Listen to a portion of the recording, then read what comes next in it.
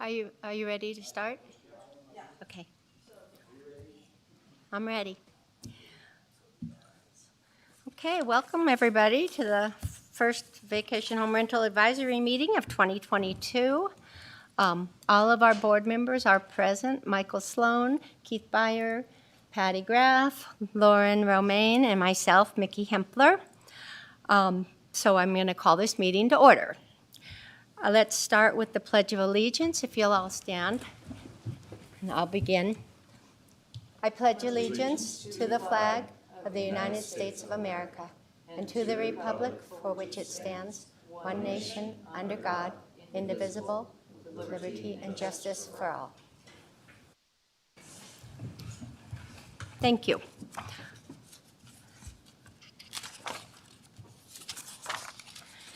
At this time, I'm going to take opening public comment. Public comment will be taken on those items that are within the jurisdiction and control of the Vacation Home Rental Advisory Board.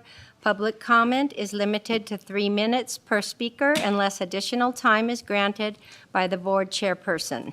The Vacation Home Rental Advisory Board uses timing lights to ensure that everyone has an opportunity to speak.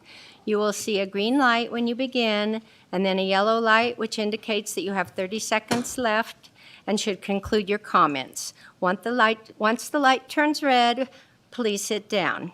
In addition to opening public comment and closing public comment, additional public comment periods may be allowed on individual agenda items at the discretion of the chairperson. Do we have any opening public comment? Okay. She didn't. And I'll keep track, I guess, unless someone else is doing it. Oh, it's nice in the other meetings it's controlled. Good afternoon, Ellie Waller. I want to thank staff for the detailed packet. And additional information has come in. I'm hoping in the future that there is a deadline for additional information that comes into the board as well as the public, so we don't make comments that are not related. I do have a few overarching statements about the ordinance and definitions and proposed amendments for future consideration. Until Lake Tahoe Basin capacity is addressed and any increases in occupancies will continue to contribute to the over-tourism issues that currently and will continue to exist. Future consideration for the number of people, not just the percentage allowed in neighborhoods, needs to be analyzed for Tier 2 and 3 allowed VHRs. An example, if a neighborhood hasn't exceeded the percentage, but Tier 2 and 3 occupy that in great quantity, the impacts are very different. There are full-time people that live in these areas, and traffic and evacuation are real concerns throughout the Tahoe Basin. One would expect maximum occupancy in these places. Do all staff reports provide the VHR board and in the public review packet the number of the closest residents that are in existing VHRs, as in number 5, that'll be reviewed today. Just an FYI, location for VHR to adjacent residents was a struggle at the last Board of County Commissioners meeting. The unit is located sufficiently far away from all other resident buildings so as not to create a nuisance. Sufficiently far depends on facts that are unique to the location. Bear boxes. I provided comment at the Board of County Commissioners. I lived in Tahoe for 20 years. The size of the box matters. If you have a large Tier 3, I know that we're identifying boxes there, and I'm sure that the enforcement staff is making sure, but maybe another notation is don't leave trash outside the bear box if you filled it. Insurance of $1 million. I know that the permit date and insurance liability will not match up. Trust but verify comes to mind. No disrespect intended to homeowners. Suggest that it's necessary to protect the county's interest, that when insurance policies expire, they need to send you an updated insurance statement that goes with the packet. Let's see what else. Oh, bedroom definitions. I love that photographs are put into the packet. I think each packet should be required to have photographs because, again, it's subjective to the fire department. I'll finish up in just a second. That the living rooms are being dedicated as bedrooms. And then one last thing, on the fire inspection under number 4, where it says hot tub sauna safety sign shall include hours of 10 p.m. to 8 a.m., needs to be corrected on the fire department's page for 9 p.m. Thank you. Thank you, Ellie. Do I have any other public comment? Okay, is there any public comment on Zoom or online?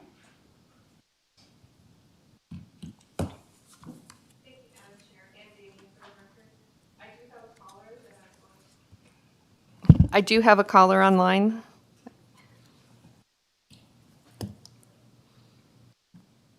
Caller, would you like to make public comment at this time?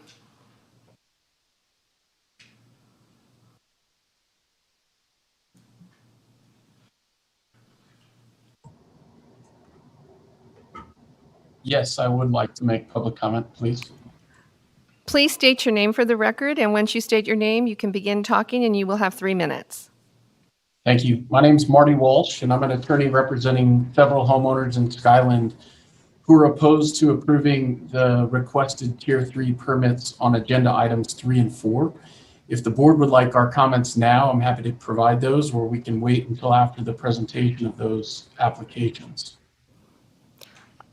I would prefer we get your comments when we're on that agenda item.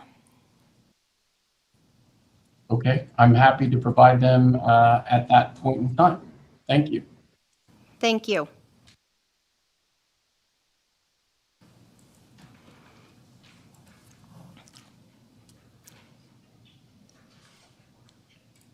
Ms. Damien, is there any? Okay.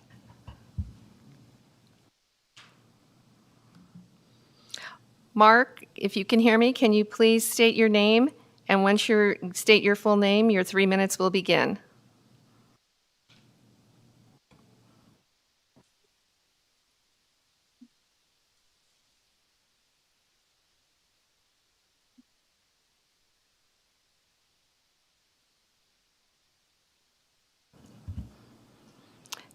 Madam Chair, it looks like he lowered his hand.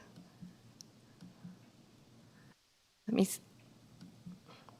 Yes, ma'am. I was waiting to provide comment at the time of the applications as requested.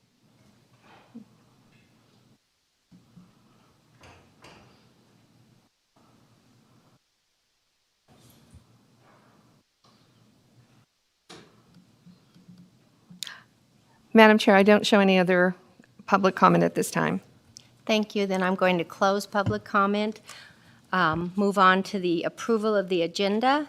For possible action, approval of the proposed agenda, the Vacation Home Rental Advisory Board reserves the right to take items in a different order to accomplish business in the most efficient manner, to combine 2 or more agenda items for consideration, and to remove items from the agenda or delay discussion relating to items on the agenda. Is there any discussion about the agenda? Otherwise, I'll entertain a motion. I'll make a motion to approve the minutes. I'm sorry, approve the agenda.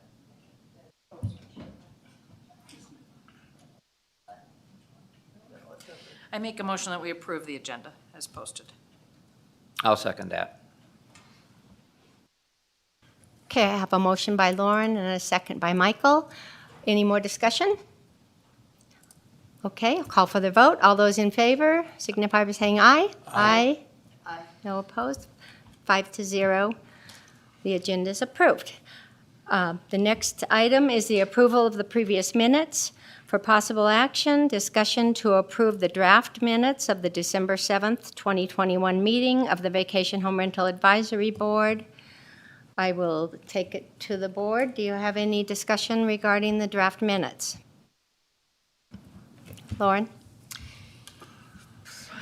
I was just kind of curious as to, and I don't remember the minutes from before, but these minutes were 25 pages long, and I'm all for transparency and in-depth so that our rationale for a discussion is made, but I have to admit, as someone who has to vote on them and reading through them, I mean, it's kind of like, okay, it's great to have the depth, but if we can't ensure the accuracy of them, I'm just not exactly sure. I'm a little uncomfortable, so I'm looking for guidance, actually, on, these are normal minutes, this is how it usually goes.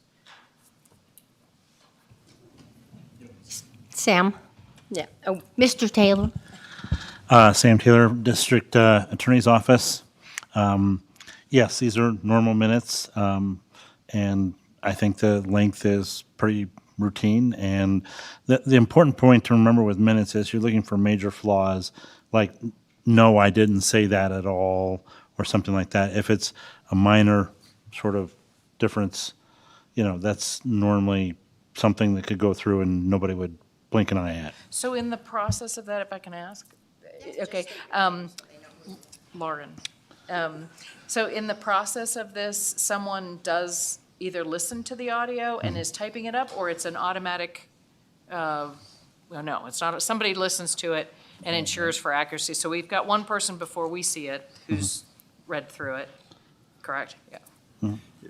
If I may, Madam Chair. Yeah, this is Tom Dallaire for the record, and so Ann Damien did, I think, a pretty good job on these minutes. I went through them after she did. I wanted a little bit more detail because there was a lot of direction that you guys provided that I wanted to be able to have recorded in here.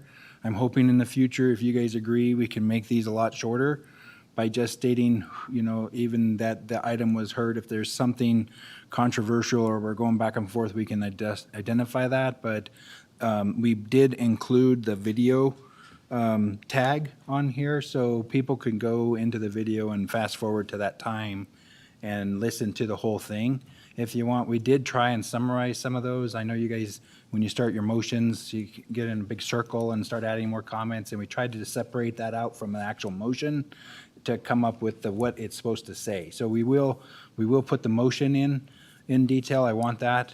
Personally, as a director, I want that, and then the vote on the end. So if you're okay with us going shorter, if there isn't a whole lot of direction being discussed and provided, I'm just trying to get the direction down on paper, which is, I think, the problem, because every single one of those items had some different direction. So, Thank you, Mr. Dallaire. Any other questions? Can I? Something else I'd like to point out, if I may. I would just like to point out, again, Sam Taylor again for the record, I'd just like to point out that, the minutes are basically used also for the board whenever they're reviewing the decision that you've made. So the more detail that is present, the more that they can adequately and completely evaluate sort of your decision-making process. And we just had an appeal at the last board meeting from a decision you made. So there's always a balance between having too much and too little. As an attorney, I'd like a little bit more, and probably Tom, as the person who's producing them, would probably like a little less. Okay, I'll take it back to the board. Does anybody have any comments or want to make a motion? I make a Michael. motion, go ahead. Oh. I make a motion that we approve the meetings, approve the minutes in the agenda from I'll last second that. meeting. I'll second. Okay, so I have a motion by Michael Sloan, a second by Lauren Romaine. Any further discussion? All those in favor of approving the minutes as presented, say aye. Aye. Aye. No nays? Thank you. 5-0. Okay, we're going to move on to our item number 1. For possible action, discussion on a special use permit application to obtain a Tier 3 vacation home rental permit.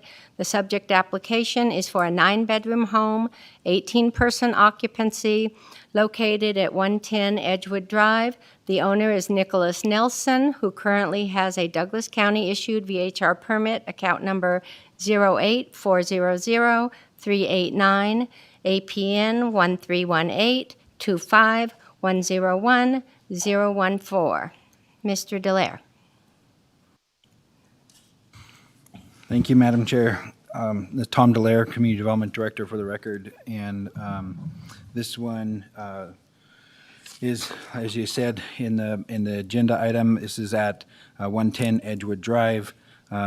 We did switch up the staff report a little bit. If there's any other, conversations about that, we'll try and keep record. I know there's a couple of items still that needs to be on this one sheet, but we tried to get all the information on one sheet, and we'll continue to increase the information as we go through this.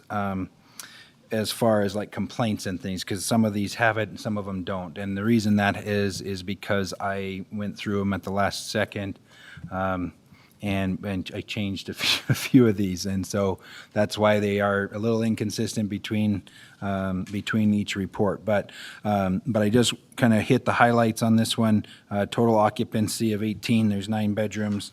The total parking is 8. They don't have. It's all driveway parking. And they do have a refuse service with a bear box. And it looks like the home is located 490 feet away to the residence number 1, which I think is the southern point on this one. 490, yeah, is the southern point, and then 100. So the closest home is 120 feet, 175 feet away, which is the next door home on this particular home. And I don't know if you need any more, if we need to make those findings, if I need to go through and discuss those. Is that something you guys want me to talk about, or are you going to analyze that as a discussion point? Thank you, just- Mr. Delaire. I also know Josh, the on-site caretaker, is here also, so he'll be able to take some questions. But if you guys have some questions for Mr. Delaire, go right ahead.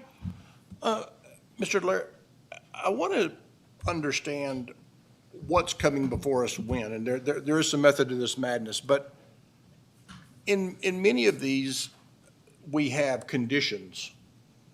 And I don't want to be a checklist, I want to be an approval body. So I don't believe our job is to go through these applications and figure out what they're missing for remediation later on. But I also understand that we were late in getting started because of the litigation. So are you encouraging certain people to come forward in each meeting, or do they think they're ready? Because some of these applications have issues. And so I kind of wanted to understand, because, if it's us causing this, I'm very happy to put conditions on a permit. If it is them causing issues, they haven't met the requirements. So could you tell us a little bit about how these got on the agenda today? Yeah. Mr. Delaire. Yeah, thank you, Madam Chair. Tom Delaire for the record. I'm happy to.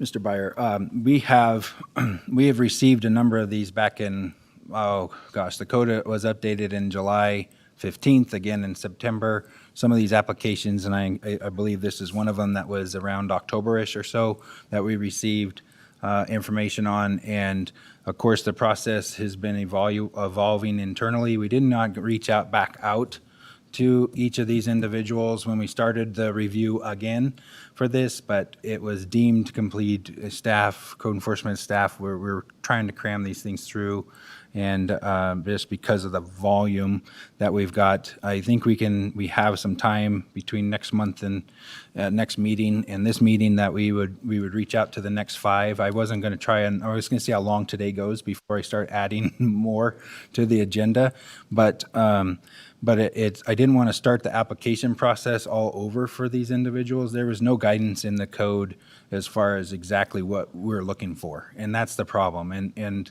having them change their application, I didn't think was fair. So we are adding conditions just to make the compliance, we gave them till January. This was in October, thinking that we would have the meeting with you guys before then. And so now we're in January, and we can push that off to the next time they renew, or we can ask them to get that certificate to us like now or whatever. I think now is appropriate, so we made those as conditions. Thank you, Mr. Delaire. Keith? Yes. So, and again, this relates to all of them, but this one included. if you, I know you were there because I'm sitting right behind you. At the county commissioners meeting last week, Commissioner Tarkanian brought up a very good point that, you know, we have to use judgment, but we ought to start bringing some of that judgment into some parameters so that we are consistent and fair.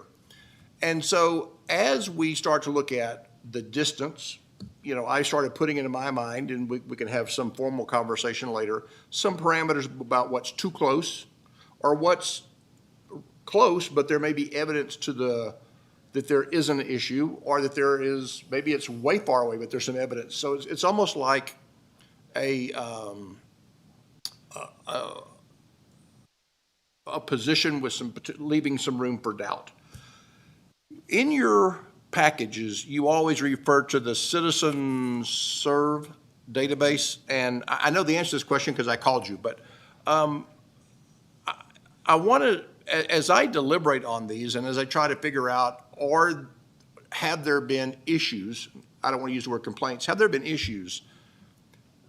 Would you tell me how long this service has been up and how many complaints are in it, just to put that in perspective, what the absence of a complaint there, or what, you know, what a complaint there means, or what the absence, you know, could there be absences of there? Mr. Delaire? Yeah, thank you, Madam Chair. Tom Delaire for the record. Yes, Mr. Breyer, Citizen Serve is our code enforcement software, so it's a login, an online service that we subscribe to. The Douglas County subscribed to it, I believe, back in 2005.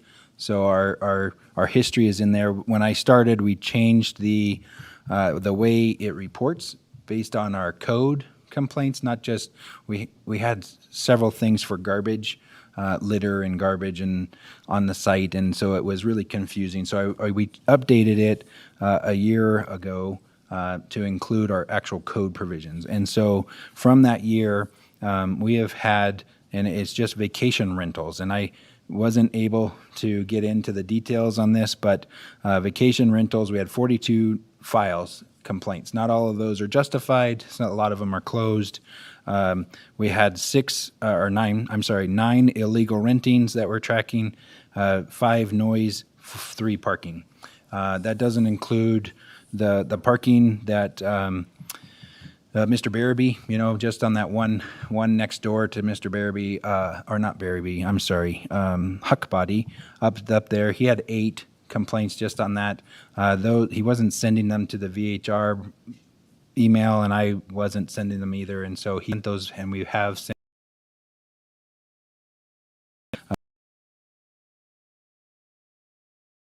to leave the office and go up immediately and catch the violation. And so some of those aren't substantiated. And I think in many of these cases, that's the case with Citizen Serve. So when we start, I think this will help when we get in code enforcement out in the field. They'll be able to create a file or complaint log on each of these properties as it happens, and we'll get more accurate numbers when they're out in the field.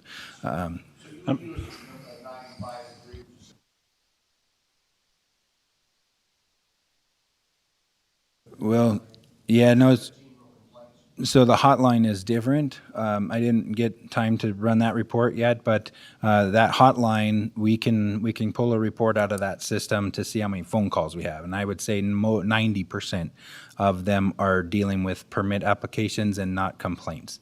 There are a few, and we got to have some information in order to respond to those, or we will call the sheriff and have them go look at it. The sheriff's office is in the field and available 7 days a week from 2 to 11. It's that shift. And so if there is situations earlier in the morning, then we can call the sheriff's office, report it, and then they will go out and take a look.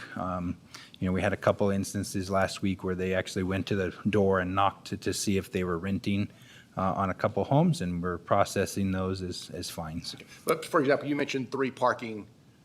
No one would claim that there'd been only 3 parking issues in the past year and a half. Yeah, ones that actually made it on the system. Now, there's another employee that's no longer here, had some issues with reporting, and we're going to clean up that data.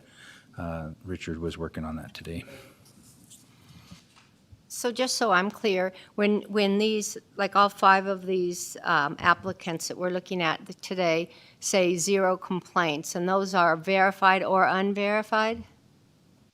Yeah, we're going to put the actual number of complaints on there, whether it was verified or not, and then state which, if it was verified or not. So if there were 5 unverified complaints, we'll state that on the, but right now, we don't have that in Citizen Serve. We're trying to keep that database up as well. It's just, there's a lot of Yes. moving parts for 2 people. We appreciate all your hard work you're doing on making these packets easier for us to get through. Michael? Yes, Mr. Delaire. So this system tracks all the ones that go into just our database that they report to here, or does it also include the sheriff's office? No, Tom Delaire for the record, the Citizen Serve is just our code enforcement complaints. So this is where if you live in the valley, if I call on a neighbor for weeds, it goes into that system. If there's somebody up at Tahoe with trash, it goes into that system, but we've identified it if it's a VHR or a regular home, so we do separate out the VHR stuff in here, and we're going to separate out a little bit more than what's there today. We got to separate it a little bit more with the new code. If I may continue. So if the sheriff's department gets a call, is that tracked for our preview here? Yeah, Tom Delaire for the record. That is correct. We call, so code enforcement in order for them, then you'll see their justification in the back, or their affidavit that they signed that they called dispatch. Dispatch tracks all the sheriff's officers' calls, and that's where it's tracked. So it's a different system. It's Billman is what the county uses over here at 911, and they provide a report. The sheriff's officers provide a report to our staff, and we're really working closely with them now. Within the last month or so, they're finally on board and understanding kind of what we're looking for and what they're looking for in the field, and so they're out driving around every day. And we've got 2 officers handling the whole week, so between 2 in the afternoon and 11. Thank you. Thank you, Mr. Delaire. Lauren, you've got a question? Just, yes. So do the sheriffs, if a person calls in, do they have to identify it as a VHR problem, or do the sheriffs somehow know when they come upon? Is there a way to determine whether a place is or is not, or is that, I don't know if I'm asking them. They do now. So we had an incident in the last month that we were trying to get the sheriff's officers GIS information, so they can see the VHRs on their phone now, and I've got that on my phone too, and staff has it, so it'll have the emergency contact, so the sheriff's officers could call the emergency contact as well, or we prefer that they call us so we can coordinate it, but that way we have a better record, but either way, as long as the issue gets dealt with. Okay, any more questions for Mr. Delaire? Josh, is it Lufkin? I'm going from memory. Did you want to, do you guys have any questions for the caretaker? Please come to the podium and ask or answer some questions, please. Madam And thank Chair. you in advance for showing a couple of us around when we were up there. Appreciate it. Madam Chair. And anyway, Madam Chair. yes. If I may, I can't recall or not, but Mr. Lufkin, were you specifically authorized by the owner Yes. to act on their behalf? Yes. Okay. Just wanted to confirm that before you started speaking. Okay, who has the first question? Michael. I don't know if it's a question rather than a statement. We've been in this, this is our 3rd meeting, and to me, this place is what I perceive myself as a true special Tier 3 applicant. Just even getting through the driveway is like a trip through Disneyland. You know, it just, to me, it just fulfills that, and from what I've seen so far, I don't have any issues with it. Thank you, Michael. Keith? And I was hoping the owner would be here, and so if you don't know, you don't know. He's on the other side of the world. Okay, right now. no worries. I have a couple of concerns. By the way, I share that. This is what a Tier 3, when I was listening to the county commissioners during their discussion and debate, this is what I had in mind as a Tier 3. So I have no issues with location, proximity to neighbors, or anything else. But I do have some issues with the application. First of all, my understanding of the code says that the owner, the manager, and the emergency contact all have to pass the test, the VHR test. I believe that's correct, Mr. Blair. And I didn't see evidence in here of the owner. And the owner also said he was the manager. I think you're the local contact in here, but I didn't see the certificate of the owner passing the test. So I believe if we were to approve, that would be a condition. Okay. And if he has, and it's just not in here, if I missed it, or if he has and it just wasn't submitted, I believe we need a pretty short window for that to happen. You mentioned he was on the other side of the world. He's in Dubai right now. Okay, do you have any idea? To me, I I can don't call want him to right do now. something facetiously. Do you know when he'll be back? Yeah, I talked with him this morning, and he should be back next week. Okay, so if we put like a 30-day. He actually, his full-time residence is in LA. Uh-huh. So he's really never really up here except for maybe once or twice a year. Yeah, I think it's just, I think the code says that the owner, the manager, and the local contact all have to pass the course. And again, if he already has and I just missed it, it'll be just something he No, he submits, has but if not, not. I don't think that would be a problem. I think, and by the way, I just think it ought to be a short time frame, like 30 days, because I think it should have already been done. Coming back to one of our public comment was very brilliant because she agrees with me. I looked at this bear box, and it really struck me during the county commission meeting when it was about trash disposal. And I think I now understand because you're here and you're on site all the time, but there's no way 18 people are putting trash for a week in that bear box. And so you're actually removing the trash because you're there all the time. You're actually hauling the trash off. That bear box is not intended to hold 18 people's trash for 7 days, because my wife and I fill up a garbage can every day. Okay. I wish it would, but they're on vacation and Yeah. it doesn't happen. So yeah, I am constantly, basically every morning out there making sure Okay. that they have room for the And occupants. I apologize in advance for this next question because I don't know if you're going to know the answer, but I believe we need to be very consistent on the permit, the ownership, and the insurance being in the same name. And this application, the owner is on the permit, but the insurance is in FJELDHHEIM Investments. Do you know how, if someone was injured on that property, the property is listed on the insurance policy, but the policyholder is somebody else? Do you know if that changes someone's rights to file a claim, or, because it was just odd that it wasn't in his name since he owns the property and it would be his liability? Do I have a perfect answer for that? No, I don't. Okay.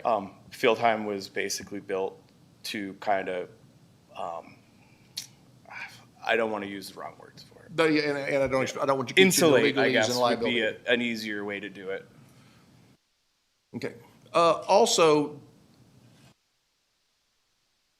I know this is going to sound strange, but on 94, he didn't use the standard form.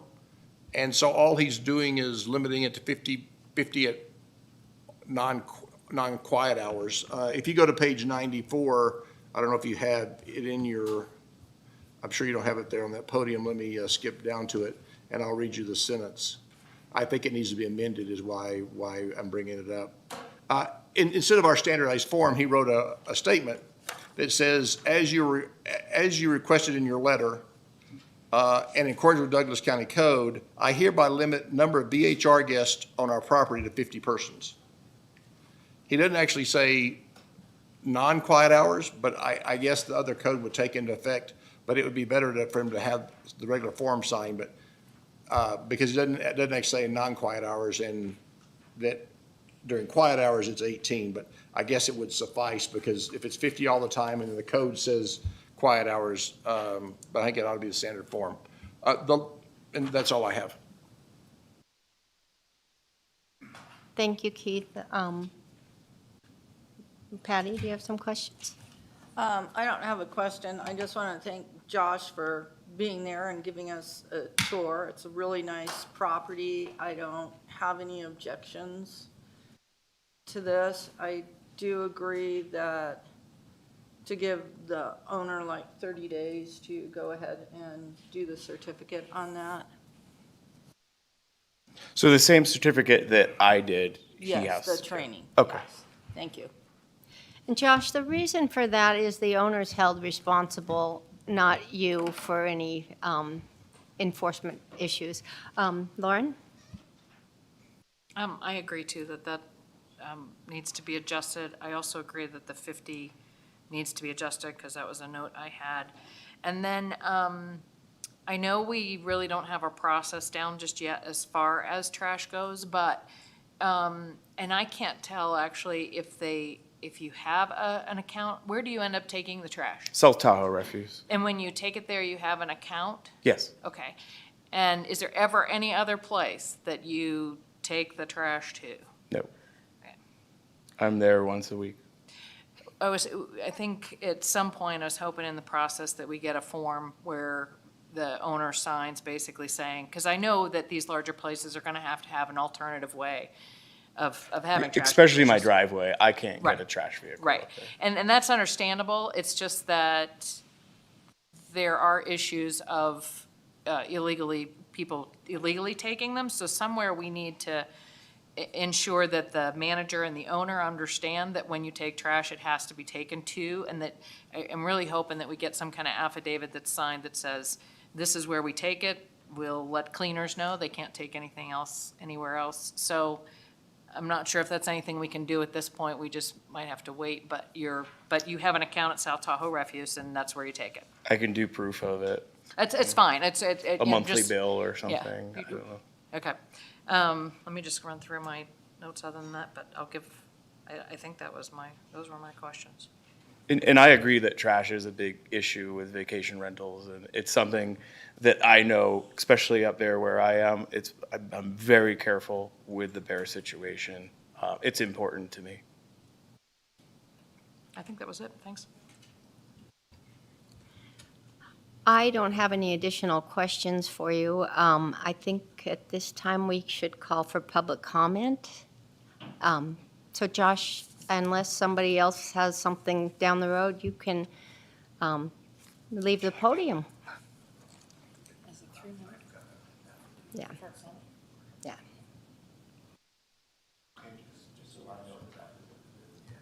And then I just need him to do that other process, right?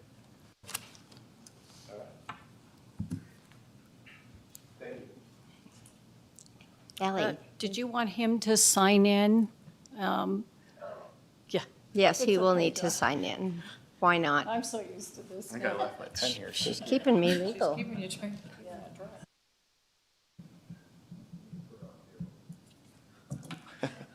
Actually, I'll take that. Yeah, I bring my own too, and I sign in every time, so we can follow the letter. Okay, thanks again, Ellie Waller. I did read the packet. I do agree the location is sufficiently far away. It's going to be one of those subjective things that we're going to all have to determine when I ask a public question and when you do that. I do have another issue about the fire department. When we were talking about having them sign the 50-person limit or 50 plus, the fire department said not to exceed 45.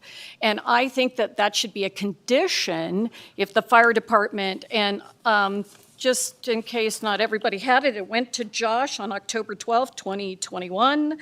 Tahoe Douglas Fire has confirmed that 9 bedrooms meeting egress requirements per International Fire Code per IFC is adopted in Title 20 Appendix B, Table 100.5, maximum floor area allowances per occupant residential functions of space allow for an occupant load of factor of 200 gross. This results in an occupant loading for 45 persons.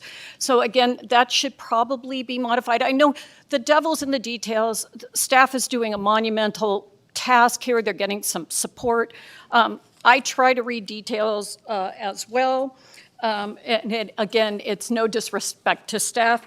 And then also back to my question, and I guess I want to ask DA Sam Taylor, is it prudent to ask these people to submit an ongoing insurance to make sure, this one expires in May, and the application's a different date. This is basically legal defensibility for the county. If there's a lapse in something, who's held liable? Thank you. Thank you, Ellie. Any other public comment from the chambers? Seeing none, we'll go to the Zoom online. Thank you, Madam Chair, and Damien for the record. I do have a caller that I would like to ask to see if they would like to have say public comment. Caller, if you would like to make public comment, please state your name, and your 3 minutes will begin after that.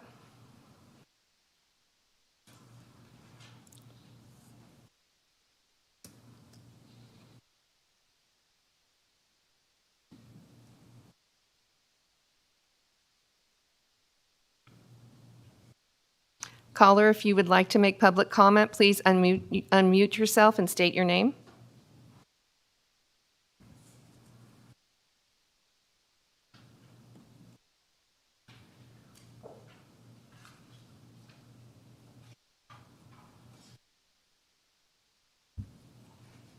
Madam Chair, I do have 2 people who have raised their hand to make public comment that I will ask. Thank you.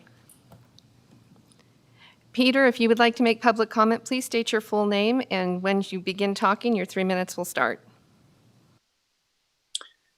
Good afternoon. My name is Peter Skewscox. I'm a year-round resident at 126 Pinecone Trail. My lot is immediately adjacent to the property here. I want to speak in favor of their application. I've been up here living here next door to them for about the last 10 years. As it's already been said, it's up on a 10-acre parcel. Josh lives there. Josh is always around. Josh has pulled me out of the snow. He's the best neighbor anyone could ask for. I know there are lots of issues around these VHRs, but the operation that Josh runs for the Nelsons is in a class by itself. As a neighbor, I can only support granting this. That's all I have to say. Thank you. Thank you. Well, that's a breath of fresh air.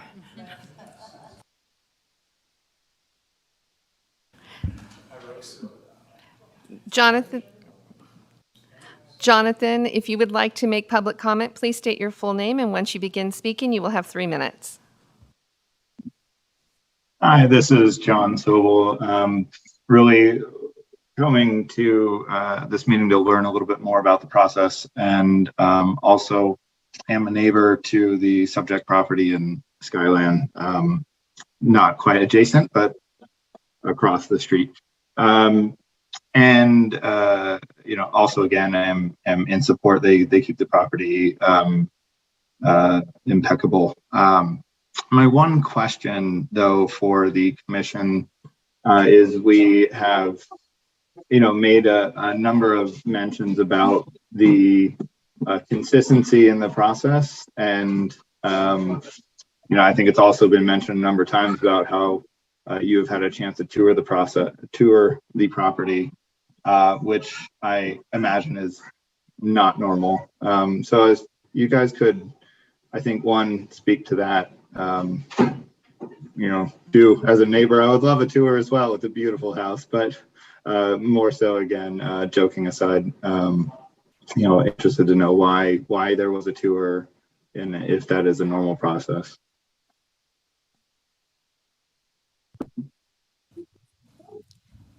Thank you.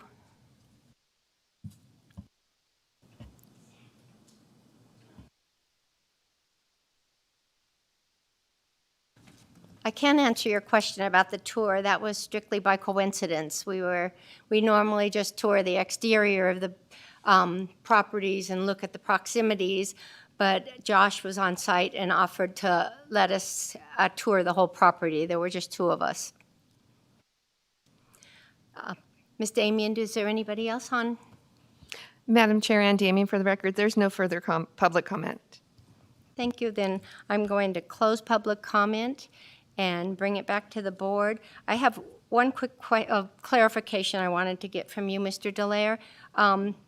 Once a Tier 3 is approved, it's approved in perpetuity until they give up their permit. Is that correct?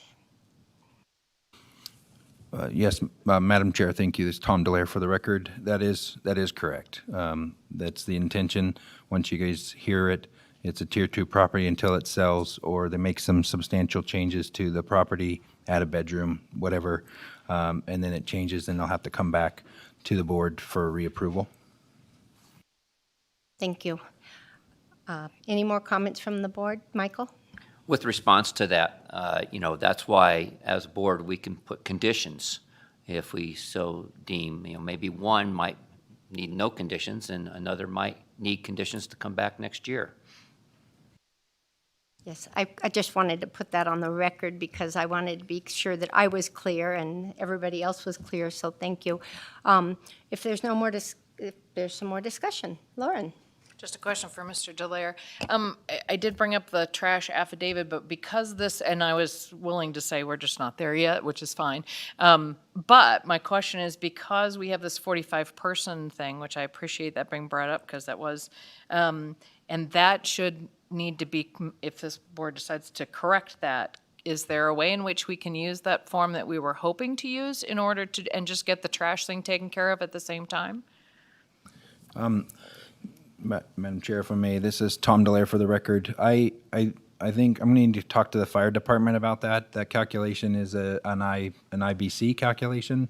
45 people in a 9,000 square foot house, that's all 50. So the county commissioners have a code that says 50 people.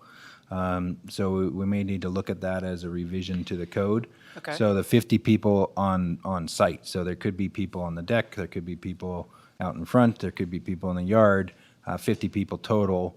I think it was to try and limit during the daytime hours how many people show up to the home, I think was the intent. And then these guys started doing a calculation. I don't know that all of them have that calculation in it. Okay. But this particular one, it's a 9,000 square foot house. Well, So- just as a follow-up, because of the fact that in the letter that he sent signing that he understands it's 50 people, he did not say that it's 50 people in non-quiet hours. So if we require that that's going to be corrected, could we use the trash and the 50 form and just have both things taken care of? Yeah, I have that. I can send him that form. I mean, we've got it combined already. Okay, It I don't want to just make it haven't- harder. I haven't done any publishing yet of Yeah, that. right. Nobody else has that application. I was just going to send him the affidavit that we've created already that's been vetted through the DA's office and is that HDL has today to have these guys sent. And I believe why that form was probably created after he submitted his Correct, yeah, application, yeah. but he saw in the code that he needed something, Yeah. so he provided that. Okay. Thank you, Mr. Dallaire. Any more? Well, I'm looking for a motion, hopefully. Well, before we get to a motion, I'd just like to bring up a couple things. This, I am concerned about trash. This only works because there's a caretaker there. If that was not the structure, that bear box would be insufficient. And so where my head was is that we could grant this, but that we first get a clarification to Mr. Dallaire's satisfaction that having a different party on the insurance does not change the legal nature, against a claim, that we give the owner 30 days to complete the VHR course, owner-manager, because he's both, and if he was not, it would be two different people. Signing the form up to Mr., I would give it to Mr. Blair's discretion, whether he could stay at 50 or go to 45, because that is a premises, and it's hard to believe 50 people would all want to be together anyway. There's probably going to be 4 or 5 outside, and that we condition it on having a permanent caretaker to take care of the trash. Because like I said, if it wasn't for that, I don't believe I would approve this. Mr. Byer, do you want to make a motion to that? I was going to have a discussion about all those, because I see a look over here. That's the reason I wanted to discuss them, because, I believe we're approaching new ground, and these bear boxes are going to be a consistent theme of mine today. And so this one doesn't bother me because they have a caretaker. But you remove the caretaker, and all of a sudden I have an issue. So that was why I was going to put it on the condition of the permit. But that's kind of why I wanted to have a discussion about those conditions prior to making a motion. Lauren? Let me just ask you, what are you suggesting if there wasn't a caretaker? I would be suggesting denial because the trash would be insufficient. What if they put 3 more bear boxes? Then they could, yes. Okay, Yeah. I just wasn't. And by the way, maybe that is a better amendment, that if a personal caretaker is not there, that they remedy with additional bear boxes up until the discretion of Mr. Dallaire. I'm thinking maybe if they lose the caretaker, and I don't think he's going anywhere, but if they do, then they would have to maybe come back to the board for the next renewal if they no longer have an on-site caretaker. And that might make the motion a little smaller. Michael? Yes, thank you. So the trash, I guess, issue is not just going to come up here, but in future applicants. And so is there any requirement, Mr. Dallaire, that the actual county or city picks up the trash, or they have, so what is, they could just say, I'll take the trash? Madam Chair, if I may, Tom Dallaire for the record. The code doesn't state that it has to be, the South Tahoe Refuge. There's HOAs up there that handle their garbage on their own. It's not a mandatory like it is in Gardnerville or Minden. It's not mandatory up at the lake, but what code says is that you can have the bear box, or there's a provision also in there about sufficient storage. So if they can show that, it's going to be difficult for a bear to get into, I personally don't know, and our code enforcement staff doesn't agree that a garage, just having 7 cans in your garage, is secure from a bear. If you look at the metal that these bear boxes are built out of, it's a little thicker than your garage door, and the garage door bear just walks right through them. I understand. I have not personally witnessed that, but I understand that they can, and then create a humongous mess in your garage. So it has to be something a little more substantial. We have seen some applications, not this one, but others, where there's a room attached to the garage that has a locked door. It's a metal door that's there, and it's just like a normal man door, but they can lock it and use that to store the garbage for the week. It's the storage of the garbage for a week is what's the problem. Thank you, Mr. Dallaire. More questions? Does anyone want to tackle this motion? I'll give it a shot. And there's always amendments you can make.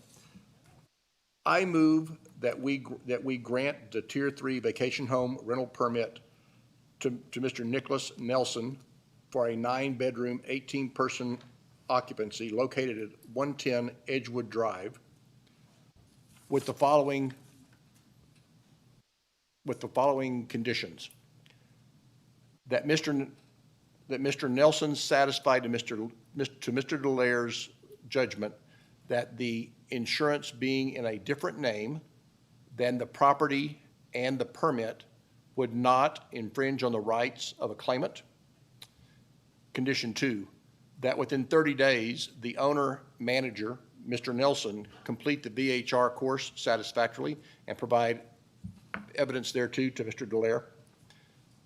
That the applicant signed the standard form concerning 50-person occupancy, and at Mr. Dallaire's discretion, he may lower it to 45 if he deems necessary regarding the fire inspection, and that this permit be conditioned on having a permanent caretaker to dispose of garbage.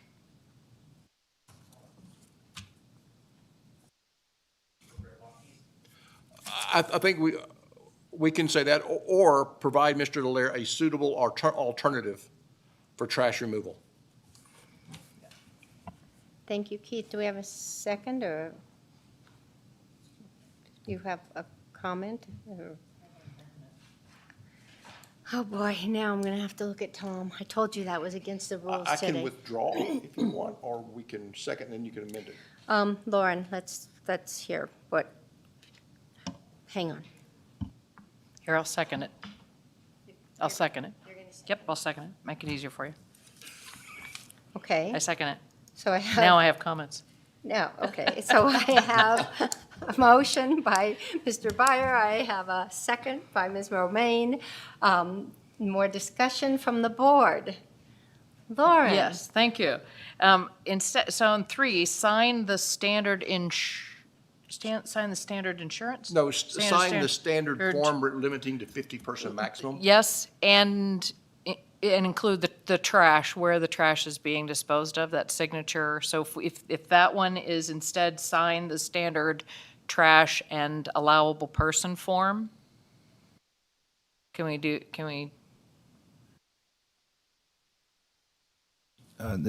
Tom Dallaire, for the record. Yeah, we don't have anybody else using that form yet. We were revising it Yep. still. Okay. So do you want to use that one right now for him specifically, or can we use the standard form and get that one next year? What about a form to be determined by Mr. Dallaire? my only thing is that what you said about trash was that they'll have the full-time person there, and I was looking for basically a signed, this is where the trash goes, we know that we cannot do, and I was just looking for that, just to try to start closing that loop up.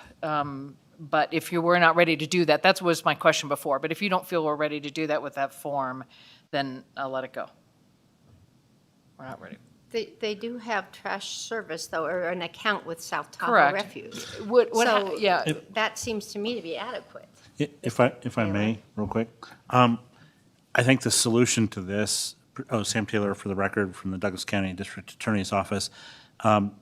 Unfortunately, the requirement that you're attempting to place is not currently in the code. I think maybe it'd be more prudent to add that requirement to the code. Then you could create a form to address that requirement. Placing that condition on them right now goes beyond what the requirements are within the existing code. So you're placing a greater burden on them than what the code currently allows. So we have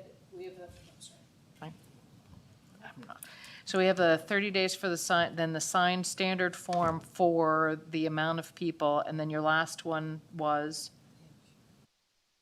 So there was clarification. Yep. That the insurance being in a different name than the owner would not diminish the rights of a claimant. Right. That within 30 days, the owner manager complete the VHR course, signing the standard form relating to the 50-person occupancy, and at Mr. Dallaire's discretion, may be lowered to 45 to be in compliance with the fire code.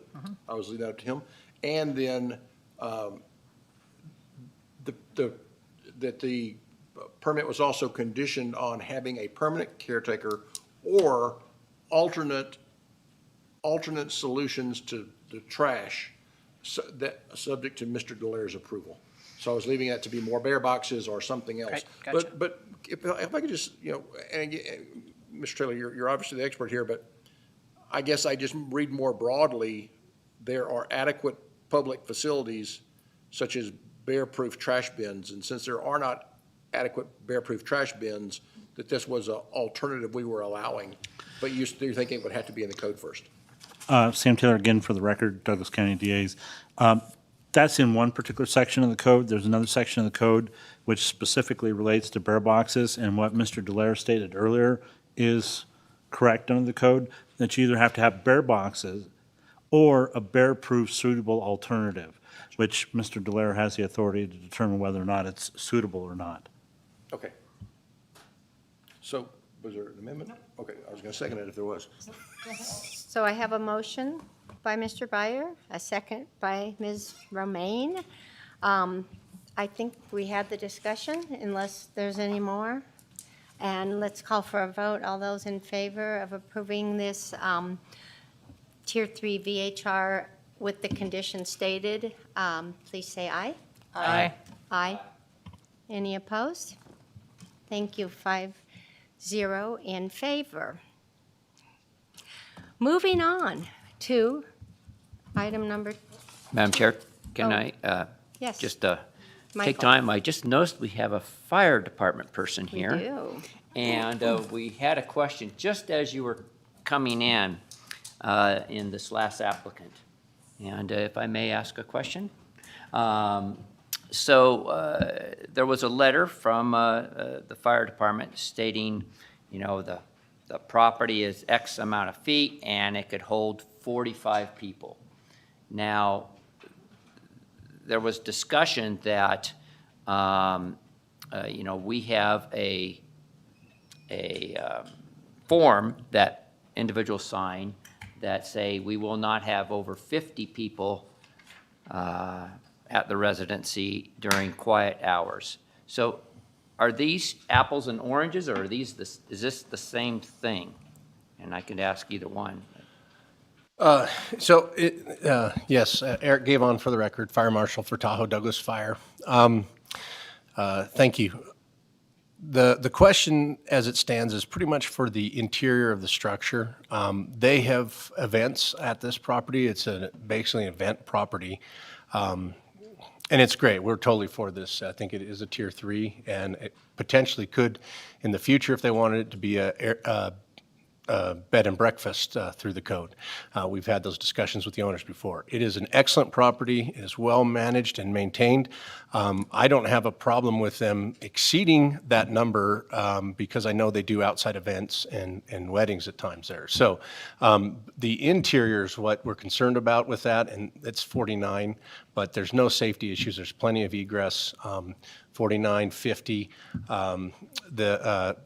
The fire code says at 50, you need to have 2 exits, and they have 2 exits. So it's really a moot point, and we support either one. Sorry.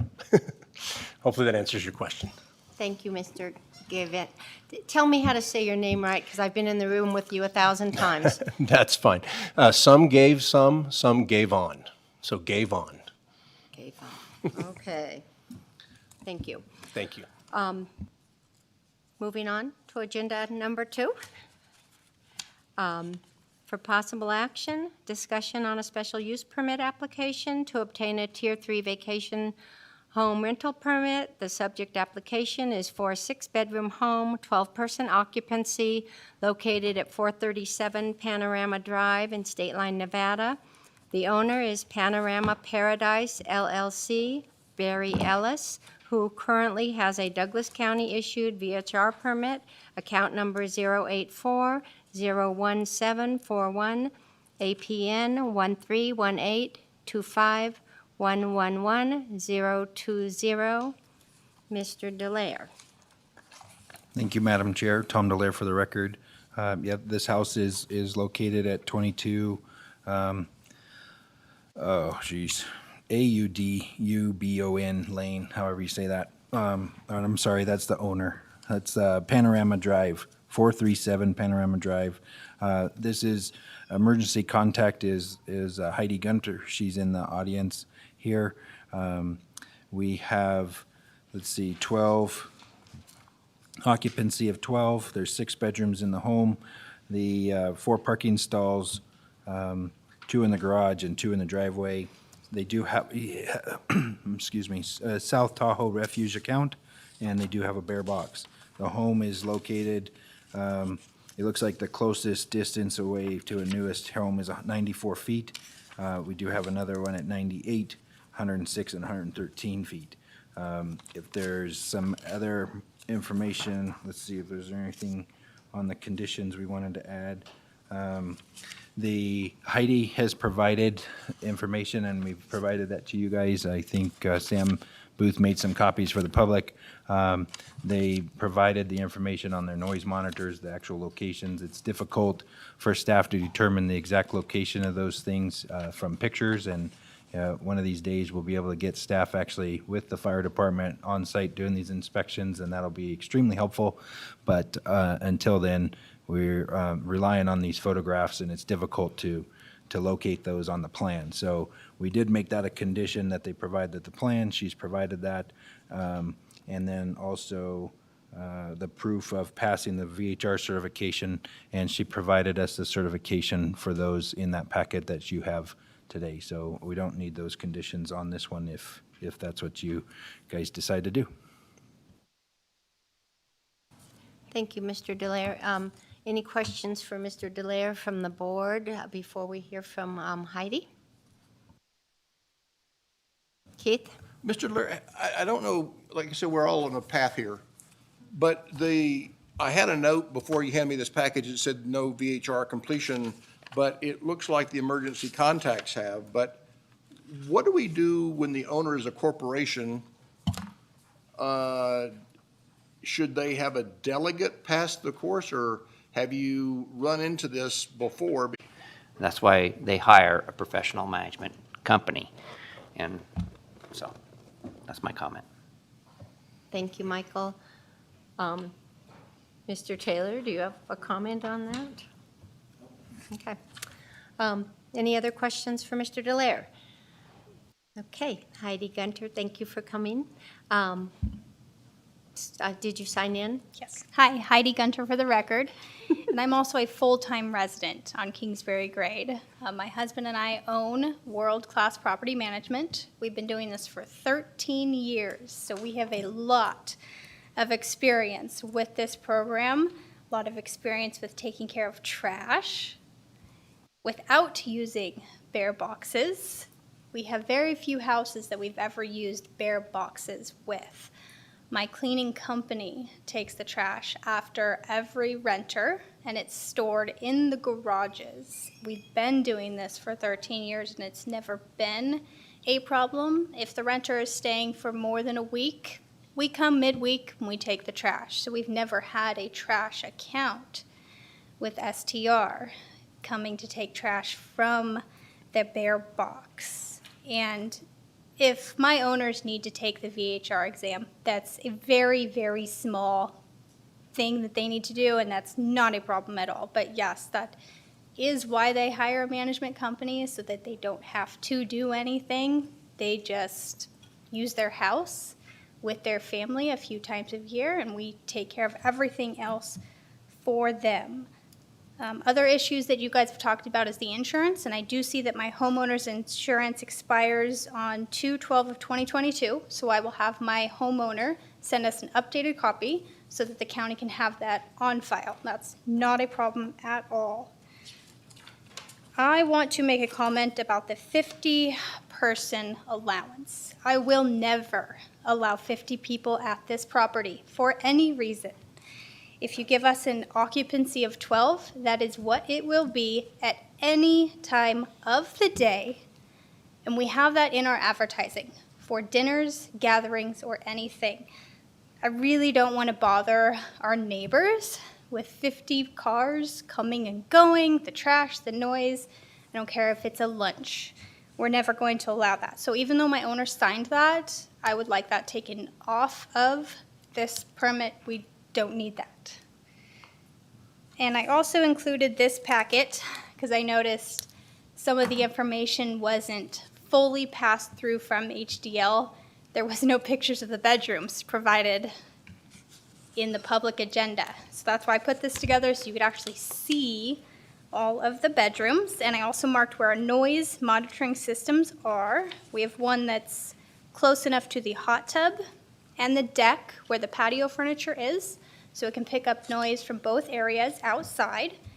We also have one inside the main living room, which is where the kitchen, dining room is, the major gathering place, so it picks up noise there also. If you have any questions about any of the bedrooms, let me know if you need to flip through that, and I can answer any questions you have. Thank you, Heidi. I couldn't find the 6th bedroom, but I'm probably not very good at reading. So it's a 3-level house. On the very bottom floor, it is a master suite. It has a wet bar, big screen TV, and it is the couch that folds out into a sofa sleeper.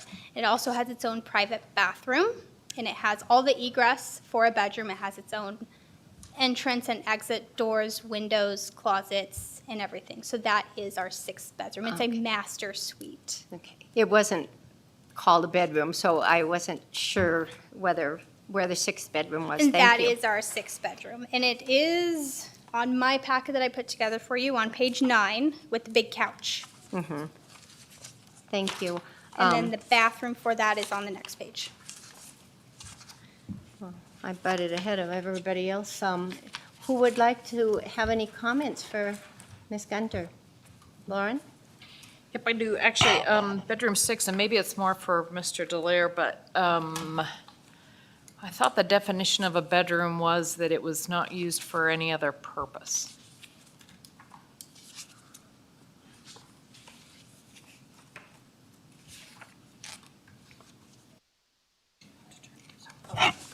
Mr. Delaire? I think he's working on it. It's just flashing green. I don't know what that means. The square footage, 70 square feet for the room, I don't think it needed a closet, did it? It needed an egress window. And I believe the fire department looks at the egress windows when they're doing their inspections for safety. And I believe the fire department decided this one was a 6-bedroom home, or agreed that it was a 6-bedroom home. 6. Yeah, and I was thinking with the new ordinance that it says that a bedroom can have no other purpose, and unfortunately, I don't have it ready for me, this computerized stuff, the definition of a bedroom, so it can't have any other purpose. Yeah, I don't recall that in that section. I thought it was just the 70 square feet, and the minimum height of the ceiling has to be 7 feet on average, actually, but 7 feet. Okay, are you looking it up? Oh, she is looking it up. Well, let me go on to my other question while she's looking that up, because we can do that. The other question I had was on the packet that we had here, it shows the distances from one house to another, but the closest house is not listed. So there's a house, as you're facing the house, there's a house to the right. And when you look at the form here, there's actually a box that explains, it talks about that building, or your house, and it's right over top of the closest house. Oh, okay. And so I was just curious, the closest house is not calculated into the distances.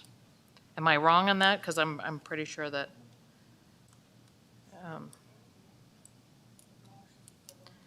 Let me just see if I can get a page. I had Yeah, it what here. page is that on? Yeah, 106. 106. Tom Delaire for the record. Yeah, it looks like we may have missed one distance. That's a good catch, Lauren. Oh gosh, I don't know. Do we have access to that, Sam? We'll have to look at that. We'll get that to you in here in a second. Are we on the bedroom thing still?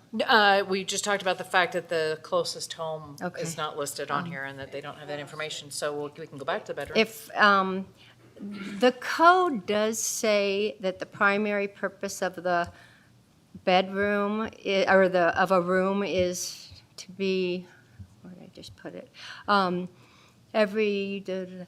bedroom as defined in this chapter must be designed to be used as a sleeping room and no other primary purpose. Now, there's not a pool table in there, there's No, not ma'am. a game table, I don't even know what picture I'm looking at yet, but, and it has a bathroom. Full bathroom, Oh, A okay, so it's a kitchenette. sitting room. Like a den. Okay. Right. But there is no game room in there, just TV. And is there a TV in a living room somewhere Oh, else? yes. There's actually 2 living rooms in this house. Okay. On the top floor, there's the main living room. On the next floor down, there's a second living room with a TV and a fireplace and another wet bar. Oh, Yes, nice. lots of options. Okay, thank you. Just one last question. On the bedroom 6, is there actually a door from the house, the rest of the house to, so it actually closes off? Correct. So from the second floor, there is a hallway down into this bedroom that can be closed off. And then it has its own entrance and exit outside of the house also, so you can walk out and walk up to the hot tub from this bedroom. I guess the last question, is there a reason that there's a couch instead of a bed? That's just the way the owner wants it. So when their grandkid comes, all the kids go down to that room and they can close the door and they don't have to hear them and they just hang out down there. Okay, thanks. This house is geared towards families, and that is what our company reaches out for, is we want families. And this house is very popular with groups of parents who have 2, 3, or even 4 kids with teenagers. There's so many different rooms, and with the 3 living rooms, the den, bedroom, we're calling it, it's really popular to families. And that's the kind of renters we want, are families, because those are the kind of renters you don't get complaints from.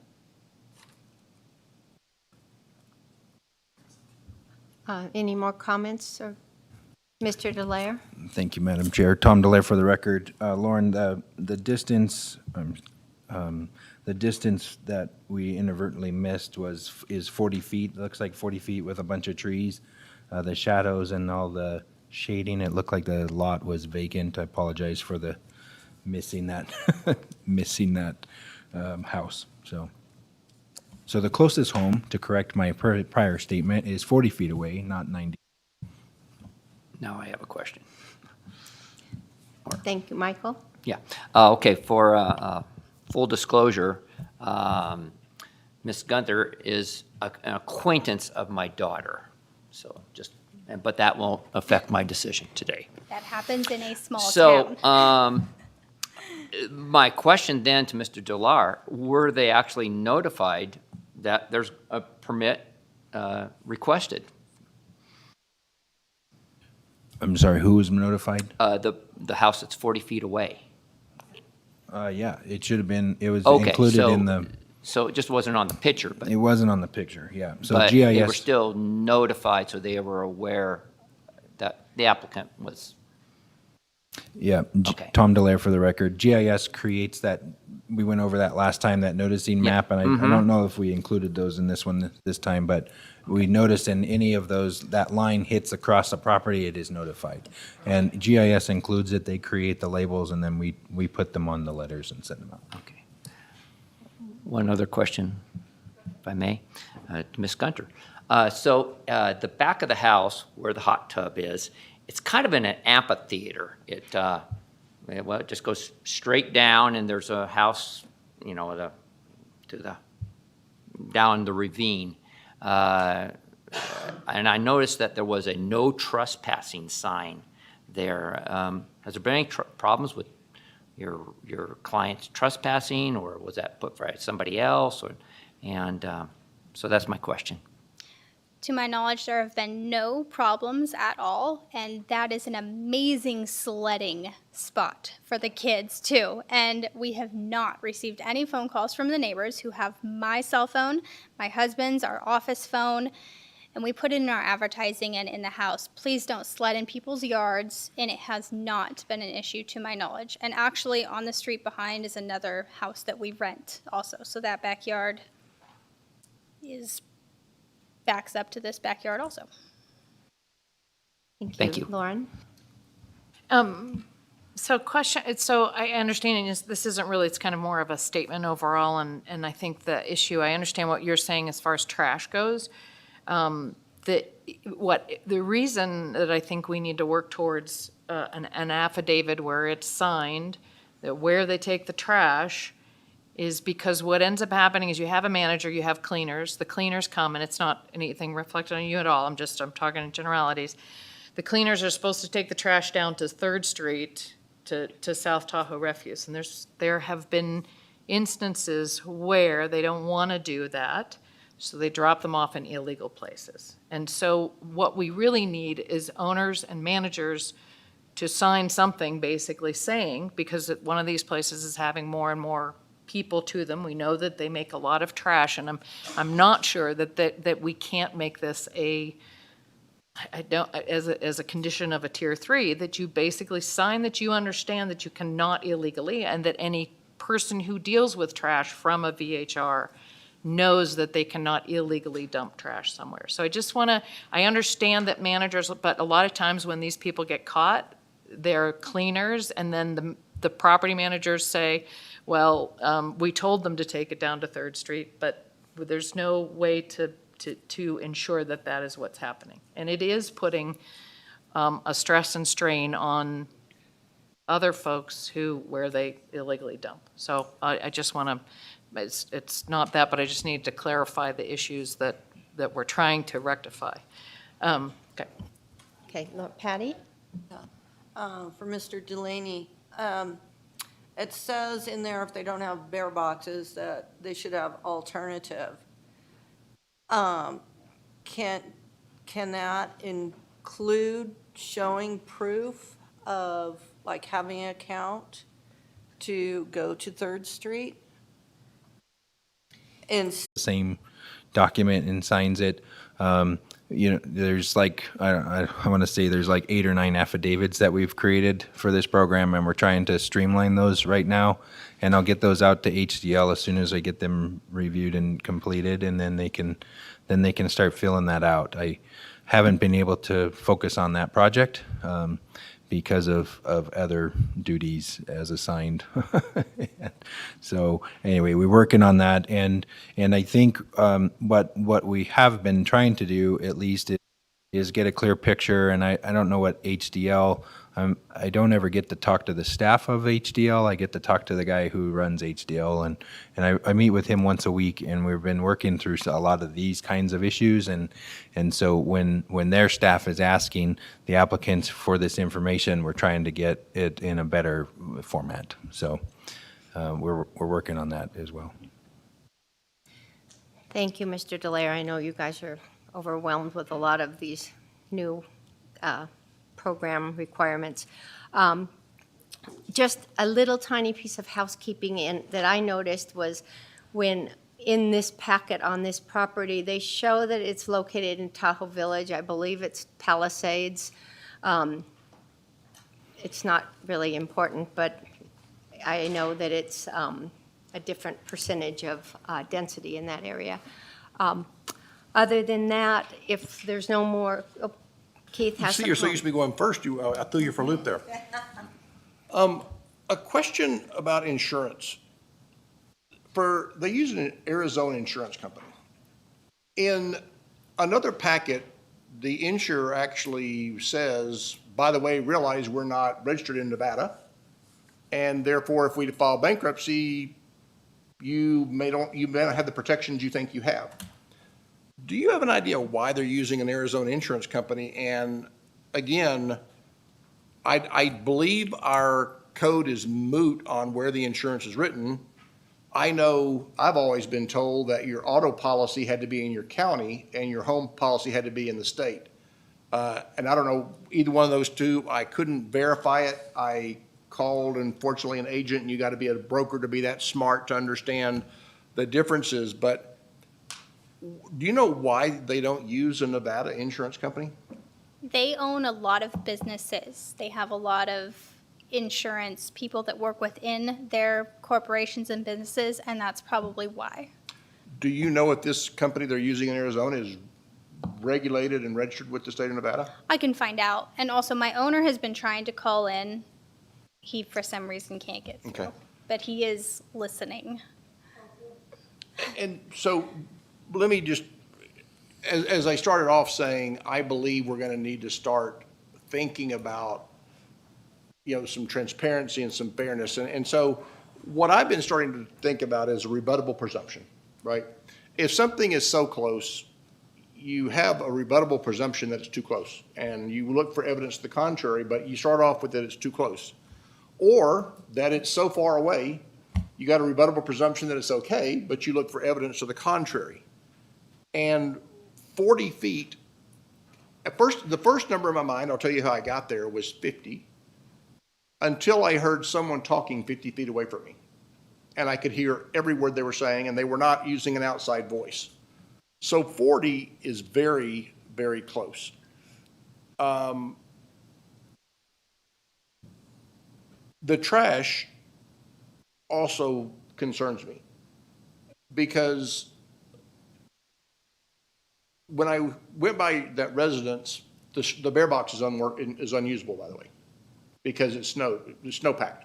So whoever's removing your snow, it says in here they removed the snow from your bear box, it's not doing it. But congratulations, they did remove the snow on the fire hydrant, which I'm more happy about the fire hydrant than I am upset about the bear box. So good job, kudos to them on the fire hydrant, not so good, kudos to them, the bear box is unusable. My concern is, and this is an issue that I don't think I have the answer to today, and I don't know if anybody does. But there are times where if trash stinks, I'm going to put it outside the house. Maybe the garage will suffice, but sometimes I don't want this out, and I think that's why the bear box is important, is because sometimes I have stuff that just stinks. There's pet waste, there's fish, there's, all kinds of foods which smell up a room, and I don't know if a garage is sufficient. And I don't want to hold that against you today, because I don't know the answer to it. So, now, you also, when I drove by the house, I couldn't see any notice on the door about this being a tier 3 up for that. Now, it may have been as the first tenant ripped it off, because why do I want this thing blocking my window? That's why the letters were sent. I don't know how much value these things on a door make. Hopefully you don't have everybody in your neighborhood walking up and looking at what's on your door. I wouldn't want them looking at my door, so I'm not overly concerned about that, but I just want to let you know that it was not there when I was there on Saturday. There was no notice on the front door, but we did send out letters, and I think that would suffice.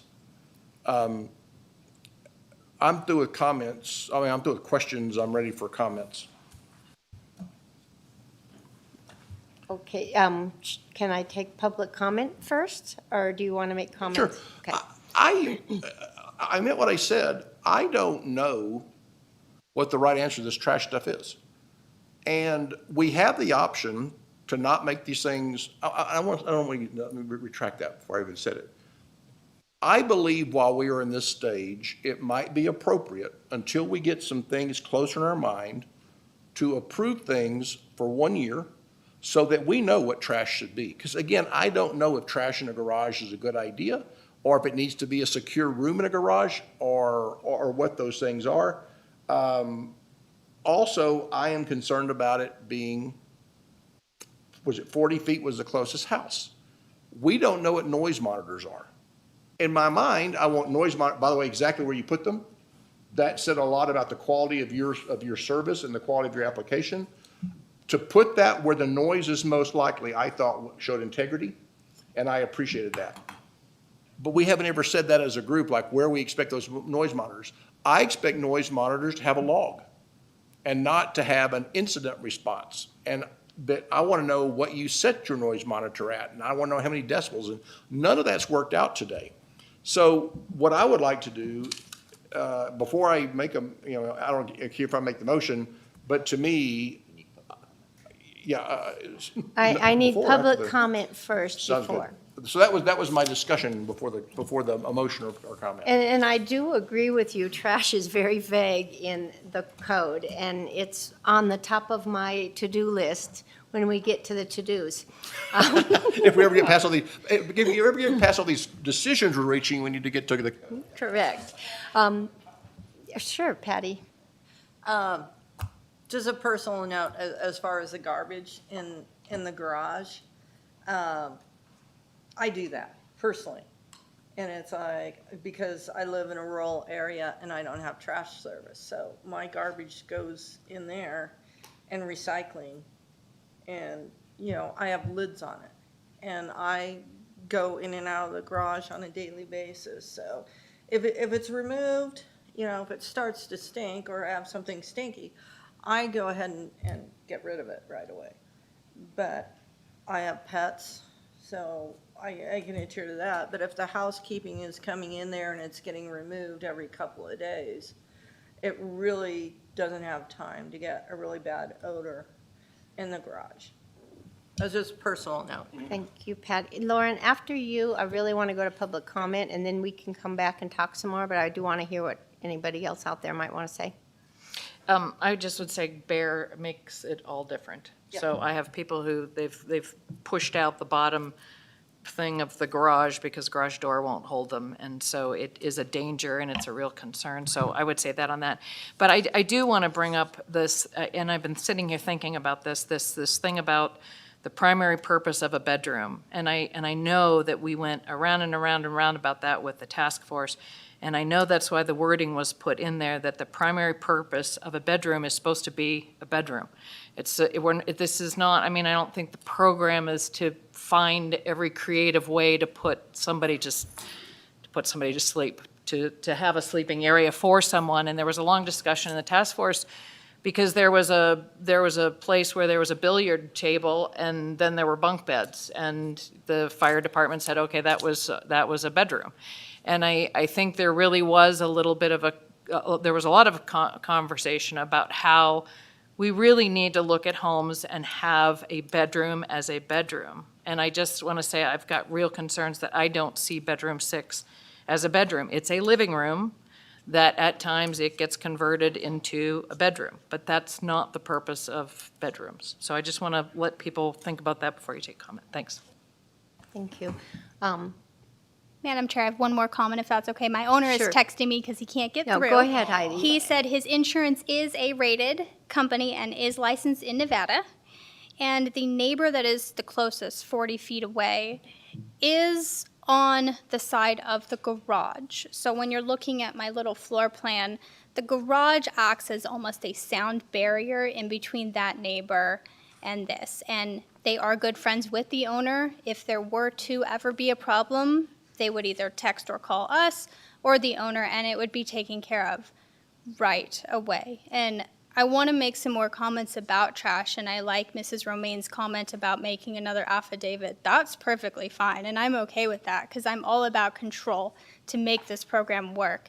And I really want to weed out all of these bad apples that are making it difficult for us doing it correctly, because we have been doing this for 13 years, and we have been doing the trash without bear boxes for 13 years. I have 10 houses that I just got bear boxes for, and the owners wanted a 1 can. I said, no, we need a 3 can, because if we're going to do this, we need to make it work, and we need to make it acceptable for the amount of people that we're having in these houses.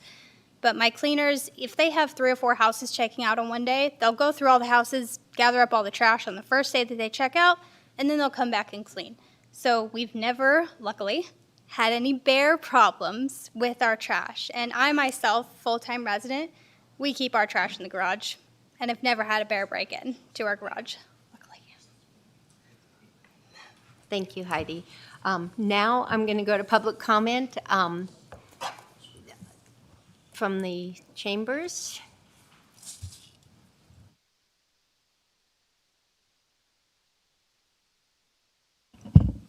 Hi, Ellie Waller again for the record. Before Chief Gavin was here, we had mentioned on your form, it shows 10 p.m. It should say 9 p.m. for the noise issues at the hot tub. And I don't want you to throw away all your forms. Okay, so I also want to thank Lauren.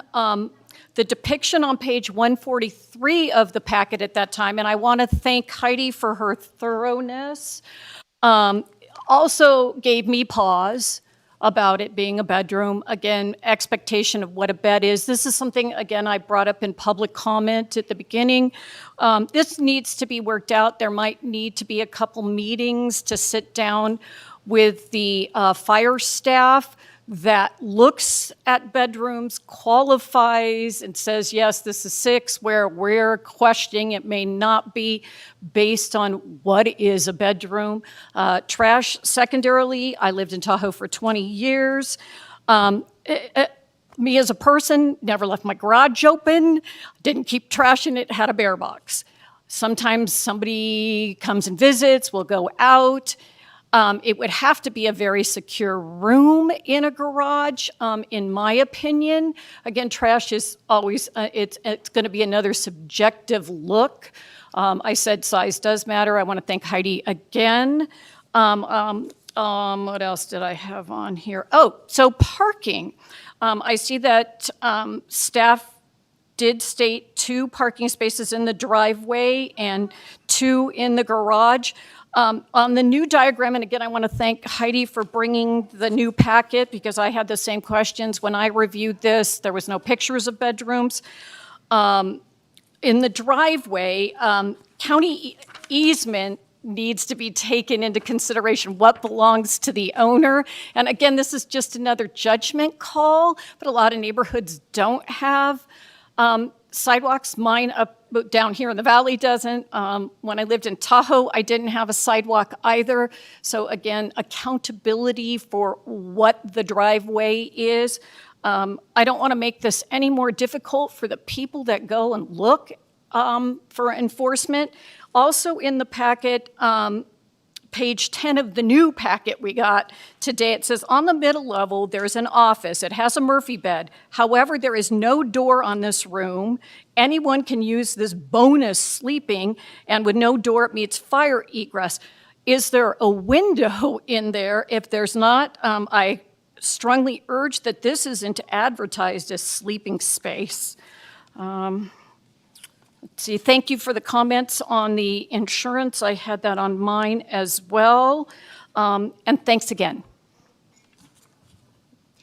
Thank you, Ellie. Any other public comment from the room here? We'll go to the Zoom online.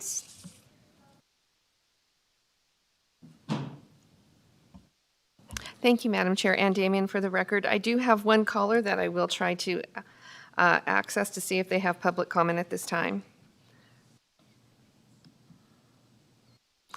Caller, if you can hear me, please state your name if you would like to make public comment.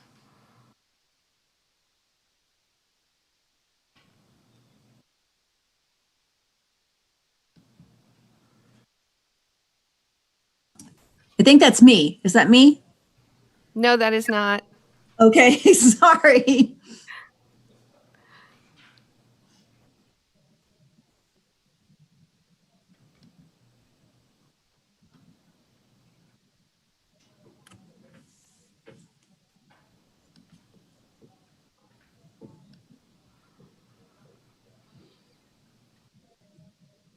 Cheryl, if you would like to make public comment at this time, please state your full name and your 3 minutes will begin.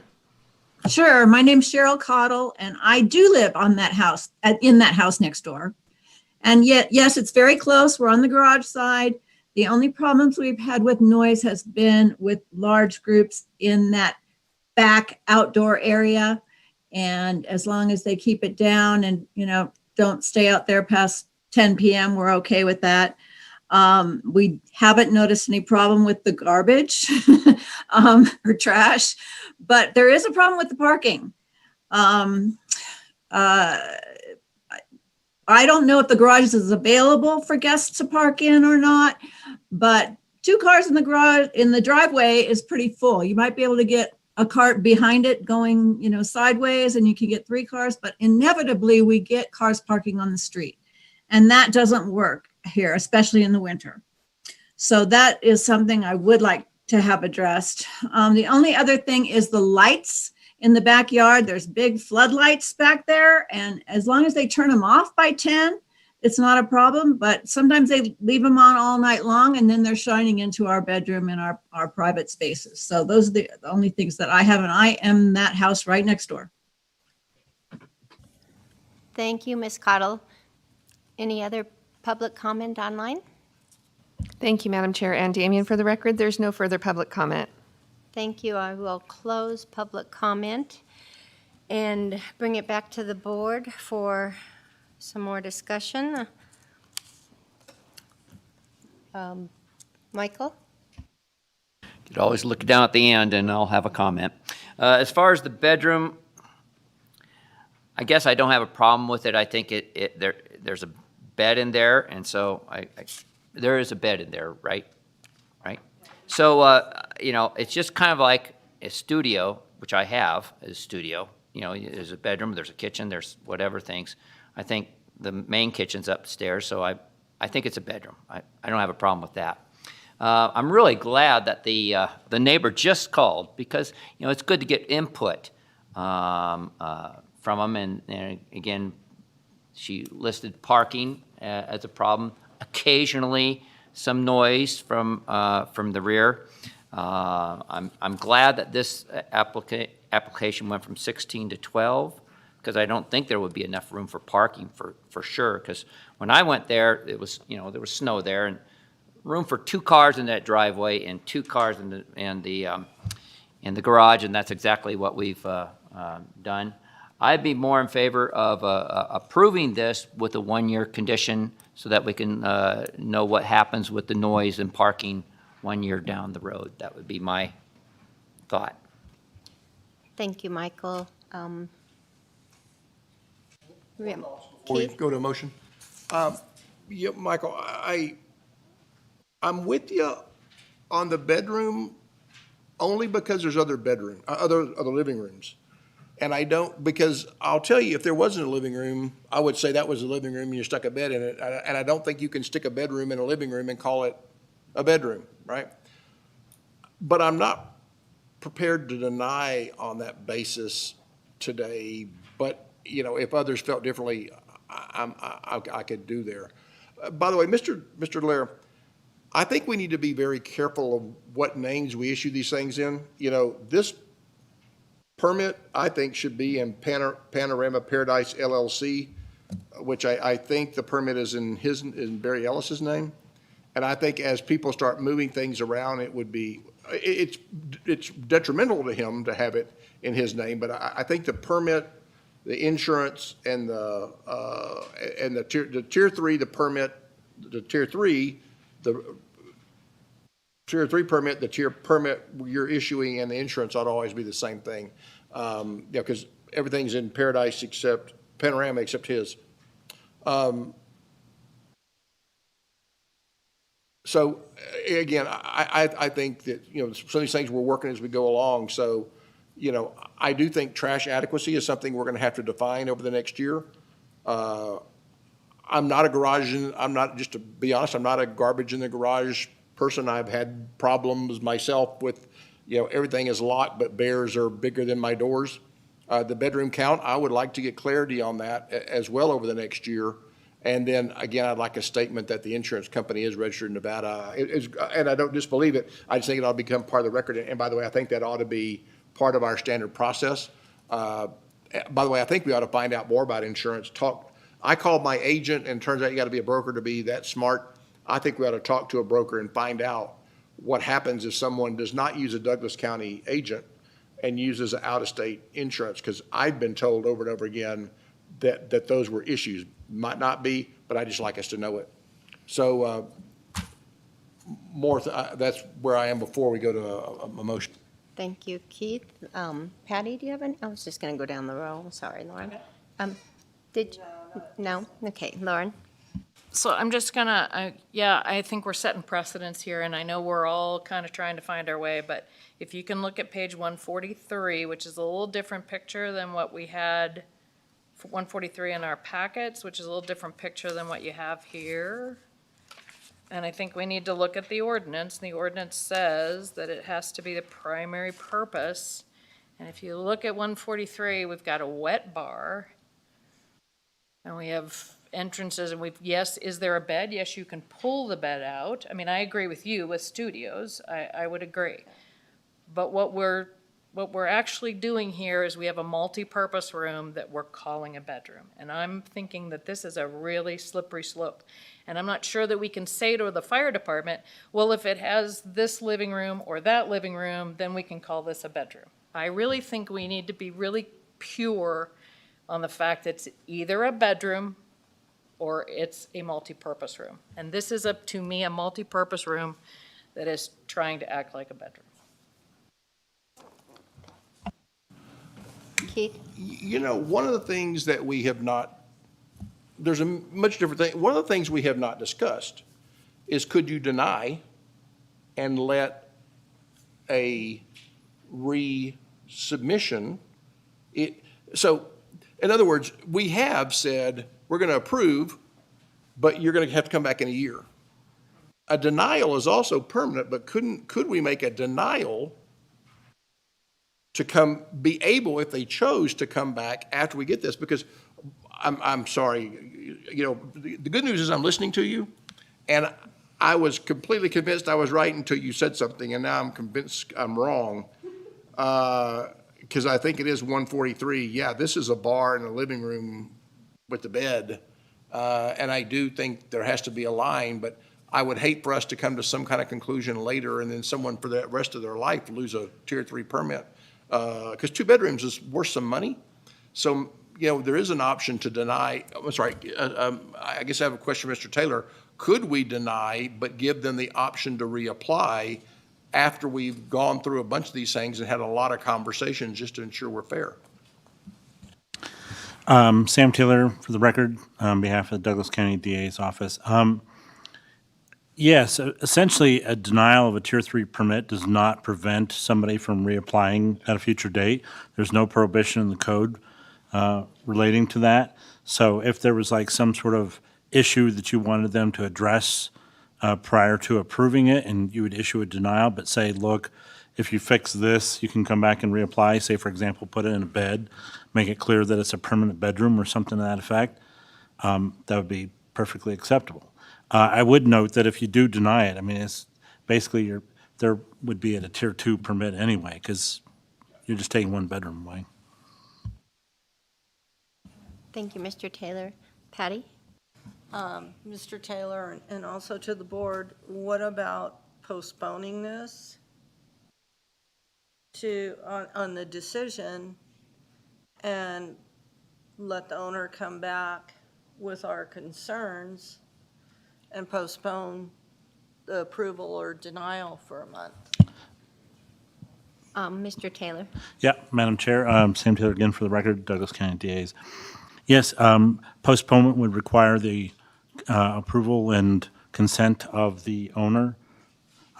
So if the owner wishes to postpone this pending some sort of further analysis or information being provided, that is perfectly acceptable to do, but it would require the approval of the owner. Postpone. Is there any time, I remember hearing something about if they weren't approved in some length of time, then they're deemed approved if we don't hear them by some length of time? Tom Delaire for the record. It's 180 days they have to get this approval.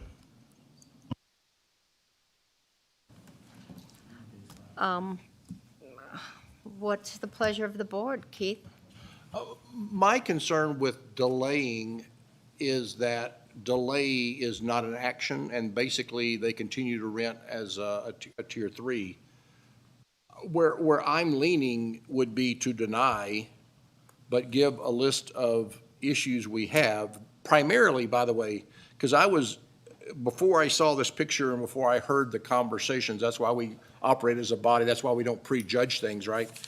I was okay with this because there's so many other living spaces, but once I start thinking about it, once I look at this, this is a rumpus room. I was going to say we would approve with the condition of trash adequacy, that we just don't know, and noise monitor information, logs of the noise. I want to see over a 6, 8, 10-month period, over 4th of July period. I'm glad you have a good neighbor. I'm glad those neighbors are happy. but they might sell their house and another person is stuck for a tier 3 for the rest of their life. So I take that there. I would like to know if there are 20 times the noise is bad a year, or if there's 10 or there's 15. And then the insurance. But I'm leaning towards denying with the ability, since they can come before this body again. They can remedy these things, and they can see how we progress with what bedrooms consist of and how trash is doing it. But if we can have a discussion there, then we can make a motion. And they also have the option to appeal if. Yes, ma'am. Michael? Yeah, so, in looking at this, and I'm just going backwards here a little bit, if there was a bed, like my studio has a bed and a sofa and a TV, all the things that, the only thing that's missing from this room is an actual bed. So would that make a difference to any of us if we suggested to the applicant that, hey, if you put a bed in there, then now it's more of a bedroom? So that's my comment. Like a master suite type of thing or something like that. Keith, Lauren, anybody have? Well, that's why I would suggest a refusal and with a list of things to do. And I think over time, we can decide, we can have more conversation about what makes a bedroom a bedroom. I have a desk in mine. It doesn't make it an office. But I sleep there, every night. So, I don't know, and I think that's why you have to use some judgment. But when you just look at the density of this room, a lot of it's a bar, a lot of it's a couch, and maybe the bed comes out. But I'm looking, if I was using this, it's probably going to be not used to sleep in unless they absolutely have to, especially with the bar. And like I said, that's why I just think having more time, and as we as a group start thinking about what constitutes primarily a bedroom, this doesn't look primarily a bedroom. This looks like primarily an entertainment room that a bed's been put in. Well, we're also obligated to follow the code. And the code is kind of clear.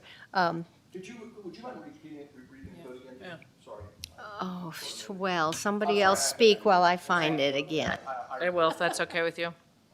Yes. I don't know what the answer is. I just know what the understanding of is when the code was put in, and I really like the fact that these guys manage the place. I think they do a very good job. I'm happy about that. I know we've got these trash issues, and unfortunately, we're learning, and we haven't seen all of the possibilities. But I know how after the task force, the decision is that the purpose of this program is not to maximize every inch. I agree with you as far as studios. I think studios we need to address also, because I don't think studios actually are in that code properly. I think we're going to have to work on that wording, because they definitely need to be allowed and that kind of thing. But this goes to that fact of trying to maximize every inch versus working well with the neighborhood. And so I too don't really have a totally clear, although this is leaning more towards that one side of no, that's not a bedroom. And I do feel badly, because we do have to work through these issues to be able to know and then form those a little bit better than where we are. So it's not it's the fact of, to me, this is precedent setting, and I don't want to be on the wrong side of that. And I'm just, it does concern me that it's not a bedroom, so. Madam Chair, the building code and the fire code is pretty specific in what can constitute a sleeping room or a bedroom, as we're calling it. A lot of it has to do with ceiling height, area, closet, windows, exiting, and I really think that defines it. I think you're going to go down a slippery slope if you're going to go into what can be in a room. I mean, if you have a toilet in a bedroom, a bidet in a bedroom, a hot tub in a bedroom, where are you going to drop the line? Can you not have a TV? Can you? I mean, my kids have a Atari big TV in their bedrooms. I think if you can sleep in it and it's safe, I guess what is the purpose of, why are we struggling over whether they can sleep there or not? Is it unsafe? Or are we just looking at a numbers thing? Because, if they had a bunk bed, and we had this conversation in the committee, if they have a bunk bed and there's a pool table in there, why do we care? As long as they can get out, they have a closet, and they have room for that, why do we care? Is it unsafe? Or is it an occupancy number that we're looking at? I think we just really need to simplify it in those terms. And that's what I'd recommend to the board. I think we're struggling over something that already is covered in the code. You have mother-in-law suites that have microwaves and kitchens and everything, and the building department approves those as being built and safe for those. So if you have that, someone can sleep there. It's like a flat. What does it matter if it's a pull-out bed versus a hard bed? Is the room safe for somebody to sleep in? Do they have enough room for it? I think that's your main question. And the code's pretty clear on that. Closet, storage for clothes, height and area, and exiting. And that's what the building code has. Residential code has that as well, and the International Fire Code. So we're really trying to, part hairs here, so. Thanks for the information. I have two struggles with it. One is they asked me to pull up the code, the VHR code on the bedroom, and I don't know if you want me to read the entire code with the glazing and the square feet and all that, but the sentence that says a bedroom as defined in this chapter must be designed to be used as a sleeping room and for no other primary purpose. That's the sentence you asked me to pull up. The other comment I want to make to yours, Mr. Gavin, is that in one of the very first paragraphs of the VHR code, they specifically spell out that they want the VHRs to fit into the neighborhoods instead of, so that they don't change the look of the neighborhood. And then I didn't say that very well, but that's where cramming more and more people in always kind of troubles me. Keith? Well, I adamantly disagree with you. And if you're right, I want to go in the Army cot business. Because every living space with a window becomes, and a closet becomes a bedroom. I could stick an Army cot where my dining room table is, and I have a pantry that's now a closet. So I believe it is the nature and the complex of the neighborhood, and I think that's why the county commissioners that have done it. And let's go back. The county commissioners had a debate. The county commissioners put a code together, and that's what they decided. We used to have 2 per bedroom plus 4. There was conversation of 2 per bedroom plus 2, and they decided it was 2 per bedroom. And that made this, what is a bedroom, I think, more important. And I think they've decided that it's primarily a bedroom is a bedroom, and something that isn't primarily a bedroom isn't. Everyone's living room has windows. You could you can go to IKEA and buy a closet, and that doesn't make it a bedroom. So that's my 2 cents. I think it's. I agree with you on the safety issue. I completely agree with you. It does not change the egress on a VHR code and the density that people live in. I think it does make a difference. True, but again, you're talking a number of 2, right? You're limiting it by 2 people. I mean, so you've limited the bedroom already to 2 people, so you've already limited the occupancy. The fire code would allow many more people to be in there, but as a board, you've limited it, and as the Douglas County Commissioners has limited it to 2 people per bedroom. This is in front of us for a tier 3, which is for a higher occupancy than a normal unit, and it seems reasonable that they could have that space as a bedroom. It's only 2 more people, and we are burning daylight hours over this, and I don't think it truly matters. Is it going to change the neighborhood that you added 2 more people in this room? Now, could it change the I guess if you filled the room with Army cots, well, we're going to have an issue there, right? So we will have an issue if someone filled it with bunk beds and Army cots, right? But you're going to be limited to 2 people per bedroom. So you already have safety measures and safety caps in there, and I really think, I think we beat this dead horse. And we have a lot of horses in Douglas County, but this one I think we beat pretty well. Can I? Lauren? I'm sorry, but I feel like you're stirring this up, and this is not beating a dead horse. What happened in Paradise? What happened with Paradise and people getting out of Paradise? I mean, I'm amazed that as a fireman, that it isn't more on your mind how many people we put in an area that only has 5 roads out of it. And you talk about 2. You got to 2 times however many there are. This isn't just 2. So if you multiply 600 VHRs times the amount of people you allow, and then you can add your 2.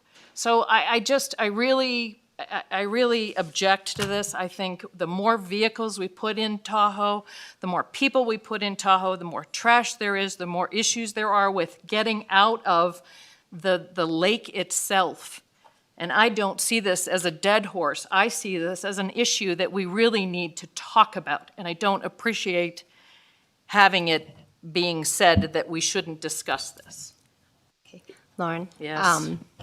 I just remind the board that, that the fire marshal is here as a courtesy. He's not a board member, so we are the ones that have to make the decisions. And he's certainly welcome to give us his input. And we are certainly allowed to not accept his comments as how we want to vote on this. So, let's move along and decide if we want to make a motion. Do we want to discuss this further? Keith? I'd like to make a motion, and I'm basing my motion primarily on the wording in the statute you read. To me, our job is to uphold that, and if we as a committee want to change that statute and change the wording, we can at a later date. So I move that we reject the Tier 3 permit to Paranormal Paradise LLC. However, as all already was their right, they can reapply. I would encourage them to consider trash adequacy, and watch this for noise monitoring developments, maybe noise monitors that retain logs, but specifically the bedroom count and to see what constitutes as a bedroom. And I would encourage them to consider ensuring that there are insurance companies in the state of Nevada. Madam Chair, if I may.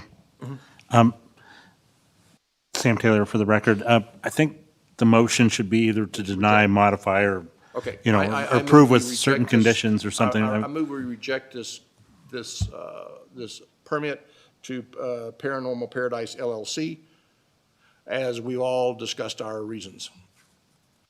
Thank you, Keith. I think it's Panorama. Panorama, sorry, not Paranormal, sorry. But Paranora is good. Sorry. Do I have a second? I will second. Are we going to take comments then after that? Yes. Okay, I have a motion to deny this Tier 3 permit. I have a second by Lauren. Now, is there any more discussion? Okay, so I see both sides of it. Personally, I think this is a great little sleeping room for kids, pulling out that. But when you read the code specifically, it says primary. And when you look at it, it doesn't look primary. If it had a bed in there, I think it would be more primary. And so that's where I'm wondering, could you say, I will approve this condition upon putting a bed in that room to make it a bedroom?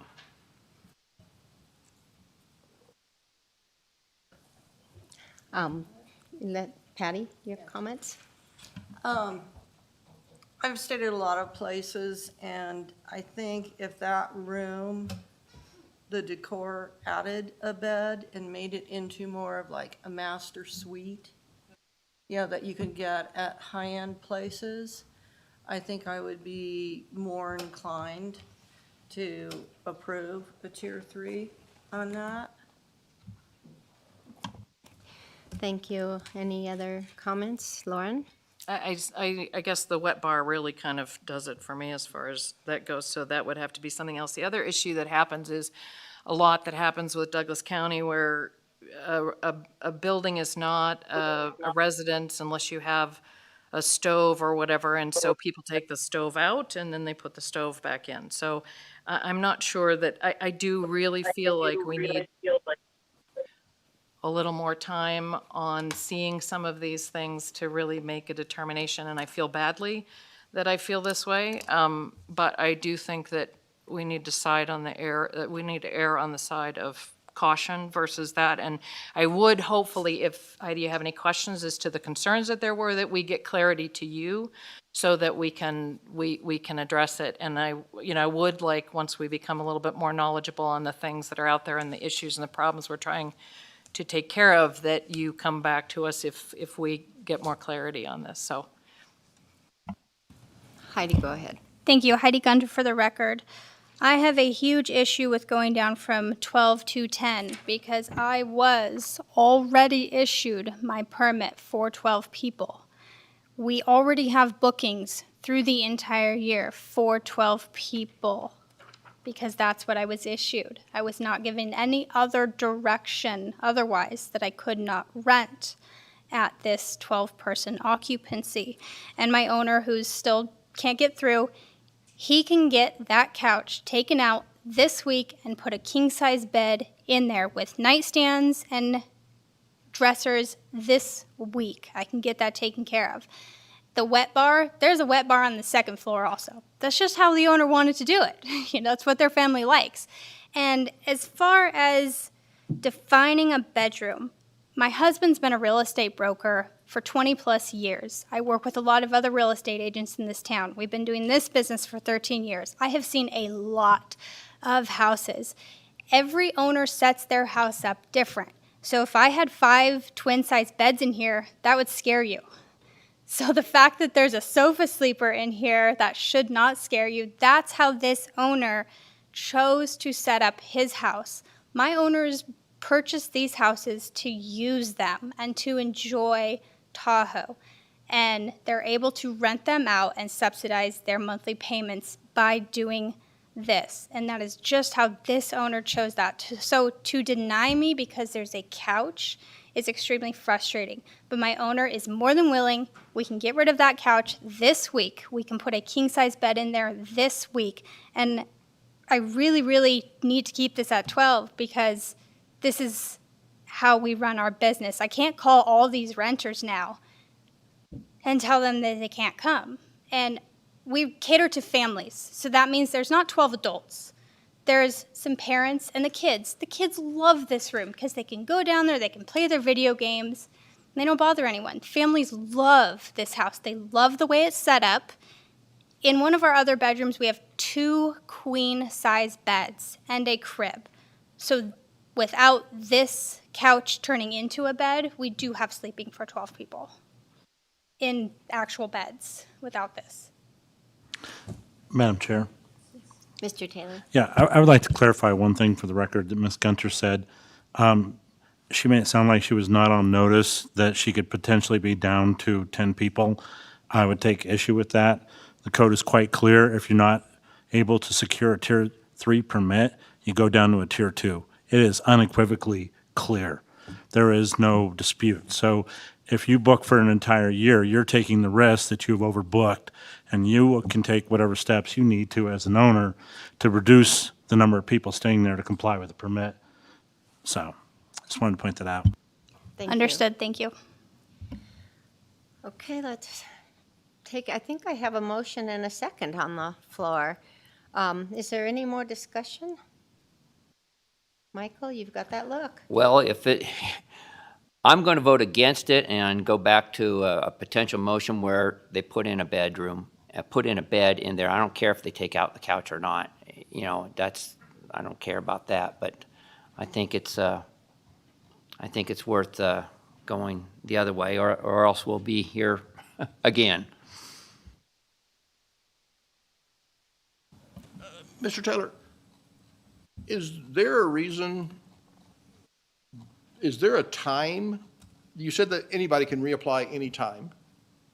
And again, it would have an issue with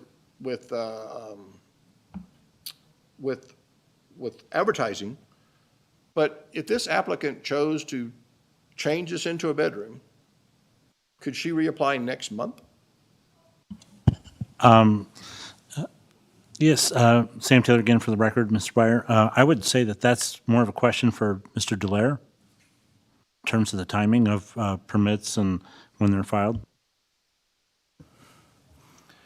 Tom Delaire for the record, I would say that the permits are for annual, one year time period. So if you guys deny it, I would say they wouldn't be able to come back until their next renewal, which I think is in October or September.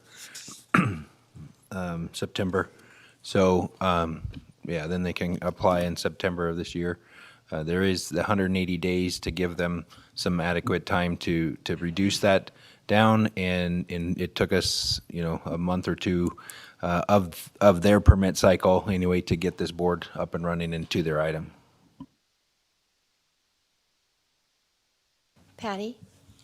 I think if the owner is willing to put a bed in there, and even if they leave the couch in there, it could turn into like a master suite.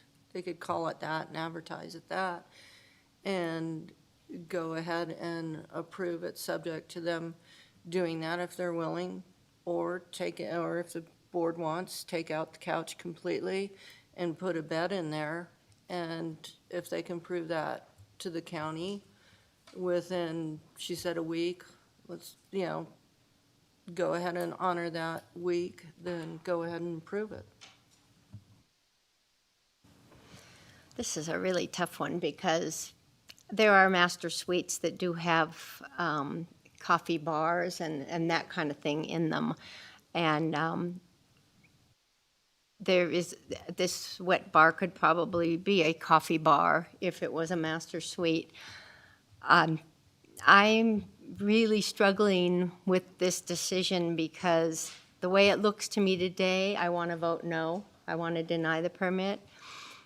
If I saw a picture of it with a bed and, nightstands like you suggested, I probably wouldn't have even questioned the validity of it being a bedroom.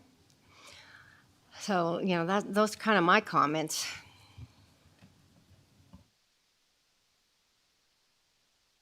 Anybody? We have a motion and we have a second. Can I amend the motion?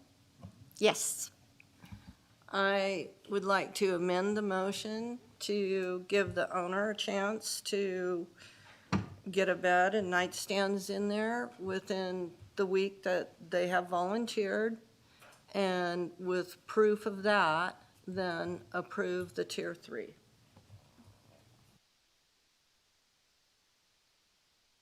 Okay.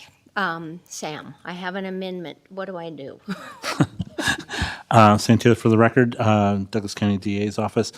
You would just ask for a second on the motion to amend. And then after that, you would ask for discussion on the amendment. And then subsequent to that, you would take a vote on the amendment. And then you would take a vote on the main question. Okay. So we have an amended motion on the floor. Is there a second to that amendment? Well, I want more to the amendment. Can I amend an amendment? Wouldn't it be easier just to go up or down on the first one and then, well, I don't know. I don't care. I'll second it. I'll just second it the way Patty said. Okay. So we have an amended motion on the floor with a second from Michael. Do we want to have any discussion on that? My understanding is you're saying if they put in a bed, nightstand, make it look like a bedroom within a week, then you would be comfortable with approving this permit. Is that correct? Correct. Okay. My concern is, sorry. Go ahead. I guess my concern is the words that went around this. This room is great for the kids to go play video games. And so you put a bed in it, why 2 months from now can we just not decide that it's really a game room again and we're going to take that bed out and put that couch back because that's what people like? And, that was the words that we heard, right? This is a great place for the grandkids to go lock themselves away and play their video games and watch what TV they want to. It wasn't to sleep. And so that's why I struggle with this, because like you said, if there was a king-size bed in there with 2 nightstands, I wouldn't have had a second thought. So I wouldn't. Okay, is there any more discussion on the amended motion? Then let's have a vote on the amended motion. And do you want me to specify it again, or are we all clear on what the amended motion is? If we vote on the amended motion, does that stop any further amendments? Mr. Taylor? Sam Taylor again for the record. Technically, no, and kind of, we do have a little bit of a quandary here right now because what you have is the original motion was to deny, and the amendment actually makes it approval with a condition, which is interesting, because Wouldn't you vote on the amendment and then if that the, passes or fails and you could have another amendment that would either pass or fail? that could actually occur, yes. I mean, you can always have amendments to amendments, and it's just, pretty soon you get bogged down in procedure, and the question then becomes, at what point do you kind of give up and try the motion process over again to get something where people have agreement? But again, if the amendment goes through, you are approving the Tier 3 application, so that's just something to keep in the back of your minds. I have a procedural question.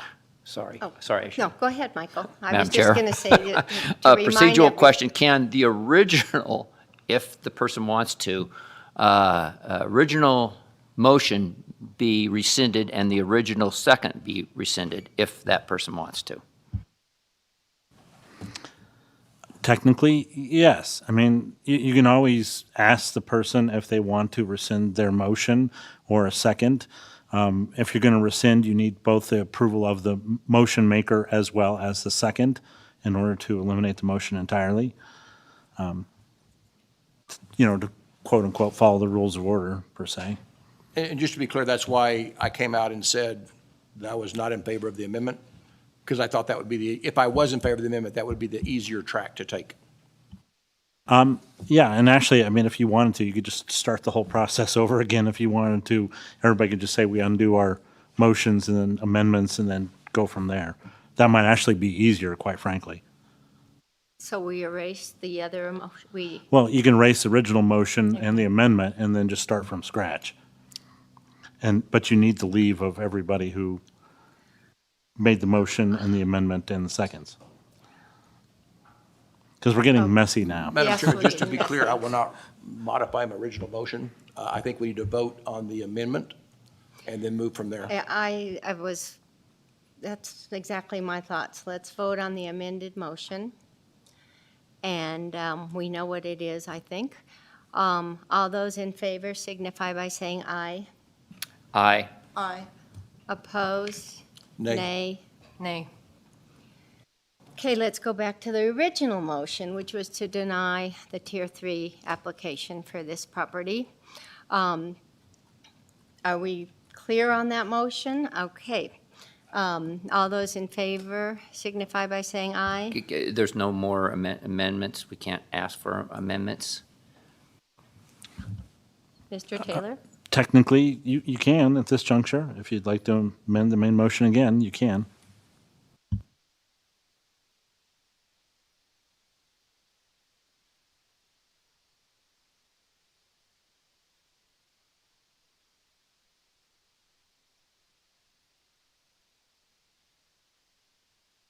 I have no further amendments. Thank you, Michael. All right, the original motion to deny the permit. All those in favor signify by saying aye. Aye. Aye. Aye. All those opposed? Opposed? Opposed? Okay, we have 3 denies and 2 opposed, or 2, yeah. So the motion does not pass, or the motion passes, and the Tier 3 permit has been denied. Would everyone like to take a little break? Okay, how about 10 minutes? Recording stopped.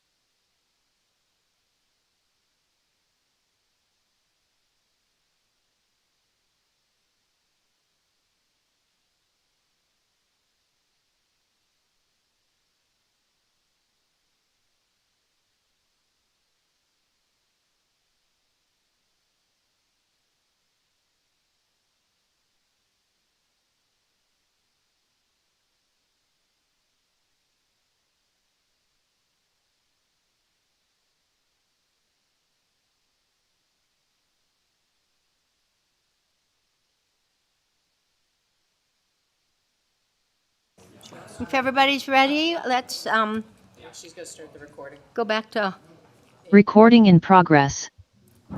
okay, we'll call the meeting back to order. And we are going to work on agenda number 3. For possible action, discussion on a special use permit application to obtain a Tier 3 vacation home rental permit. The subject application is for a 7-bedroom home, 14-person occupancy, located at 996 Skyland Drive. The owner is Jenny and Jack Sweetland, who currently has a Douglas County-issued VHR permit, account number 084-00557, APN 1318-03-212-002. Mr. Delaire. Thank you, Madam Chair. Tom Delaire for the record. Yes, this one's on Skyland Drive. I think you've got a number of public comment, and we'll hear from the public here in a little bit. But I think Jenny Sweetland is actually on the Zoom. I can't see her, but I saw her name pop up during the meeting already, so she can answer. She's here to answer any questions and do a presentation as well. We have checked the prior history on 996 Skyland Drive in our Citizen Serve database and the Douglas County Sheriff's, and we didn't have any recorded or documented complaints. So this street kind of surprised staff in that when we sent out the notice, I think half the street was notified between the two VHRs. I did, before we sent the notices out, I was going through this application. It is for 7, they have a total of 7 bedrooms, although after the last item, I'm not sure. 14 is the total occupancy, and then the total parking is what they're saying in there was 9. If you look at the site plan, I don't agree that they can get 3 cars in their driveway. And I'll talk about that a little bit.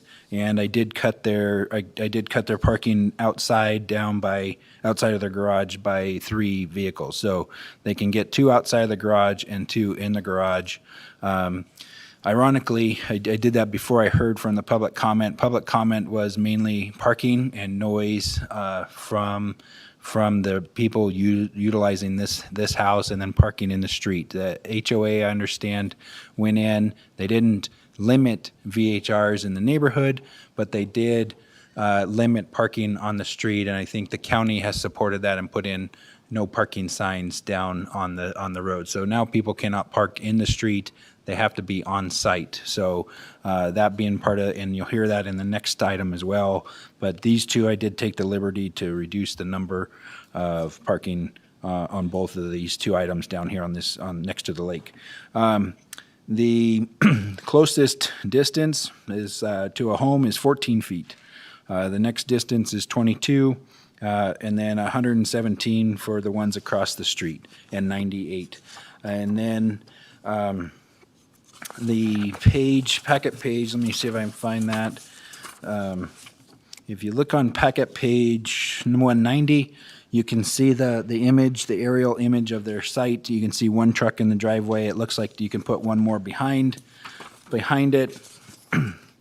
If you look at page 193 of the packet, this was the parking diagram that they submitted, and I removed the 3 and stated my reason why. So in Google Earth, and that's what I used is Google Earth Pro, I can take a dimension. It'll show the dimension. I snippet that and put it in the packet. It's 53 feet long. Douglas County requires parking stalls are required to be 20 by 9. So 9 foot wide, 20 foot long. You can only fit 2 cars legally in the driveway based on that and the size. I think there was another picture of the house, an aerial view. I think it might have been the one with our distance. Yeah. So on page 208, in the parking lot, in the driveway, you can see it looks like a pickup truck, short bed with a boat trailer, and it takes the entire driveway. So I'm saying we can only get 2 parking stalls in there. So we did limit that, and I'm available for any questions. And I would ask that that be a condition, be placed on this permit during these discussions.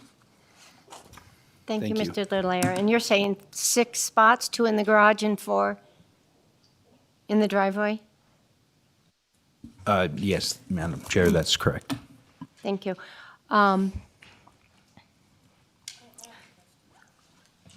Patty? Yeah, I have a question. When was the parking on the street reduced and the parking signs, when did those go up? I want to say fairly recently, within within the year, maybe 2, maybe a year, within the year.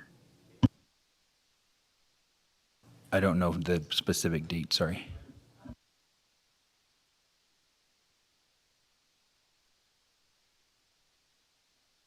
Okay, Lauren?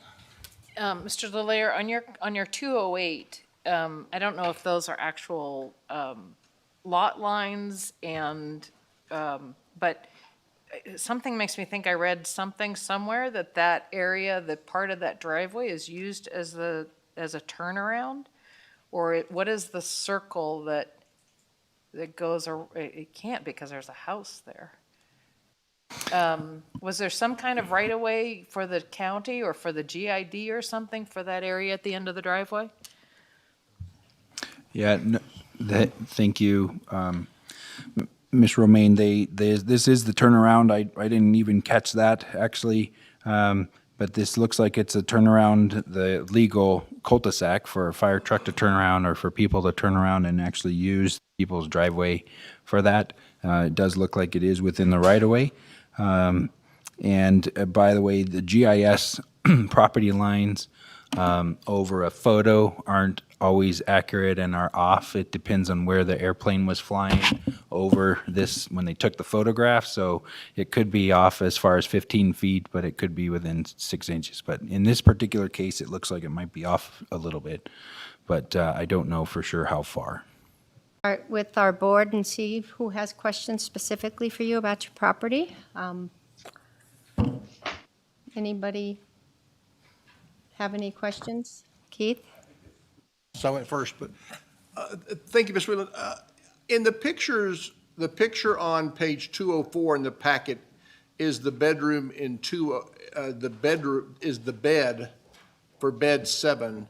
When I go to the schematic diagram, it looks like a very large space, and the bed looks like a fold-out bed. Can you tell us what else is, and by the way, there are 2 rooms, it looks like in that level, they weren't really labeled, but can you tell us what other things are in bed 7? I'm sorry, I'm looking at the schematic of 197 has bed 7, and then a guest room, looks like with the kitchen, and then another room beside it, which is labeled bed 7. Can you tell us what other furniture is in that, or in the 2 rooms on 197? Yes. Bedroom number 7 has a trundle bed. It's a twin bed, and then underneath another twin bed pulls out. So it ends up sleeping 2 people.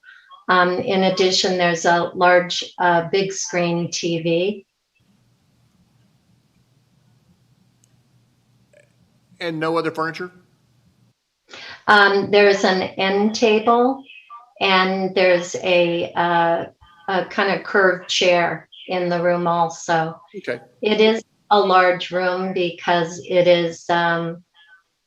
was formerly space that was a little hard to describe, but it was a small room, and then we did some structural repairs. So it enlarged the room about 4 feet, I'm guessing. So it's a little wider than it is long. And it made the room a much better size for a bedroom. Okay. Okay, does anyone else have, Ms. Sweetland, at some point I will ask you if you want to respond to, some of the public comment and just make a statement to this board. But first I'll let everyone ask their specific questions. Lauren? Yep. Lauren Romaine. Just what level is the level of bed 7? Is it upstairs or downstairs? It's the lower level. It's the lower level. And so if I understand, there's the guest room, and then the trundle bed is in the other room with the closet. Is that right? No, actually, the room on the north west corner, that would be, is the bedroom 7 that has the photograph that was provided with the trundle bed and the 2 twins Yeah. and the TV in it and the end table and then that 1 chair. Hang on just a sec, sorry. I'm leafing through it now. Go ahead. Well, Keith, did you have another question? I No. just saw your light bulb on. Patty, do you have any questions? Michael? Yes, this is Michael Sloan, Miss Sweetland. Hi. Do you use the services of South Refuge Surface for trash, or does your cleaners take it away? Yes, we actually have an account with South Lake Tahoe Refuse. We do have what's called an open account, so they will take as much garbage as is in our bear box, and it's rather a large bear box. But what we found is they pick up garbage on Tuesday morning, and if we have a guest that leaves on Wednesday, and if somebody comes before the next garbage pickup 6 days later, that there's garbage in those garbage cans. So our property manager has a practice of when we clean that unit, they send over a runner and they pick up all of the garbage, even if it's just 1 day after the regular garbage service, and they remove it from the property.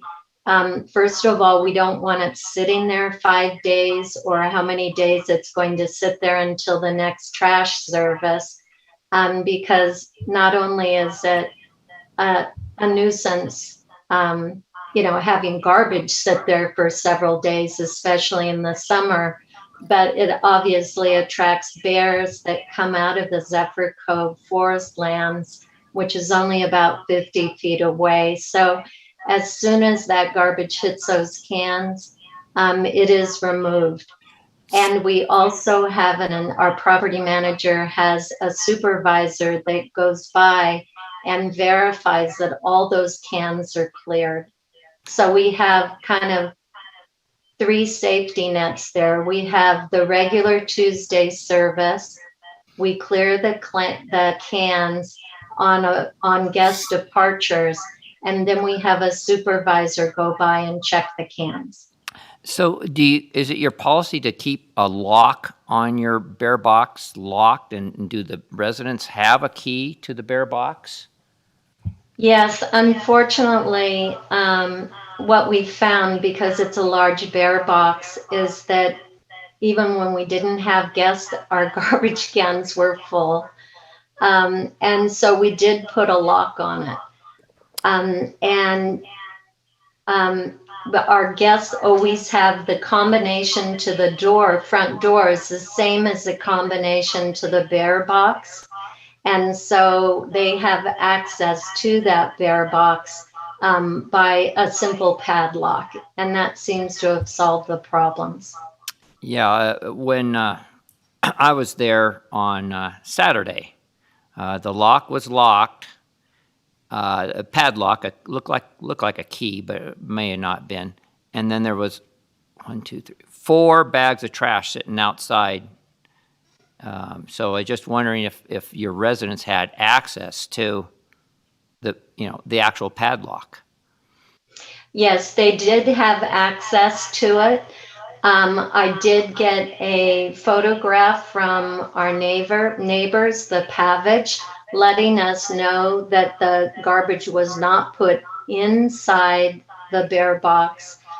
We clearly have that in our contracts, we immediately called our property manager, and according to their logs, that was removed by 3:30.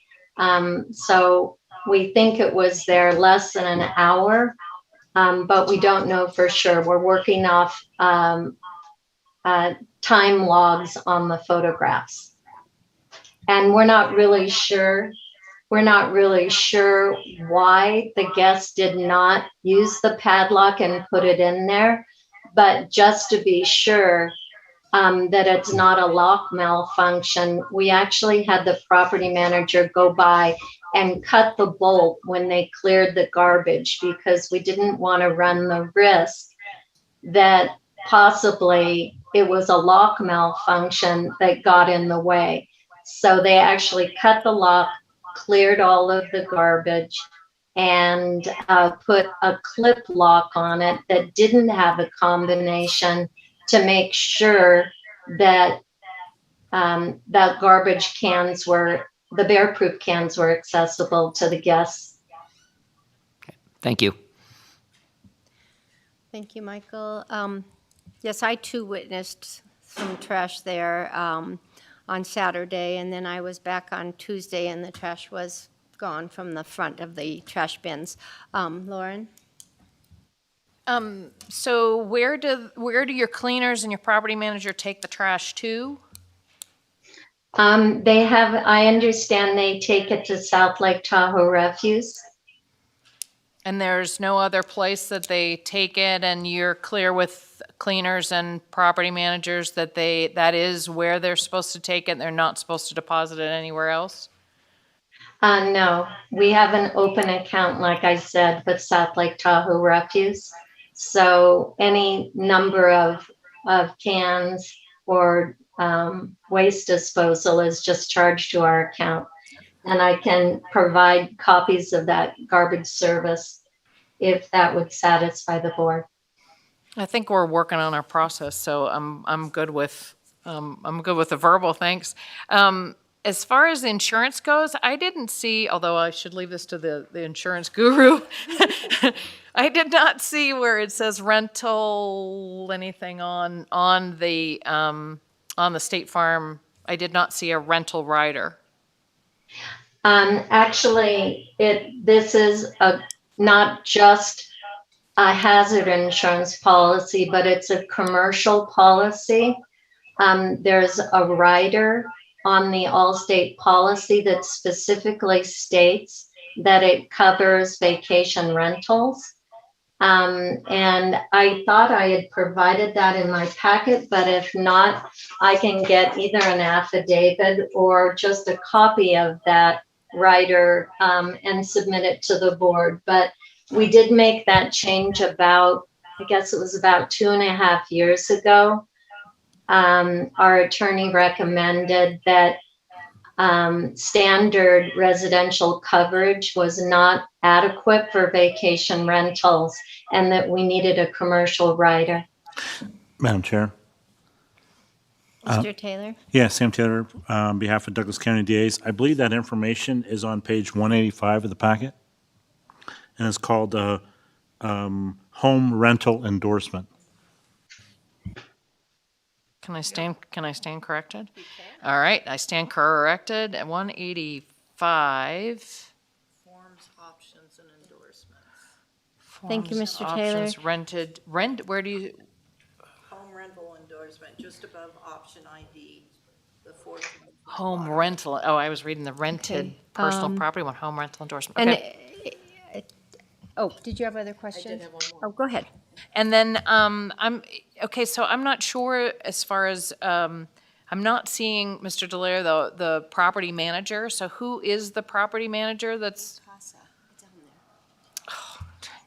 Okay, I'll leave this for other people, and I'll look through some more. They're with Vacasa, according to the paperwork. I just had a couple of things. I think it was in the staff report that the noise monitor needed to be verified, and the VHR exam had not been finished yet, or done, completed. Madam Chair, if I may. Mr. Delaire? Yeah, this is Tom Delaire for the record, and that is correct. I think we needed to get a couple of certificates.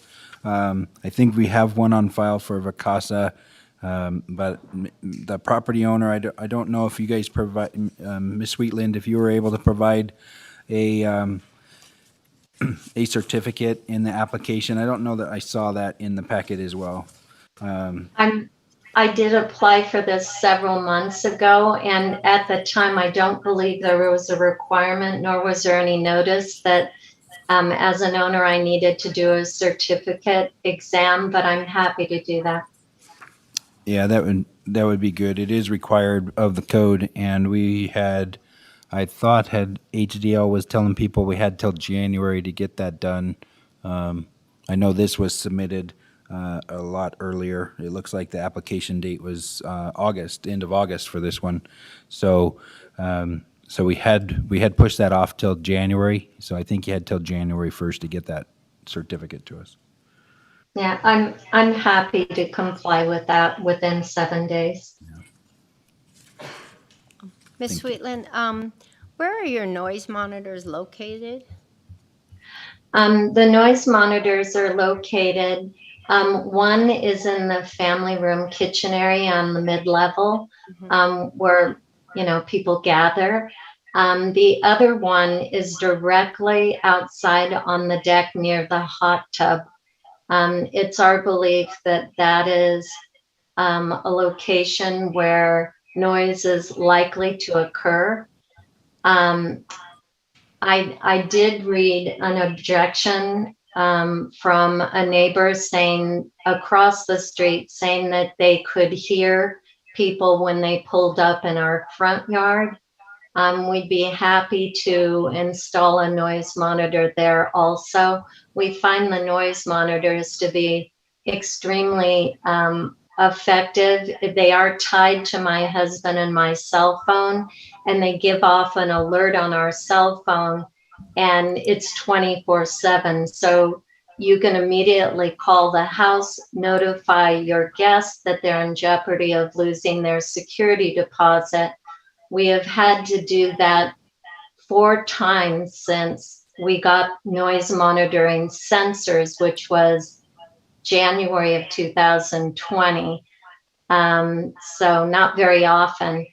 And we've never had to call one of those guests back a second time because if you hold a security deposit and it's in the agreement that you'd have to forfeit that for violation of the noise restrictions, you usually get fairly rapid compliance. Thank you. Does anyone else on the board, Lauren, have a question? Yep. Just a quick, so why do the noise monitors go to you instead of Vacasa, who's the responsible party? We originally we managed this vacation rental from 2009 until just recently the new ordinance required that we have a licensed local property manager. And our former local contact was a little bit more than 30 minutes away. And so we retained Vacasa in order to be our local representative.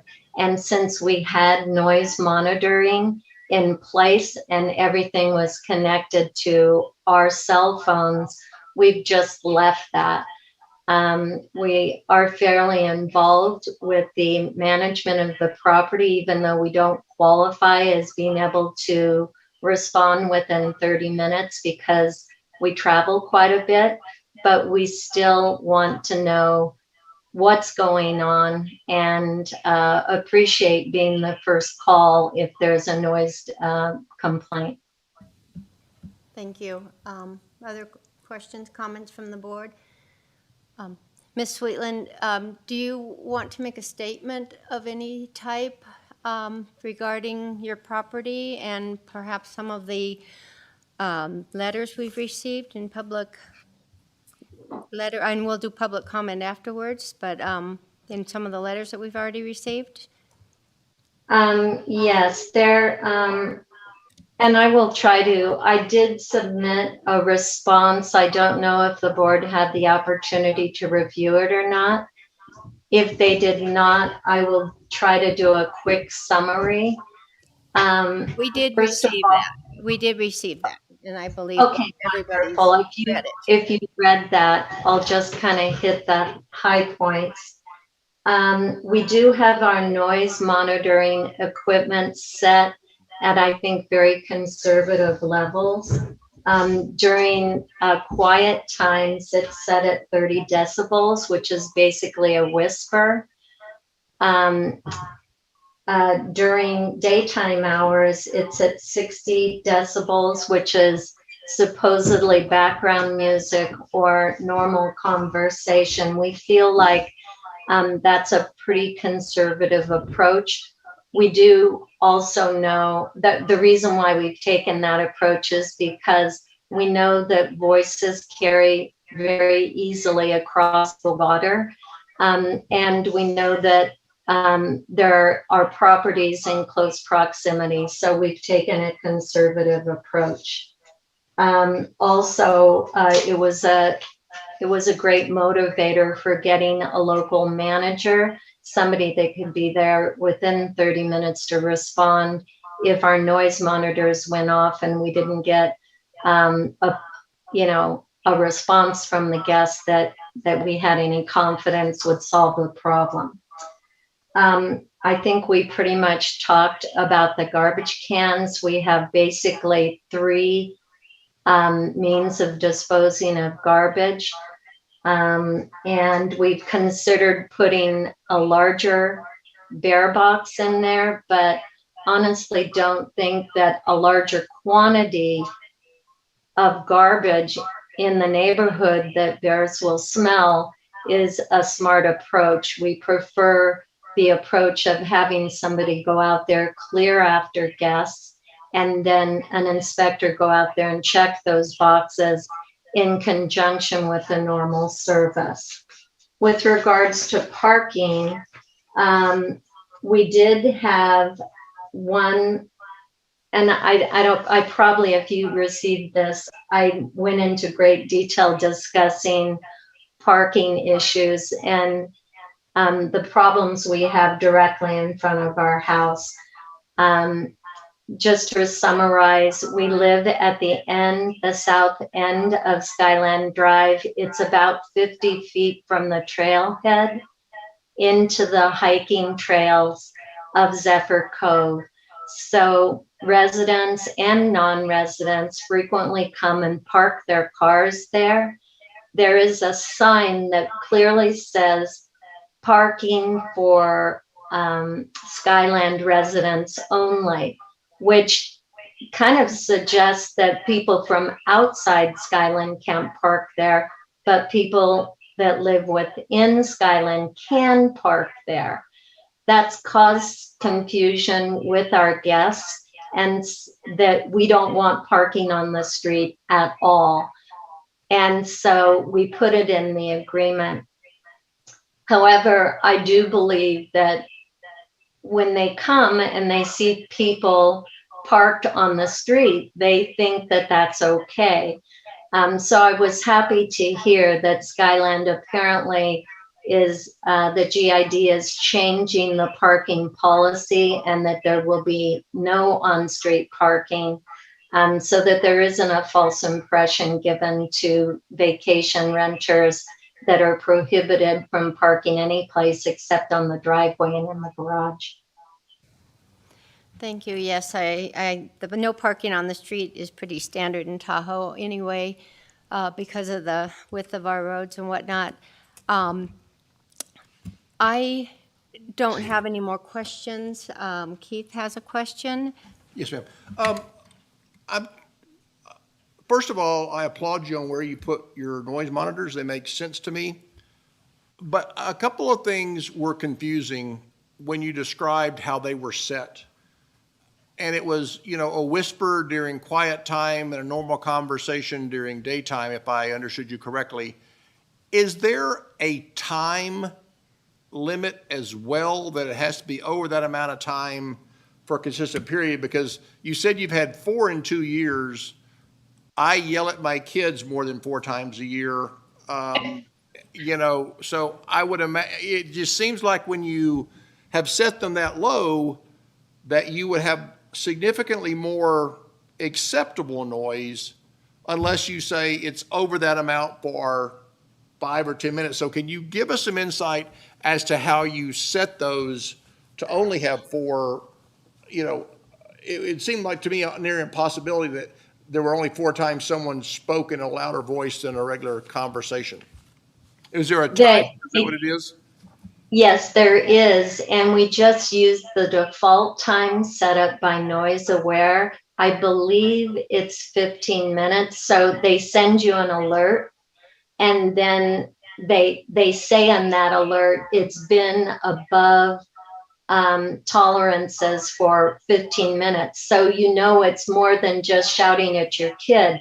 It's somebody playing loud music or somebody that's doing something continuously for a 15-minute period.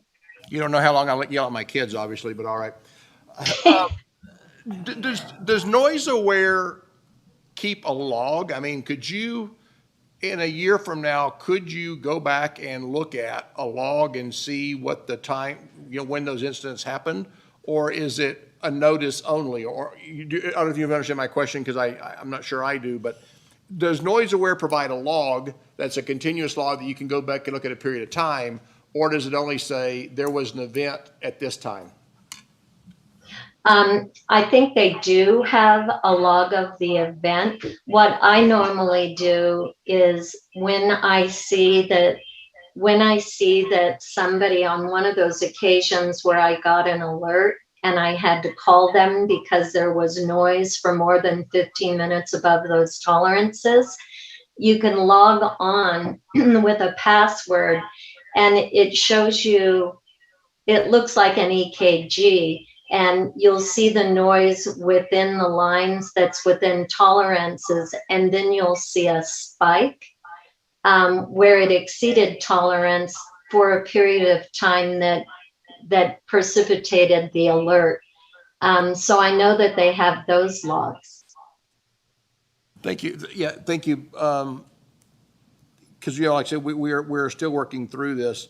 And let me, while you have a chance to respond, let me just tell you a couple things.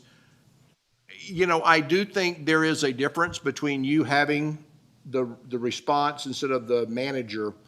I don't know if you're ever on planes, but there are times when you and your husband may be on a plane to New York for 4 or 5 hours, that alert goes off, but you don't know it because you're on an airplane mode. So I do think it would be important for you to have your manager notified, but that's neither here nor there. And let me just tell you about the distance, and because I'm starting again with the rebuttable presumption. And at first I was thinking 50 feet was a long way away. And then I heard people actually on your beach.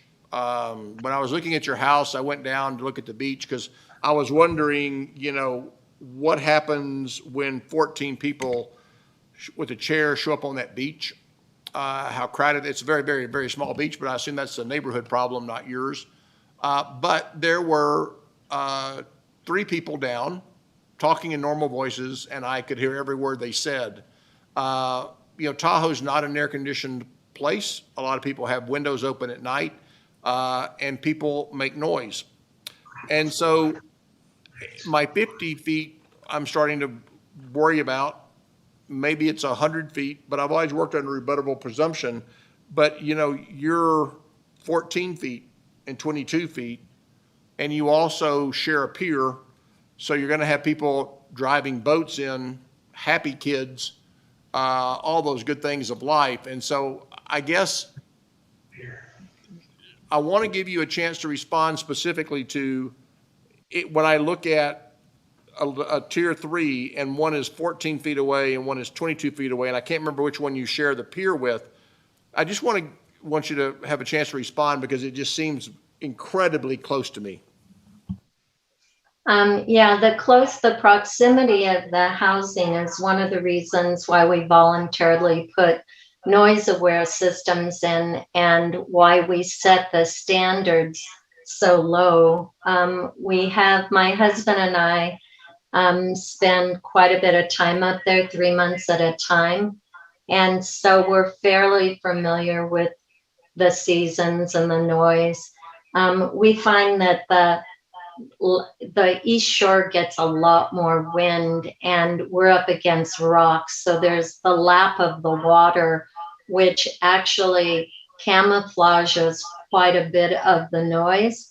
But then on other times when the water is really flat, the noise tends to carry. And so we try to work within those parameters to make sure that we're respectful to our owners, or our neighbors, I should say. Also, we do not allow boats to use the boat lift. We don't allow them to tie up to the boat. We don't allow them to get anywhere near the pier. Not only just because of liability reasons, and the fact that we share the pier, but also it creates noise, when you have boats going to and from your property. So in essence, it's kind of reduced use of the pier to just kind of a place to go out with your chair and a good book and enjoy the afternoon. The pier head is rather large. It's like 15 feet across, and there is a swim ladder there, and it's a deep water pier that extends 220 feet out into the lake. So it's quite a ways from the house. We do have house rules that notify our guests that it is a shared pier. We share it with the Hossett family. It does kind of go out more in front of our property than the Hossett property, which is probably a good thing, because if there were people talking at the end of the pier, it would kind of insulate them from that. With regards to Max Hossett's son, Paul, did file a complaint saying he likes to sleep with his windows open. And he's heard people in the hot tub. And we did at one point put in our agreement that you could not be on the deck at all after, I think at that time we said after 10 o'clock at night. We just didn't even want to run that risk that around bedtime there would be people talking downstairs on a quiet night where sound would carry. So that was part of our agreement, and we can put that back in the agreement if the board so chose. But we feel like the noise monitoring equipment gives us good control over what goes on there. It's been extremely effective in the instances that we used it. So we were hoping not to restrict use of the outdoors again. Thank you, Ms. Sweetland. I'm looking at some of the pictures that came in, and it looks like there's boat trailers. So you're saying you specifically do not allow your renters to bring a boat or use your pier? Or do you have a booth? No, we don't say you can't bring a boat, but we do say if you have a boat, you cannot tie up to our pier. You can't use our boat lifts. You can't get anywhere near the pier because it's a huge liability. We don't know what kind of driver you are.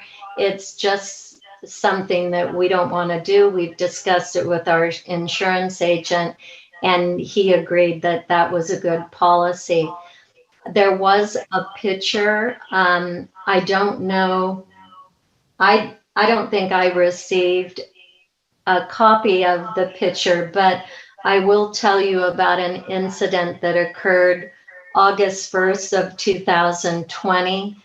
Our neighbor across the street, Mr. Shipman, who's at 1001 Skyland Drive, contacted me and provided pictures showing me a boat trailer and several other cars that were parked at the end of Skyland Drive. I immediately forwarded those pictures to my guest text phone and asked if he was parked on the street in violation of our agreement. He did admit that that was his boat and boat trailer, which he had brought so that he could pack his boat. He was actually leaving that day. And I did ask him, he said that it was only there all of 9 minutes. Now, I have no way of knowing if that in fact was the case, but I did look up the parking ordinance, and it did say, and I don't know the specific language, but the parking ordinances for Douglas County did allow people to temporarily park a trailer for loading and offloading. And assuming that it was only there for 9 minutes, I thought that that was reasonable and within our rights under the parking ordinance. What was curious about this photograph is that he said the other cars were not his. So he admitted that he had violated the agreement with the truck and trailer, but said those were not his cars, which is the first real time we gave some thought to whose cars are those, and began putting it together that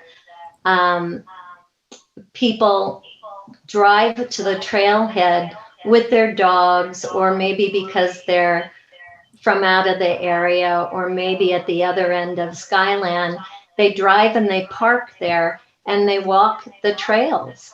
And sometimes they're gone for a short period of time. Sometimes they go down to the beach around Zephyr Cove and they're gone longer periods.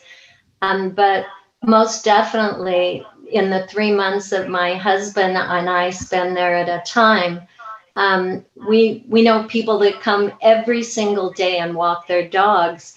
We know their cars, but we also know there's other people that park there because of the trailhead. There's no parking sign. And I think No, the only signs that are there, and I'd be happy to send you a picture, is a sign that says parking for Skyland residents only. all of the board members have gone by your house and are familiar with the signage there. So, so I don't think we need to go into that any much further. I know, we know there's no parking on the streets. We know the trailhead's right couple doors down from you.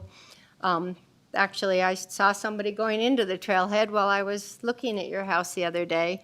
So I know the struggles that you have with that kind of thing. If you don't have any more comments, I'd kind of like to take some public comment on this.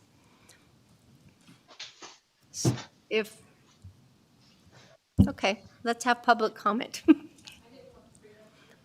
Nope, go ahead. I was seeing if Ms. Sweetland had something more to say. So let's go with public comment. Hi, Ellie Waller. We need to make sure that the Sweetlands understand that the new code says 9 p.m., not 10 p.m. That's just, that wasn't in my current notes. Also, I just want to make sure it's very clear when you do your motion that staff has recommended that the parking be reduced. It says, per the VHR advisory board must make this determination. The applicant had submitted photos showing 9 parking spaces, 7 within the driveway and 2 within the garage. Based on staff assessment, the driveway appears to be just over 50 feet and stalls, Douglas County, blah, blah, blah. Therefore, it is recommended the advertised parking count be reduced to 6 vehicles. I just wanted to bring that back in the foreground because we have so much information we're consuming. Also, as stated earlier about the insurance, staff may have received an updated declaration. The one that was in the packet expired December 31st, 2021. I just want to make sure that there is a new insurance declaration. Again, this is about taking care of the county potential liability and us taxpayers. I think that's all I have on this one. Appreciate that staff got the 74 pages. I guess it went up since I read about the complaint issues. And as in the packet, if somebody just reads it and it says there's no complaints in the past 12 months, but these complaints come in, I don't know if there's no time to investigate them based on them coming last minute. I just don't know how much weight goes into those. And how they can be run down. If there's numerous similar complaints by neighbors about the same thing, I think you as board members need to do your own weighting about how those comments came in. There are always going to be disgruntled neighbors about lots of things. So thank you again for the opportunity. Thank you, Ellie. Is there anyone else in the room that would like to make public comment on this? Seeing none, let's go to the Zoom and online. Thank you, Madam Chair, and Damien for the record. We do have 7 online that would like to make public comment. Well, let's bring them on one at a time. Mr. Shipman, if you can hear me, please state your name in full, and your 3 minutes will begin. Yes, Don Shipman. Go ahead, Mr. Shipman. Hi, my name is Don Shipman, and my wife Dorinda and I own 1001 Skyland. And I first want to thank the VHR board for the notification because my wife and I have been severely impacted by the negligent manner and lack of standard care the Sweetlands have shown their neighbors. We have repeatedly complained to Jenny Sweetland, who always promises to bring their guests into compliance, but never does. Many times we were led to believe she would counsel her guests, but the fact that the violations remained for the tenure of that guest stay suggests otherwise. Frustrated by the Sweetlands' ambivalence, I have also tried to just handle it directly with the guests by informing them what the VHR rules are about parking. But given the hostile response from 2 guests, I stopped doing that. I want to point out that I think it's noteworthy that this VHR was taken off the rental market in July as a 5-bedroom, 4-bath, and miraculously reappeared in December as a 7-bedroom, 5-bath.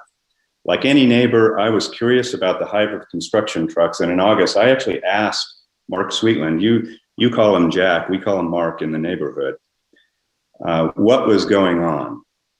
I believe he provided me false information by telling me that renters had damaged the property, and they were just performing repairs. But when the repairs ticked into the 2nd, 3rd, 4th, and 5th month, my wife and I grew suspicious. Only when we received the notice from the VHR advisory board did we learn what was really going on: the addition of a 5th bathroom and a 6th and 7th bedroom. According to the Douglas County Clerk, on Monday, January 21st, and a public information request to be certain, there were no permits issued for this expansion. Furthermore, and I recognize you may have given permission for this, so maybe it's irrelevant, but we noticed that it's already advertised as a Tier 3 property on Verbo. It's advertised as a 7-bedroom, 5.5 bathroom with 10 beds that sleeps 14 with no restrictions on how many boats you can bring. In closing, the manner in which the Sweetlands have operated their property makes it impossible for us to enjoy ours. We are not complainers. We have been patient. We have been reluctant. We have not called the sheriff or burdened Douglas County with this problem at all. We tried to work it out directly with them and failed. A tier 3 expansion should be rewarded to those who follow VHR rules and operate their property responsibly. Unfortunately, this has not been the case with 996 Skyland. Thank you. Thank you, Mr. Shipman. Ms. Damian? Thank you, Madam Chair. Let me get the next online caller.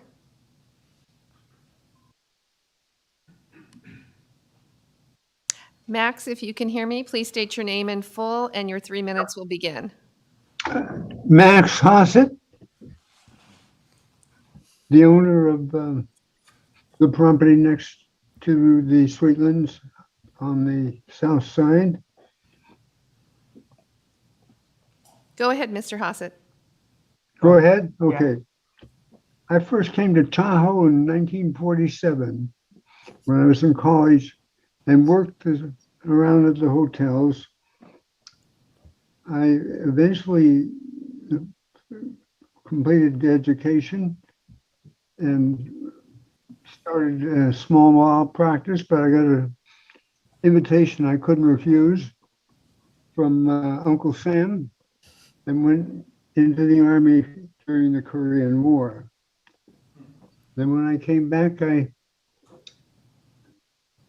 built a little cabin, and then I finally purchased and started a law practice and purchased another home and sold the one I just built. I became active locally and assisted a neighbor and friend of mine, Paul Fry, Dr. Fry, in obtaining the funds for the Barton Hospital. And because I was a flyer from the Army, the existing airport was inadequate. It was too easy to crash. It was right at state lines. It was a very short runway, and you ran into the lake or you ran into Highway 50. So I worked with others and obtained a Hilburton loan and obtained enough money to build the present airport. There's a newspaper article by Mr. Hossett? Chronicle Mr. Hossett? 5 that says over tourism threatens Lake Tahoe. I recommend that. All I know is the noise from next door, even though they tell them to be quiet, they aren't, keeps me awake, and I need 11 hours sleep a night. And earbuds don't work because the noise is too loud. And if this is allowed to go through, I just can't use the house anymore. It's like having a motel next door to you.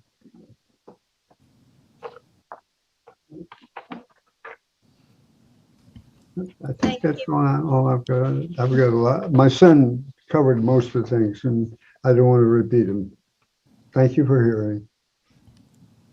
Thank you, Mr. Hossett. Ms. Damian? Thank you, Madam Chair. Martin, if you can hear me, please state your name in full and your 3 minutes will begin. Thank you, Ms. Damian. My name is Marty Walsh. I'm an attorney representing several homeowners in Skyland who are opposed to approving the requested Tier 3 permits on Agenda Item 3 as well as Agenda Item 4. The owners I represent only learned about the Tier 3 applications in the last few days, and in that short period of time, we've heard from approximately 80 total owners in the Skyland neighborhood, all of whom oppose the approval of the Tier 3 applications pending there.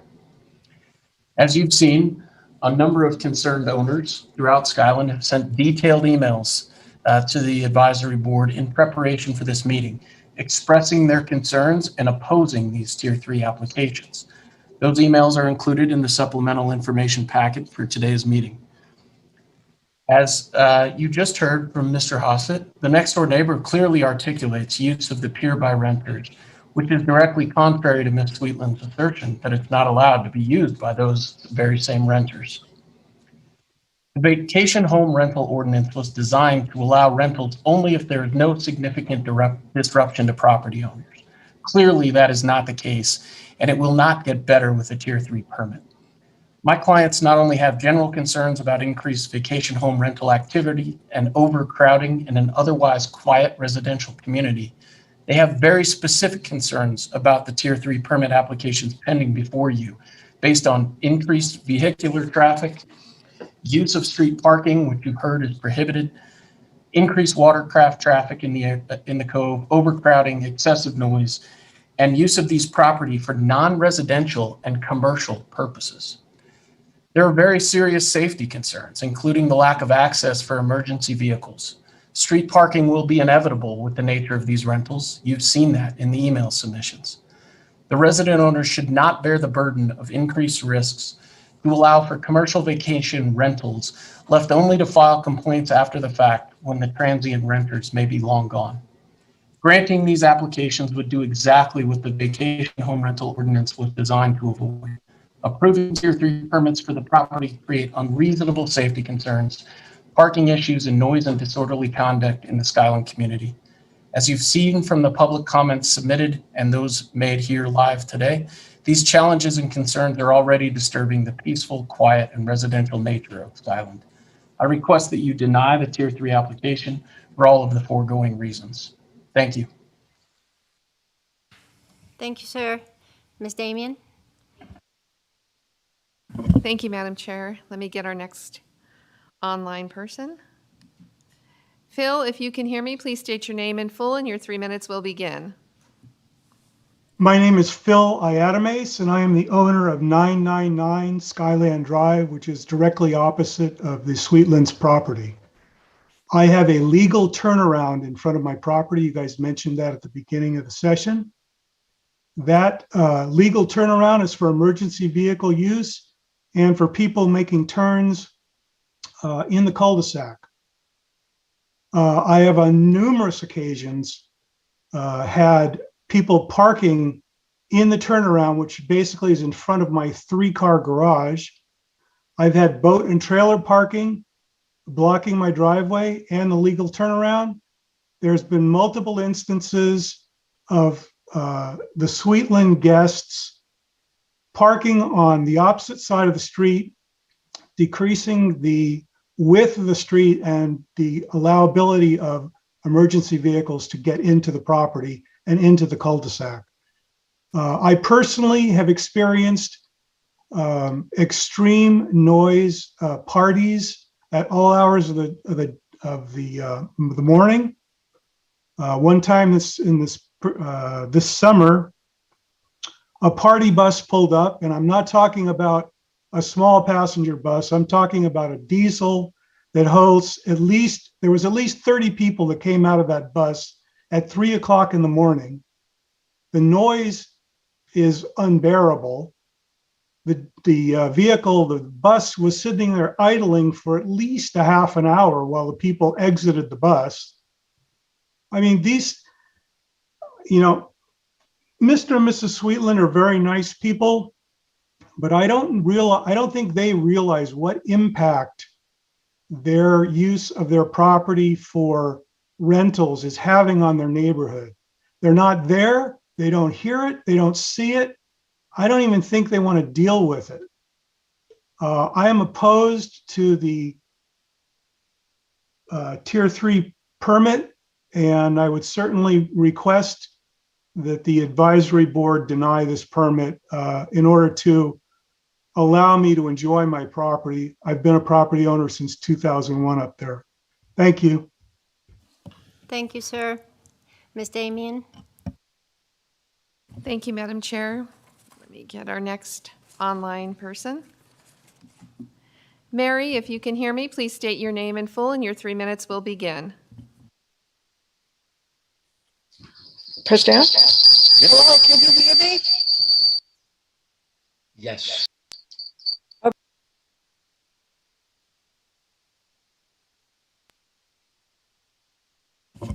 Mary, can you hear me? If you can hear me, please state your name in full and you can begin talking. Yes, my name is Mary Livner, and I live at 105 Tahoe Drive. And I would object to 996 being approved and also 1028. I live right across from a from the 1028. And the traffic, people say, oh yeah, signs, no, only Skyland residents, but everybody under the sun comes into our neighborhood to go to the beach and to go hiking. Not only that, even if you put signs saying no parking, what they do is they park half on the road and then half on the curb. And I'm going to tell you, living on the corner of Tahoe Drive and Skyland, right where that other, the 1028 property is a horror in the winter when there's snow piled up and there's only like room for one car to go through at a time. So you can imagine. And during the summer, when every owner in the universe is here, the traffic is crazy. Now, also, in terms of fire, if the truck goes in, it's not coming out because with all the double sort of people parking, they couldn't turn around. There's no way. And I'm going to tell you, then the only way the fire people could get out would be going through forest land. Now, they are going to put another exit in. There's only one way in and one way out of Skyland. And they're going to put another exit in, but it's not going to help Skyland Drive, which only has one way in and one way out. So that's my concern about this property, 996. I think it's going to add that. Plus, if you do the 1028, it's just going to become totally impossible. We already have to let our neighbors park in our driveway when the family next door comes up. So we hope that you will please reject them. Thank you. Thank you, Ms. Linder. Ms. Damian?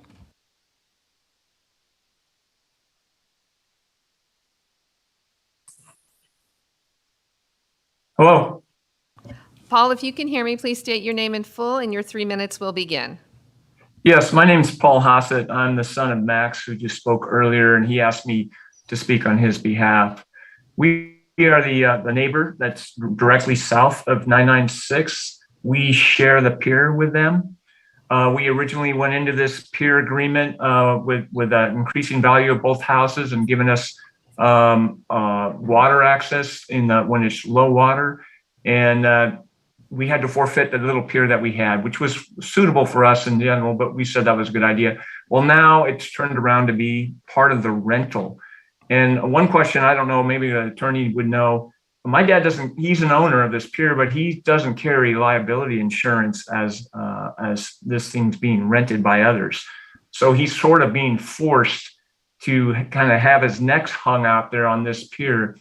I sent several pictures, and there's a lot of, I won't go on about the parking. I think there's enough said on that. But we experience the noise from the lakeside where all the action is, okay?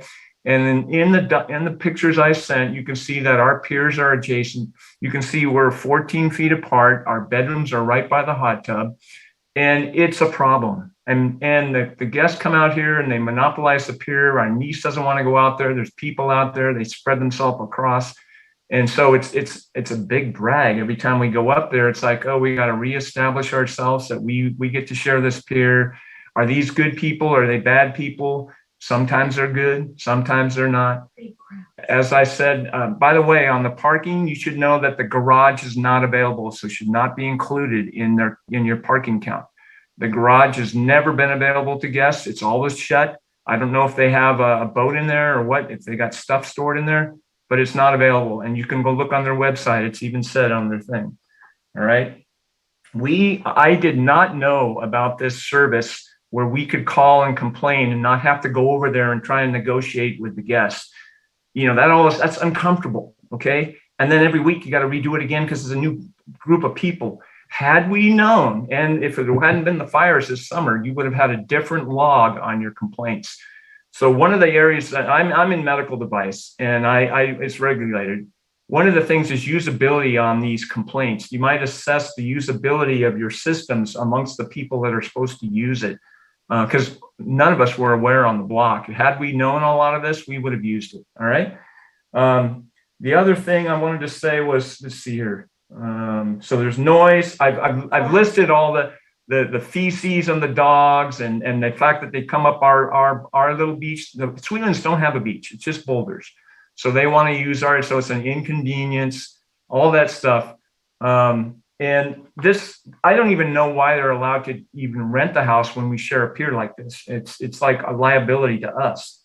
So I would strongly recommend that you deny this. Also, I had to, we were nice enough to let their worker park in our carport this fall when they were doing the work. My dad's a very gracious man. And I had to inform the Sweetlands when I was coming up so they could move the car. And I emailed them a couple of days before the weekend. I didn't get a response till the following Mr. Monday. Hassett, your time has expired. Are you there? Mr. Hassett? Okay. Well, thank you for the comments. Is there anybody else, Ms. Damien? Thank you, Madam Chair and Damien, for the record. There is no other further public comment. Is Ms. Sweetland still online?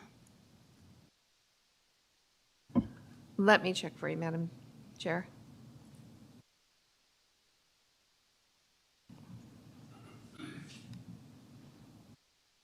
Can you hear me?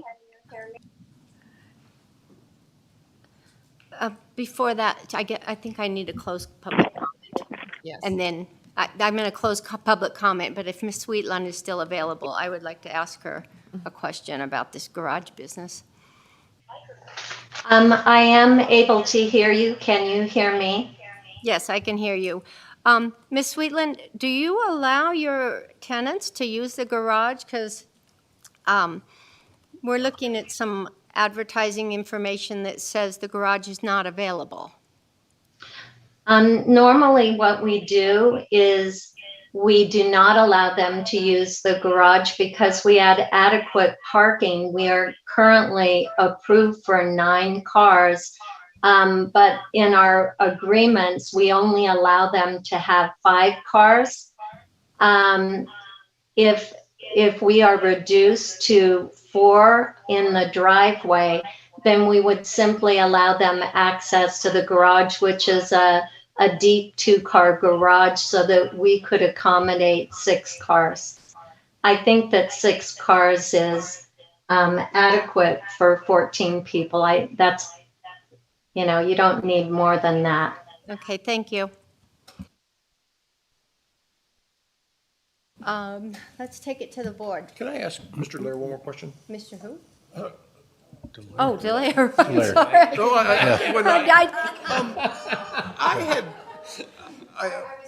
No, you scared me like I've been calling the wrong name forever. I need to apologize several times.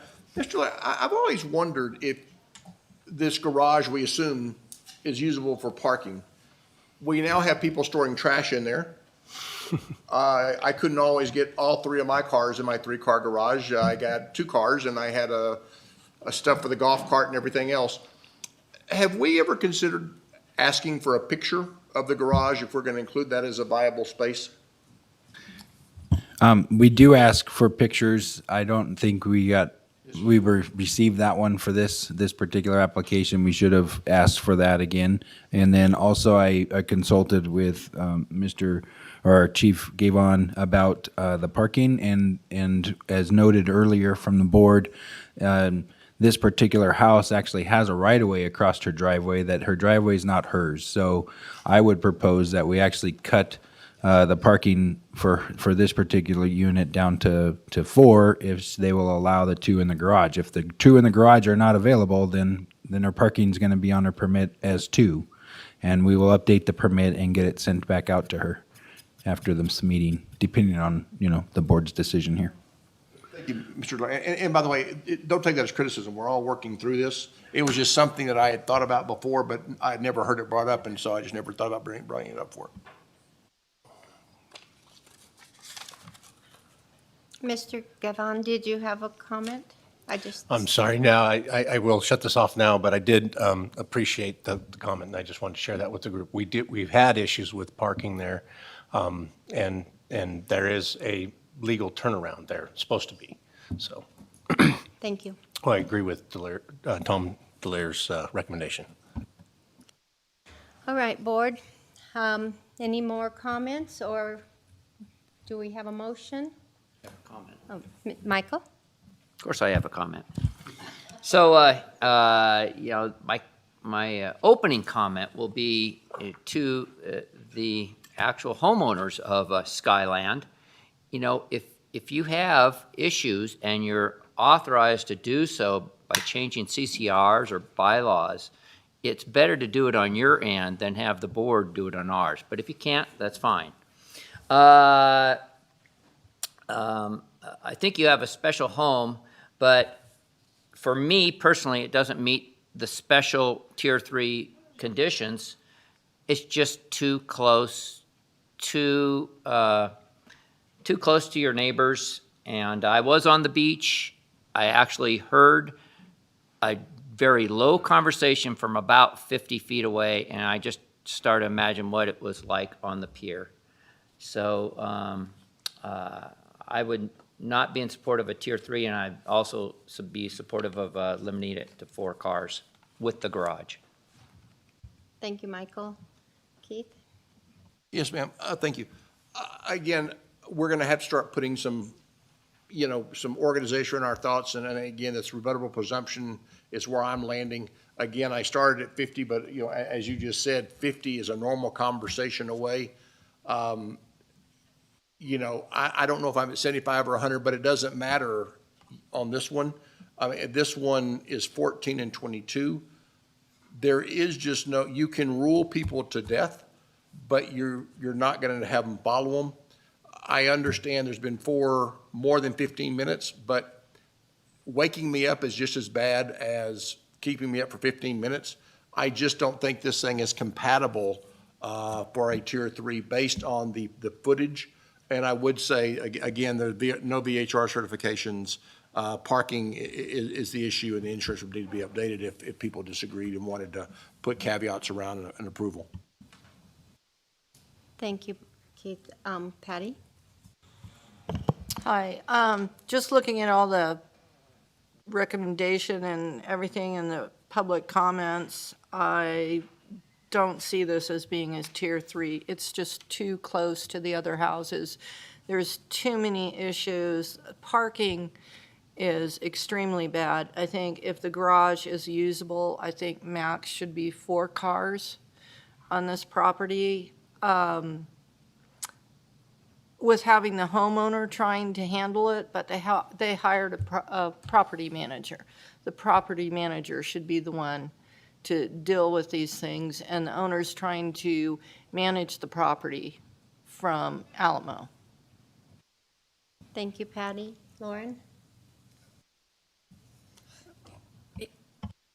It's funny to me how Mr. Byer puts to words the process that I go through as I'm sitting here thinking, it is very close. And I guess maybe there was a desire to want to see it work, and I love how you put the process, because you go, yeah, that's the process I'm going through. But I will go back to, because of the fact that we just don't know all the different factors that happen, I want to listen to the different factors and see if there's a factor that can make it happen.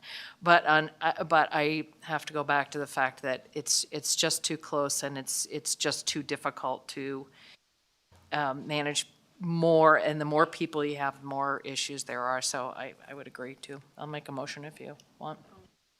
I just wanted to make one little comment.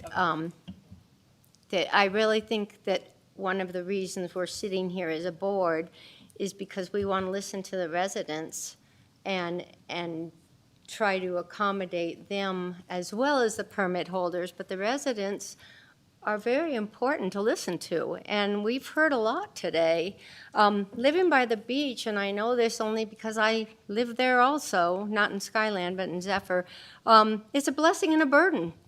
And the burden is that everybody wants to come there, and you might rent a house and have 6 people or 8 people, but by the end of the week, you've got 10 or 12 or 20 on that little beach. enjoying the lake. So I cannot, in my conscience, vote for this as a Tier 3. So if I can get a motion and a second, we can go move forward. I'll motion that this Tier 3 be denied for 996 Skyland Boulevard.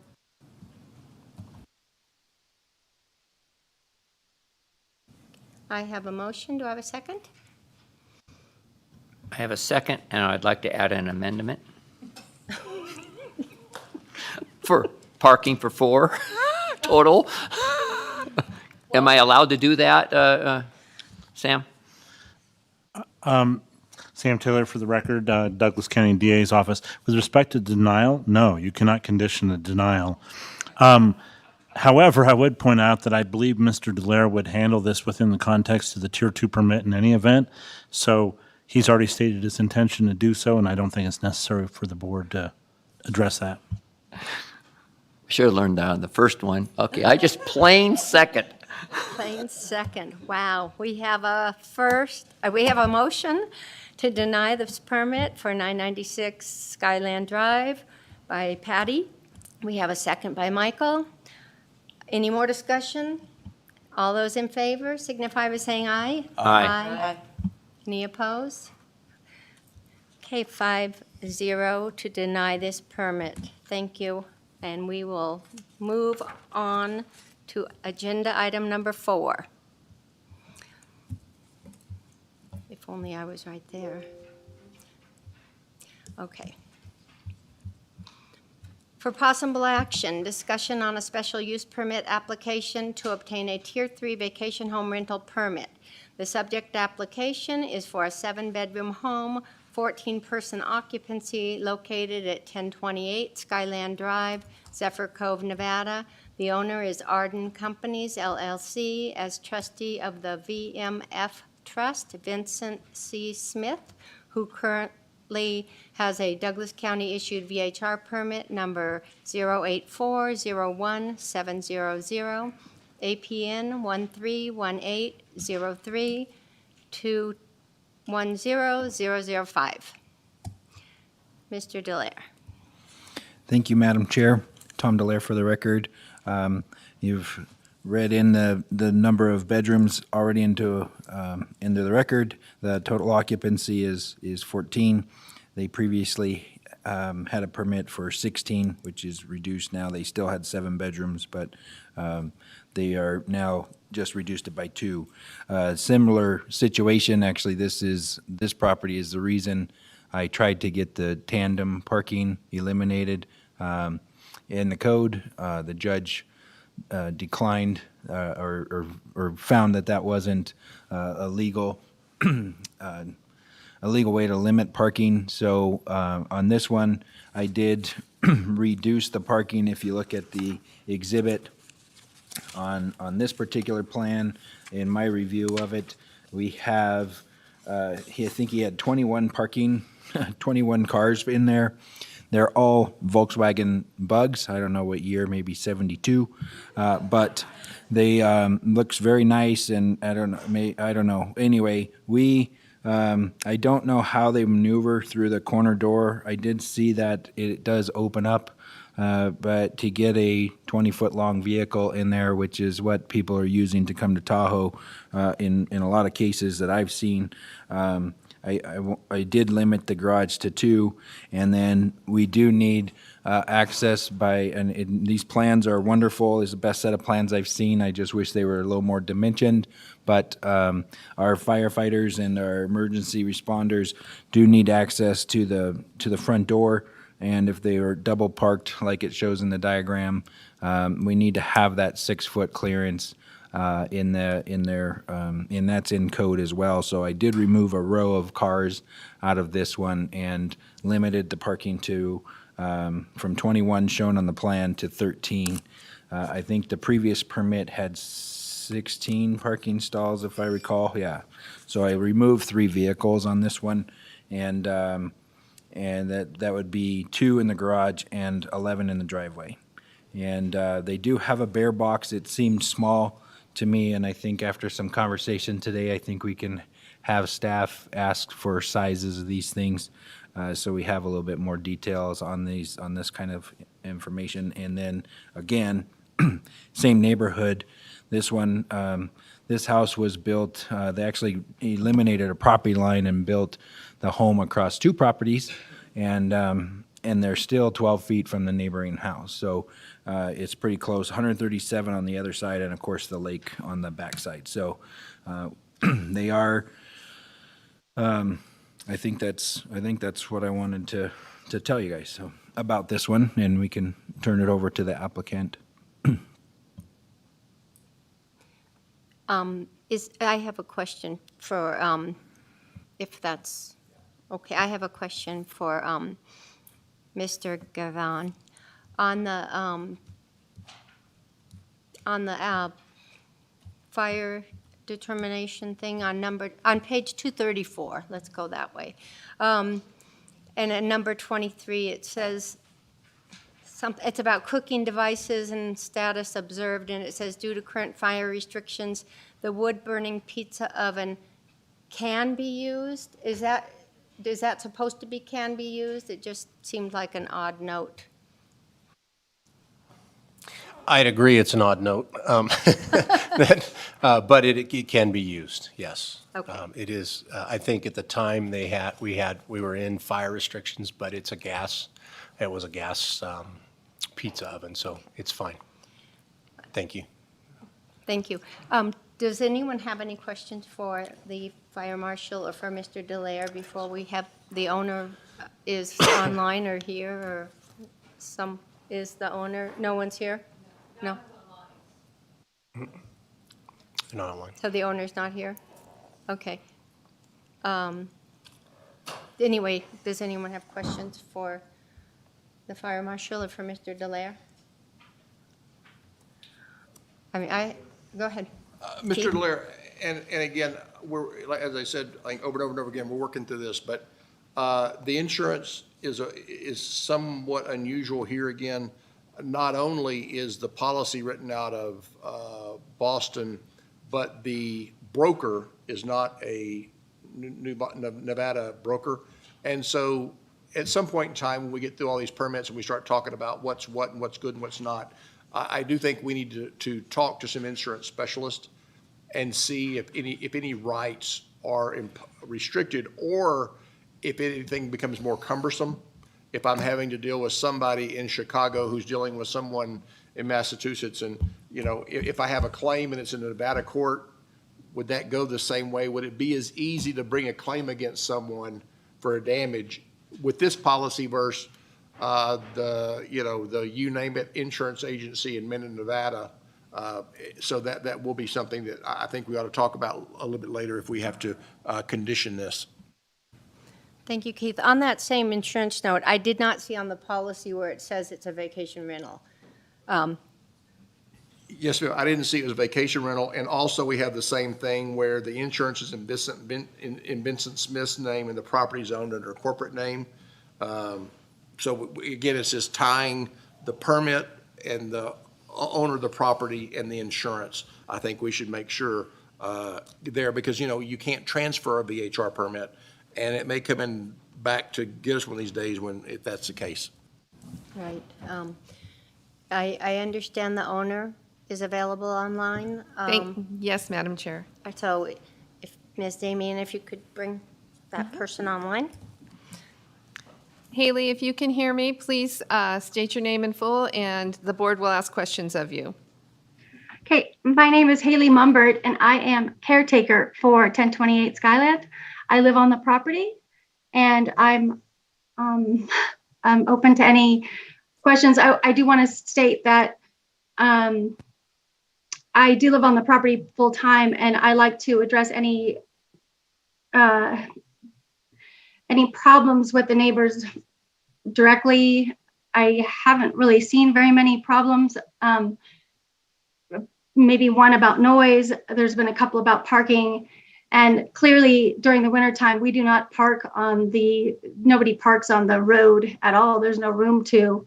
And I don't know why somebody would say that would that was a problem, but we do have a very big driveway, and normally people come in through South Lake Tahoe Airport and usually maybe rent a couple of cars. So there's not really ever a lot of cars in our driveway. That's just what I want to say. So Thank you. Does the board have any specific questions for Haley?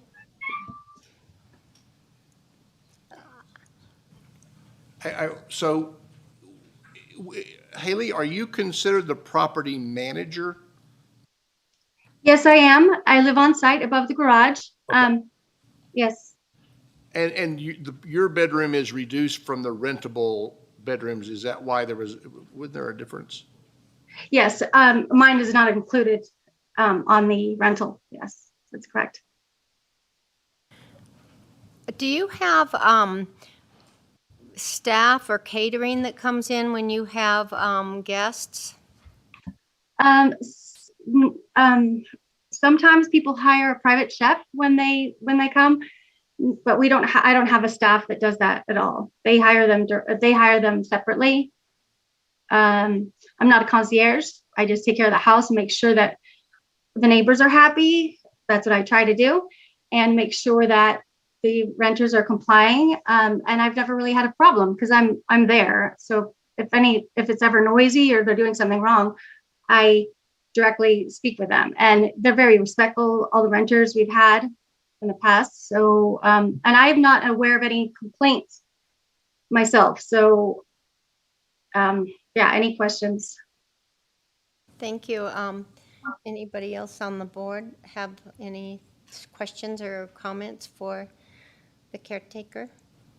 Michael? I'm just trying to find, has she taken the management test? I have called several times to find out about it because I saw that in July when we were trying to renew the permit that there was a course to be taken, and it wasn't online yet. And I did recently, so basically I saw it today. I didn't know anything about having it done by January, but I'm very happy to take it and have it done by the end of next week, if that's okay. I've been wanting to take it. I was checking in quite often. I never saw it on the website. I guess maybe I wasn't looking in the right place, but I tried to search for the VHR permit certification, and I didn't. It wasn't coming up. So I'm happy to take it and comply with that. Lauren? Okay, so I'm, different names everywhere. I guess there's a Haley Finley. I was formerly Haley Finley. I'm recently remarried, so that's why my name has changed. Okay, and okay, and then there's a Jennifer Radoci? Yeah, she's the property management. She's a property manager for she's my boss directly. She takes care of the owners of their homes. And she doesn't live there on property? No, she does not. Okay, and then the agency authorization form that I have here does not have a signature or a date. That's page 230, I will let the appropriate people know. I do not have the application. I was not, I was involved in taking the pictures, and I went through with the fire department to do the permitting and everything. And everything that I was supposed to do, I complied with. I mean, at least I thought, but yeah. So. We don't make it an easy process these days. Okay, trash. I love this subject. So where do you take your trash? So there are 6 garbage cans in the 2 bear boxes out front. And I do have a cart that has garbage cans inside the garage. We do have an alarm system if anything was to break in like a bear, but I do live right above the garage. And so every Tuesday morning I take the garbage out on a cart, and they empty the garbage when we have excess, and then I bring it back in the garage. There's never, ever been any on the street or a problem. I take it out early in the morning. So South Tahoe picks it up? Yes, they do. Okay, there's no other place taking it anywhere else, that kind of stuff? No. Okay. Haley, The property management, or Jennifer, you said, who's the property manager? Is she licensed in the state of Nevada as a property manager? She's not a property manager. She's basically the boss's secretary, so she kind of oversees me. But I am the one that would be taking the test to be certified. I'm not sure if she's a certified property manager. She's just his secretary, I believe. Okay, So she represents the owner? Benson Smith. Uh-huh.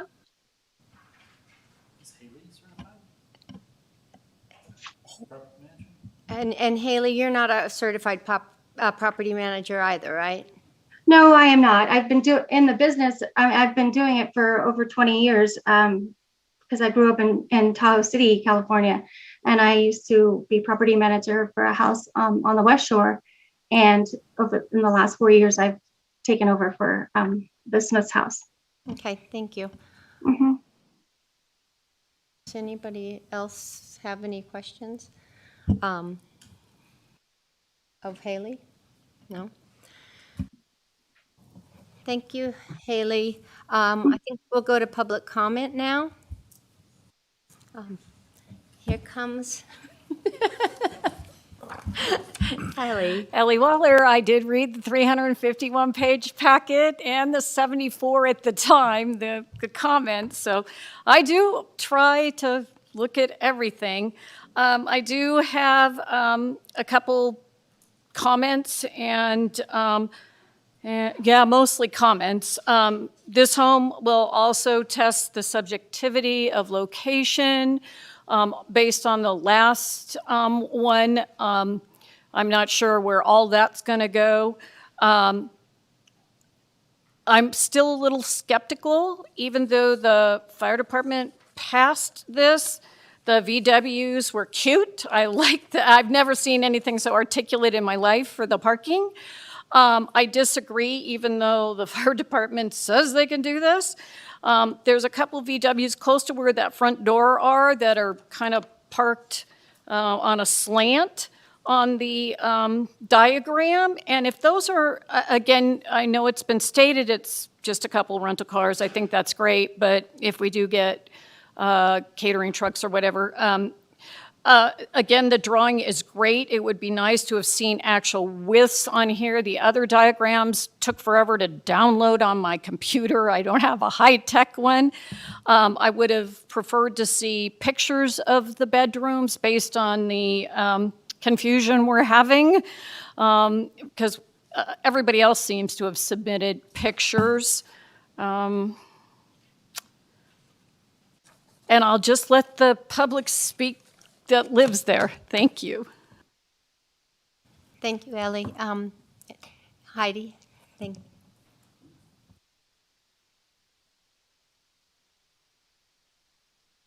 Heidi Gunter for the record. I do know for a fact that in order to advertise and take rents and process money for a vacation rental, you do need to be a broker of the state of Nevada, unless you're doing it for your own personal property or you're only doing it for one property, then you would not need to be a broker.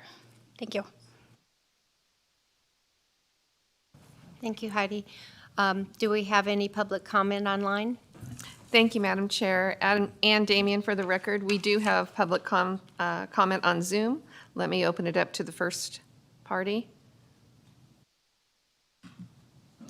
Michael, if you can hear me, please state your name in full and your 3 minutes will begin. Hi, thank you. My name is Michael Garrett, and I represent several of the owners in the Skyline neighborhood. Many of these folks have just recently become aware of this application, and I want to jump in and point out some deficiencies specific to this application.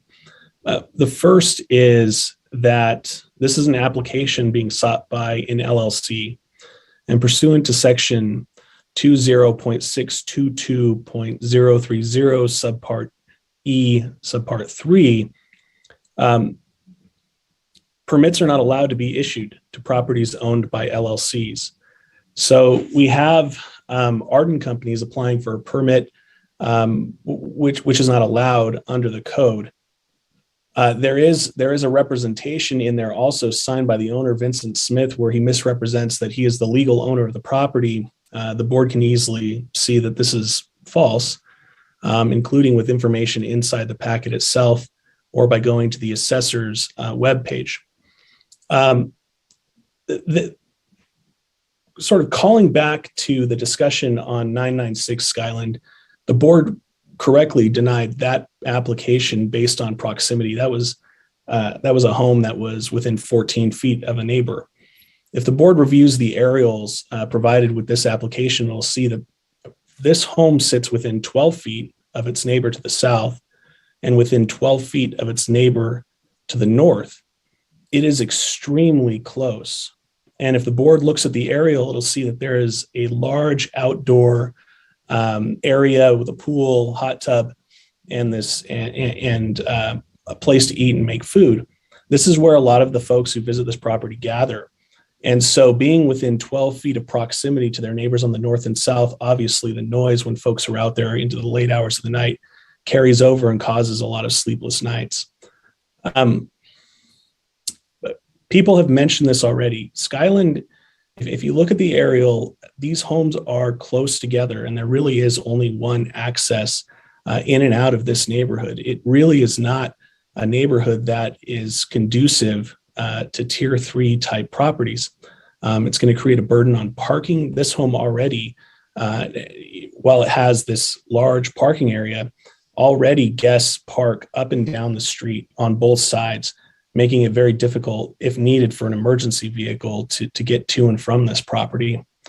There's also the issue of if the board were to look at VRBO and look at the listing for this property, it's advertised as the Harrah's house and that it can accommodate up to 18 guests. This is already in violation of the expired permit and would also violate the tier 3 permit that they're seeking.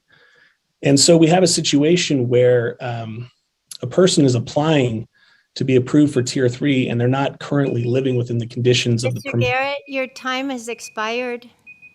Okay, just in sum, we'd request that this permit be denied. And in fact, we'd ask that the tier 2 permit not be renewed or issued, given the existing. Thank you. Ms. Damian? Thank you, Madam Chair. Let me open it up to the next online. Marty, if you can hear me, please state your name in full and your 3 minutes will begin.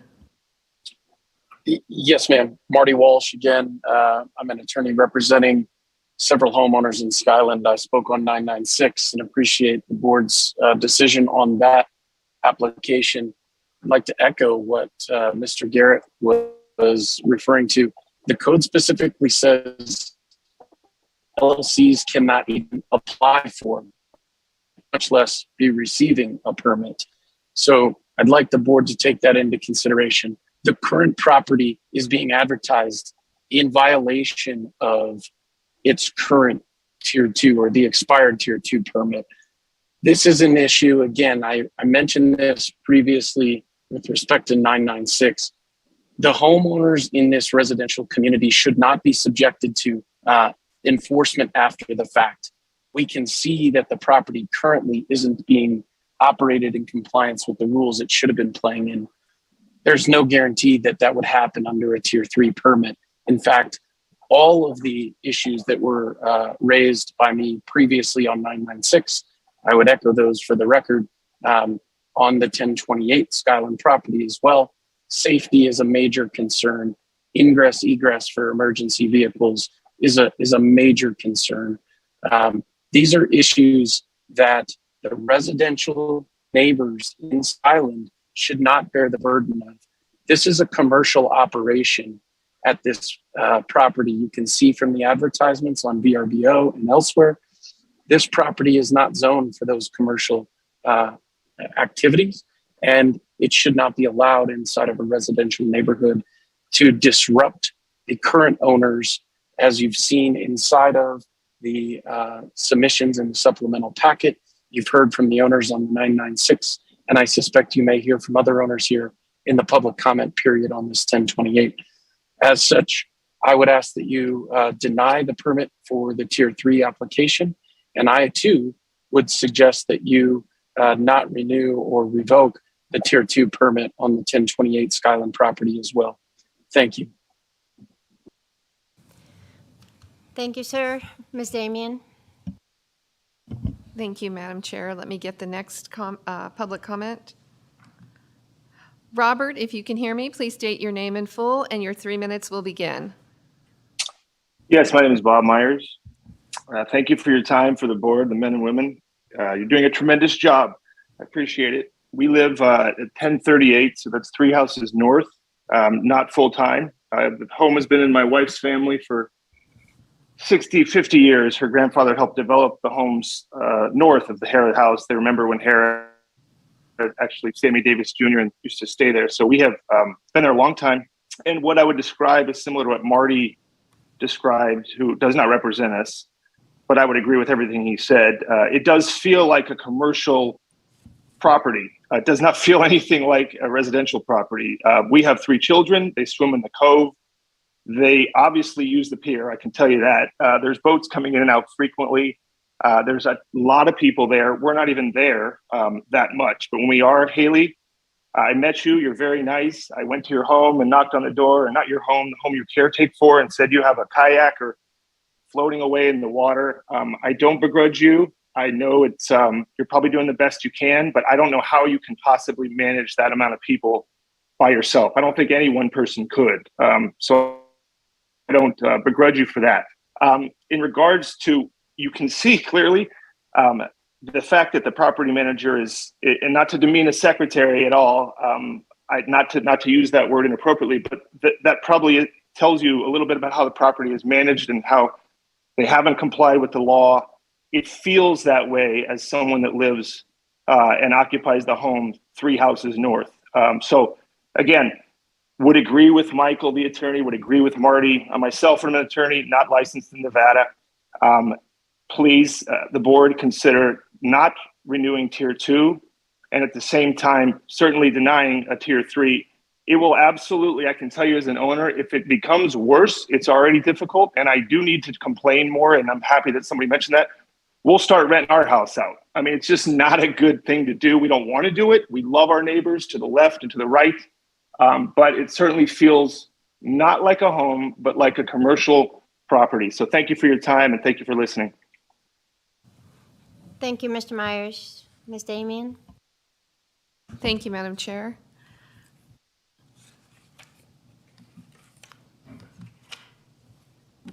Mary, if you can please state your full name, and your 3 minutes will begin. Hi, my name is Mary Lindner, and I already talked about the other house previously. I talked a little loud because I couldn't be sure you were hearing me. I've never done Zoom before, but I think everybody else spoke very eloquently about the problems. But okay, so the fire department agreed and said, oh, it's okay. Yeah, but that's maybe for your trucks and everything. But what about all the people living on Skyland that has to get out if there's a fire down the end? And during the summer, people are so crowded and using all kinds of equipment, there can be fires more easily. So the thing is to evacuate Skyland Drive because they can't go through the Forest Service land.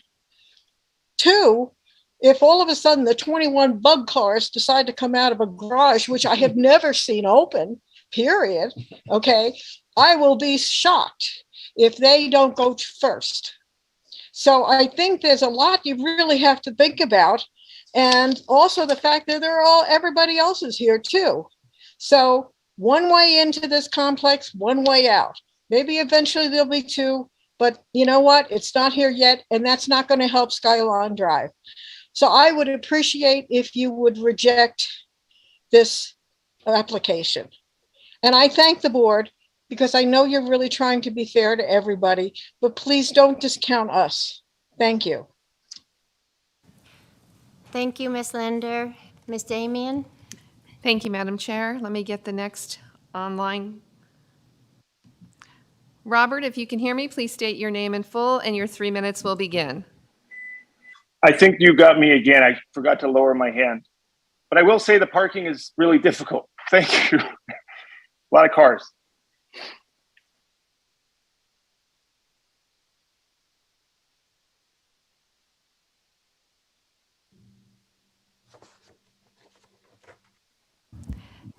I apologize if I don't pronounce your name correctly. Miyako, if you can hear me, please state your name in full and your 3 minutes will begin. Hi, my name is Miyako Coleman, and I'm at 1040 Skyland Drive, about 4 houses down from 1028. So vacation home rentals, they're not supposed to create an unreasonable noise or disturbance in the community. And given the quiet nature of our community in Skyland, by expanding the number of occupants for 1028, that creates excess car traffic, street parking. During the summer months, they always have cars out in front, sometimes even a boat trailer. High volume of visitors and inside our cove, in and out of the water. So this to me seems to add up to an unreasonable disturbance to Skyland. My personal experience with their renters, just this past month, I was sitting having lunch at my kitchen table, and I looked out and they have this yellow floaty device. There were 4 people. They floated out into the lake, and then they hooked up to our buoy. The buoys here are personally owned, so it was, our buoy. And they stayed on our buoy until sunset. So they were out there 4 to 5 hours. How they were out there in the freezing cold, I'm not sure, but they stayed out there until sunset, and they went in. Additionally, over the summer, there was a paddle boat that they had tried to pull up on the sand, but they didn't pull it up far enough. And I looked out my window and I saw it was about to go float out into the lake. So, I had to go down there and I knocked on the door and made sure that, their paddle boat didn't float away. They also have boats that come in and out with music on full blast. They come in early during the summer months. In the morning, and these boats don't respect the speeding and the wake speed limits, which also creates a danger to those swimming, kayaking, and stand-up paddle boating in our cove. So we also, I think it was mentioned before, we have 1 entrance and 1 exit into our neighborhood. And by additional numbers of cars in it, it also becomes hard to evacuate, such as this summer with the Calder fire.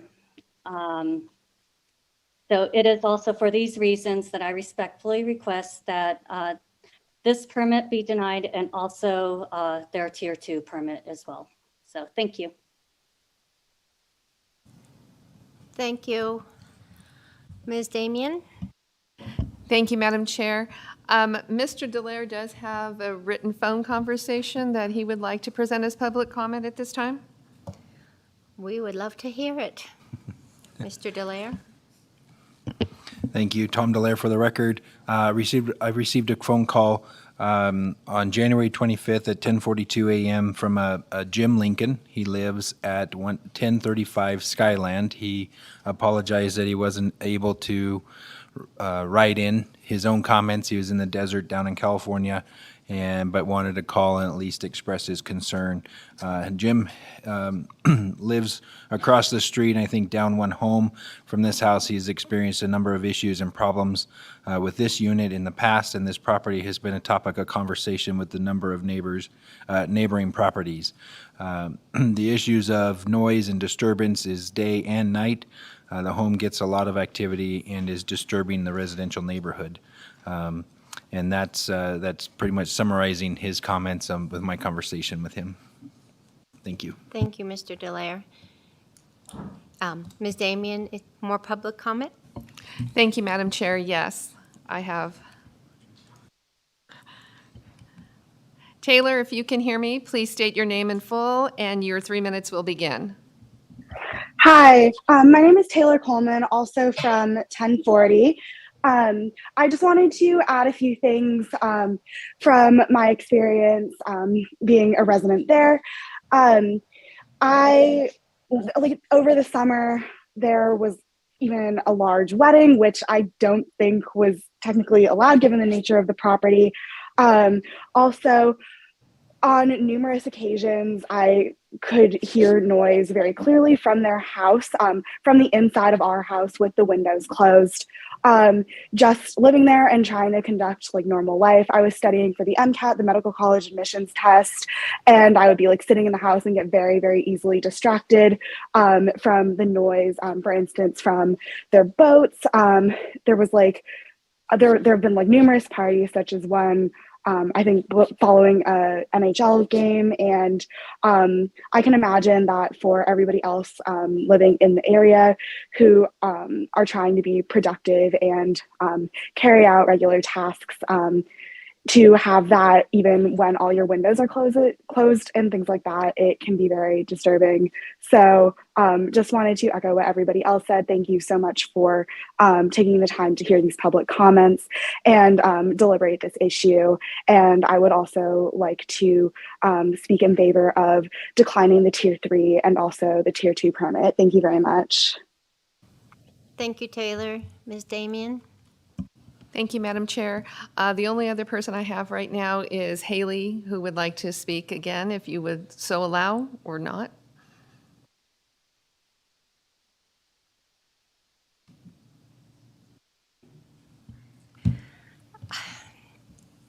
Haley, I just don't know what more information you could give us than what we already have.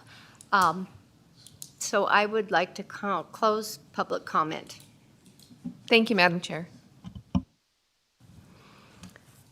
Now I'd like to take it to the board and hear people's comments. Let's just go in order. Go, Patty, okay. Hi. I have a couple of issues that I don't care for, and that's that with both Haley and the secretary, there's not a certified property manager on there. Also, the insurance, and this is on page 237, if you read on there that if the insurer is found insolvent, a claim under this contract is not covered by the Nevada Insurance Guarantee Association. And there is no vacation home rental rider that I see on this insurance policy. I think that even, having the parking going down with the close proximity of all the homes, I would recommend denial of this. And plus, from what other people have said about advertising on VRBO, they're violating even the current VHR regulations. Thanks, Patty. Lauren? I have a question for Mr. Delaire. Can you clarify this LLC question that they've brought up for the Tier 2? Because I'm not clear on it. Madam Chair, if I may. Tom Delaire for the record. I don't know if I can clarify what's going on with the LLC, but it is Arden Companies LLC, which has a trust as the trustee. So the trustee is actually a trust, and then Vincent C. Smith is part of that, I think originally the LLC. I'm not sure exactly if we had information on the trust, but the LLC, who actually is listed as the property owner on this particular site, and you can see that on page 277. They purchased the land, it looks like, in 2012. So this is an existing LLC. It's not a new LLC. I think our the previous permit to this was issued in the Vincent's name. And we weren't listing the actual LLCs. We have a lot of these where during the permit process, we were issuing them to the actual owner. Or whoever the designated owner was of the LLC. And I think moving forward, what we're trying to do is list all of the parties on the permit and then who's in charge of that in parentheses. So similar to what I had to update that in our staff report, and I'll get some clarification from staff on that, but it's the other issue. Also on the bedrooms, I apologize for that. I'm sure there's a PDF that is in the records that we do have pictures. I have them in my email, but I don't have access to my email here. But we do have pictures that were submitted as part of the application. I failed to get them into the application or in your packet, so sorry about that. Madam Chair?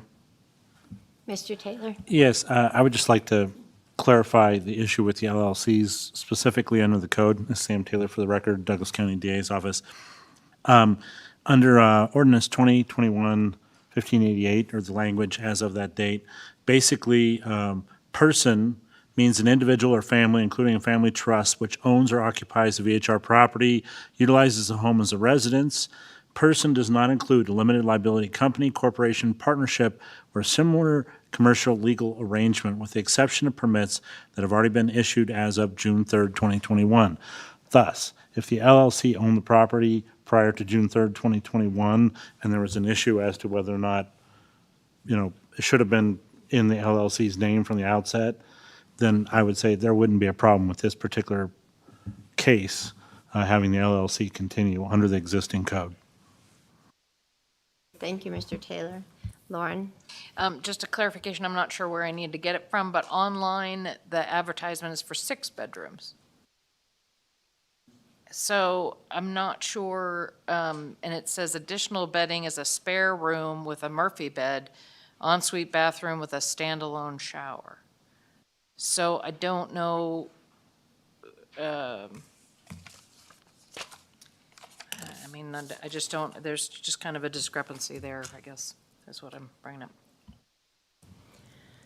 Keith? Before I make a comment, we don't have a property manager. There was no VHR course taken, and a professional property manager would have known. It's been available. I always think I know, but I never do. Is there a regulation that a property manager manage a Tier 3? Sam Taylor again, Douglas County DA's for the record. To address you, yes. I'm sorry. I meant to direct the question towards you, sorry. Yeah, I thought you were. Okay. Yes, under the code, Tier 3 does require a property manager unless the owner intends to manage the property themselves and they reside within Douglas County. So if the owner does not reside in Douglas County, they are required to have a licensed Nevada property manager. And notwithstanding what Ms. Gunter said, basically, if there's an exception, it doesn't matter. Under NRS, our code requires the person be a property manager. Thank you. I guess my only other comments were, if you listened through the evolution of the VHR ordinance, the first name ever attached to Tier 3s were party houses. Well, this was built as a party house. It was Bill Harrah's party house.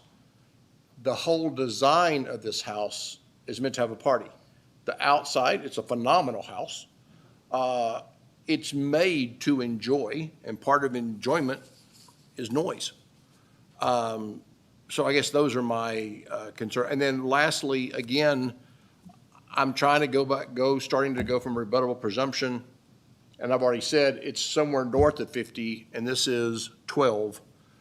You cannot maintain noise from an outdoor pool, an outdoor pier, and outdoor cooking facilities within 12 feet, unless you created some NASA-type thing to kill your noise. It would be impossible to operate this with our ordinance as far as I'm concerned. So that's my comments.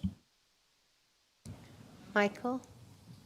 Yes, I think it's important. I'm going to comment on the house itself and my feelings, but I think it's kind of important to let the listeners know that we're not voting on the Tier 2 permit right now. That is not on our agenda. So that's not what we're voting on. We're voting on if a Tier 3 is approved. And am I saying that right, Mr. Taylor? Yes, you are. Oh, good. Okay. All right, back to the house. Just a fantastic house. But for the same reasons as 996, I just don't think it meets with the special permit of a Tier 3. Thank you. Thank you, Michael. Lauren, do you have any more comments? It does appear to be like a little motel plopped into the middle of Skyland. Is anybody prepared to make a motion? I move that we reject the application for a Tier 3 permit to Mr., I don't have his name right here, but at 1028, yeah, I'm already on the wrong one. Sorry, I'd already sent my notes because I thought that we reject the permit to Vincent C. Smith, the owner of 1028 Skyland Drive. Madam Chair, if I may. Mr. Byer, would you like to make it clear that that's a Tier 3? Sorry, permit? yes.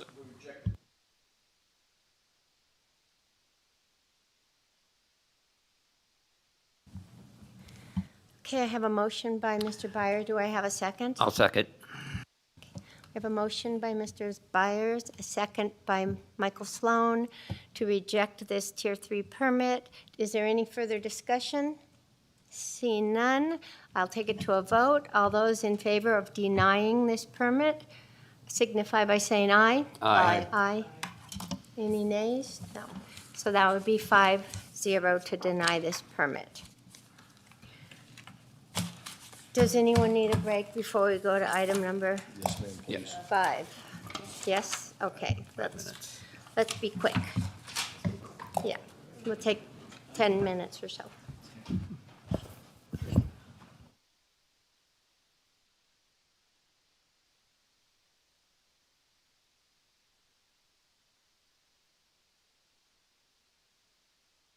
Recording stopped.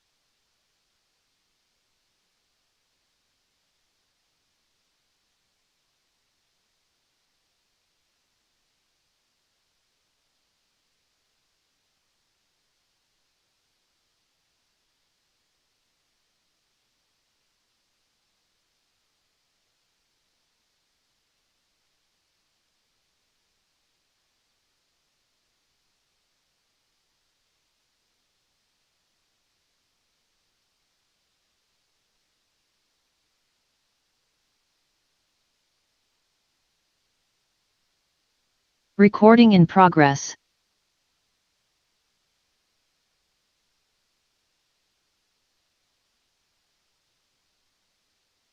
Recording stopped. Recording in progress. Okay, we're back with all 5 board members, and we are going to look at item number 5. For possible action, discussion on a special use permit application to obtain a Tier 3 vacation home rental permit. The subject application is for a 6-bedroom home, 12-person occupancy, located at 1625 Black Bear Run, State Line, Nevada. The owner is Black Bear Run LLC, Jersey, I'm going to get this wrong, Plazowicki,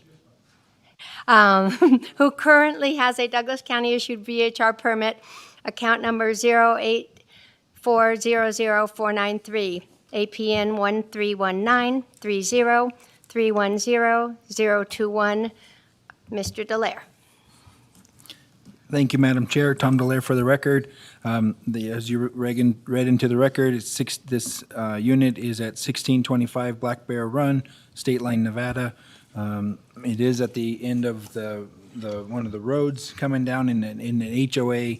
It's called White Bark is the HOA.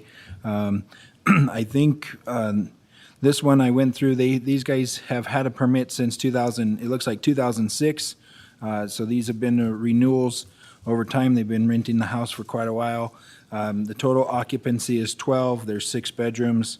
Total parking is 3. They are contained in the garage, all of them. There's no parking in the driveway. It's pretty short, and I understand that there's no parking out on the street due to the HOA rules. The bear box is interesting, or the trash bin. They do have a trash bin. The HOA has it. It's and Jerry was very responsive to my request, because I had questions about this from what staff had done when I was putting this report together, and he responded right away. And so I included it in the packet. They do have a little house for the trash can. There are 6 other, I think it's 6 homes in the neighborhood, potential of 8 homes, and they have a, where the heck is that? A lot of LLC information. Here we go.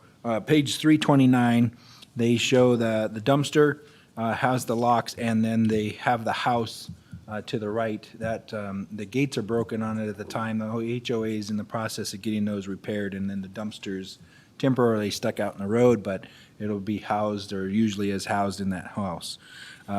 They do have trash service with Tahoe Refuge, South Tahoe Refuge, and it's an on-call thing. So sometimes there's 6 owners there, and sometimes there's not. So it just is an on-call thing, is what he was explaining to me. I don't have any. I think that was it. You have the input from the public, and of course the owners are here. They do live in Douglas County, just up the road. He manages this property, and my experience with him has been pretty good, positive so far. And I would be available for any questions. Thank you, Mr. Dallaire. Before we get to the applicant, I'll see if anybody has questions for Mr. Dallaire or for Mr. Gavin. Keith? Mr. Lair, I want to know the process, because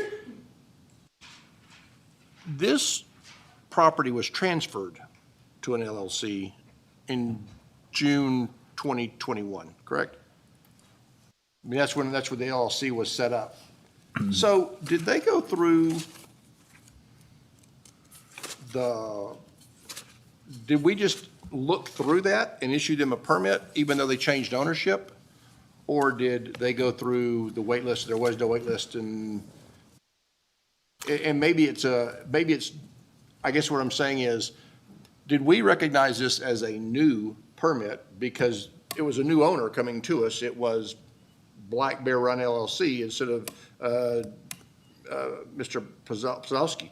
So did they go through a process of a new permit? Or did we look through all that even though the property had been transferred to a new owner?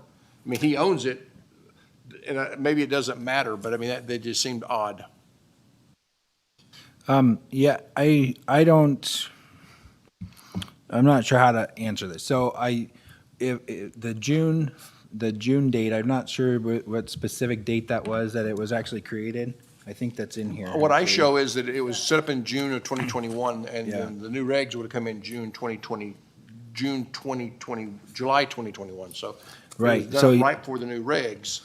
So it was done and it was with the same owner. So we have had some issues where we have multiple ownership, multiple permits for people, and they're under, one of them might be an LLC. There's a lot of this stuff going on. Some of them personally own it, and if they transfer it, there wasn't an actual sale. We do have Sold it for another $10, issue I of believe. this, and that's so it was transferred to the entity that the owners actually are members of. It looks like it was another source of security, so. I would just encourage us to tighten up the legal definitions, because I believe they did sell it.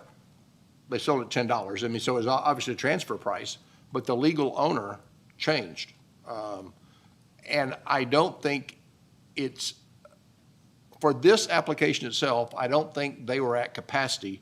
So if they had gone on the waiting list, they would have made it through the waiting list and you would have issued them a new permit. So all we're doing really is talking about the difference of a new application fee or an existing application fee. So it was more of a point about the legality, because in my mind, when they set up that LLC, legally, they sold that house to that LLC for $10. Isn't there an article in here that says you sold it for $10? We can ask, okay, we'll ask you later on then. Okay, that's all the questions I have. Thank you, Keith. Anybody else? Again, these are for Mr. Delaire or Mr. Gavin. Sorry, Michael. Thank you. Mr. Delaire, so you mentioned that the trash pickup is on call, and maybe might have to ask the applicant, but a 3-yard bin for 6 houses would go pretty fast. And so you would think you would need it picked up a lot, but or a steady every Tuesday or something like that. And who says, oh, the trash can is full? Yeah, we can ask the applicant, but with the trash container that is here, it's a commercial trash dumpster. And I know DDI specifically, you can call the office and say, hey, we need to get this trash can picked up, and it's picked up either that day or the following day, one or the other. But I imagine there's a process for that. That's how we handled it at the town. I know that's how DDI operates down here. And I'm sure South Tahoe Refuge, although I've never experienced the service from South Tahoe, DDI and South Tahoe Refuge are pretty much one and the same. So I suspect they operate the same, and we can have the applicant address that. Thank you. Any other? I have a quick question for you, Mr. Gavon. I was driving up there to look at this property, and it was quite the adventure because it's very narrow, and you can't get 2 cars, like somebody was coming up and I was coming down, and I had to go into a driveway so they could go up. And I don't know if that was because of the snow or not. It didn't feel like it. It felt like it was a very narrow road. How does the fire department manage that kind of neighborhood with the road the way it is? The big one on that roadway is the snow, like you mentioned, but it is a single lane road, no parking on the road. And so it is wide enough for 2 cars to pass, and there is a turnaround at the end. But with the snow, it makes a huge difference, as you noted. So it is a concern. The thought is that it needs to be at least maintained to 1 lane, and if someone's coming at you, they would back out or whatever, they'd get out of the way of a fire truck, hopefully. So, yeah. Okay. And there's a hammerhead, there's a turnaround, so it meets the length wide for a turnaround, and then, of course, the water tanks are up there, too. Thank you. Anybody else with questions before we go to the applicant? No? Okay. then please give us, give us your name and Julie Backman, attorney and property manager for Mr. Plazawicki. I would first start by addressing the trash issue. South Tahoe Refuse routinely empties all the dumpsters on the top of Kingsbury every Monday and every Thursday, including the dumpster outside White Bark. If it does become full, then you can put in a phone call and ask somebody to pick it up. Most of the houses that you see there are unoccupied 85% of the time. They are not vacation rentals, they are not primary residents, so the trash bin really does not fill up very quickly. Matter of fact, by the time the next trash removal comes, it's usually not more than half full. To address Mr. Byers' question on the transfer of the LLC, I would note that Mr. Plazawicki is 100% owner of the LLC. So in reality, although the name under which title is held, the actual ownership interest in the property remains 100% in the name of Mr. Plazawicki. I don't know if that addresses your concerns or not. Page 343. Tell me what it says. Correct. Yes, it is a quitclaim deed. So one person bought it and one person sold it, right? releases, remises, and quit claims in favor of 1625 Black Bear Run LLC. So although a corporation is considered a legal person, the fact is that behind that LLC, 100% ownership maintained in Mr. Plazawicki. It is not as though it was transferred to an LLC and then ownership was divided up between Mr. Plazawicki and different people. So, I mean, I think ultimately this is an issue that is going to have to be worked out on the county level, because it looks to me as though you have a lot of these types of things that are happening. I'm just giving you my 2 cents. Just like I said, I don't think it matters in this instance because I don't think your capacity issue. So all we would be talking about, if you had said it's a new owner, you've lost your permit, we've got to issue a new one, you'd go on the waiting list, you'd come off the waiting list, you got a permit, right? Because we're under our 600 capacity. And so it's only just the application fees. But I was making it a point because I do believe when you have these transfers, I believe, and again, you know, if it mattered, I'd get a legal opinion. But I believe this property was transferred. I think this piece of paper says so. So I believe there's a new owner, but I don't want to spend a whole lot of time talking about it because it doesn't matter.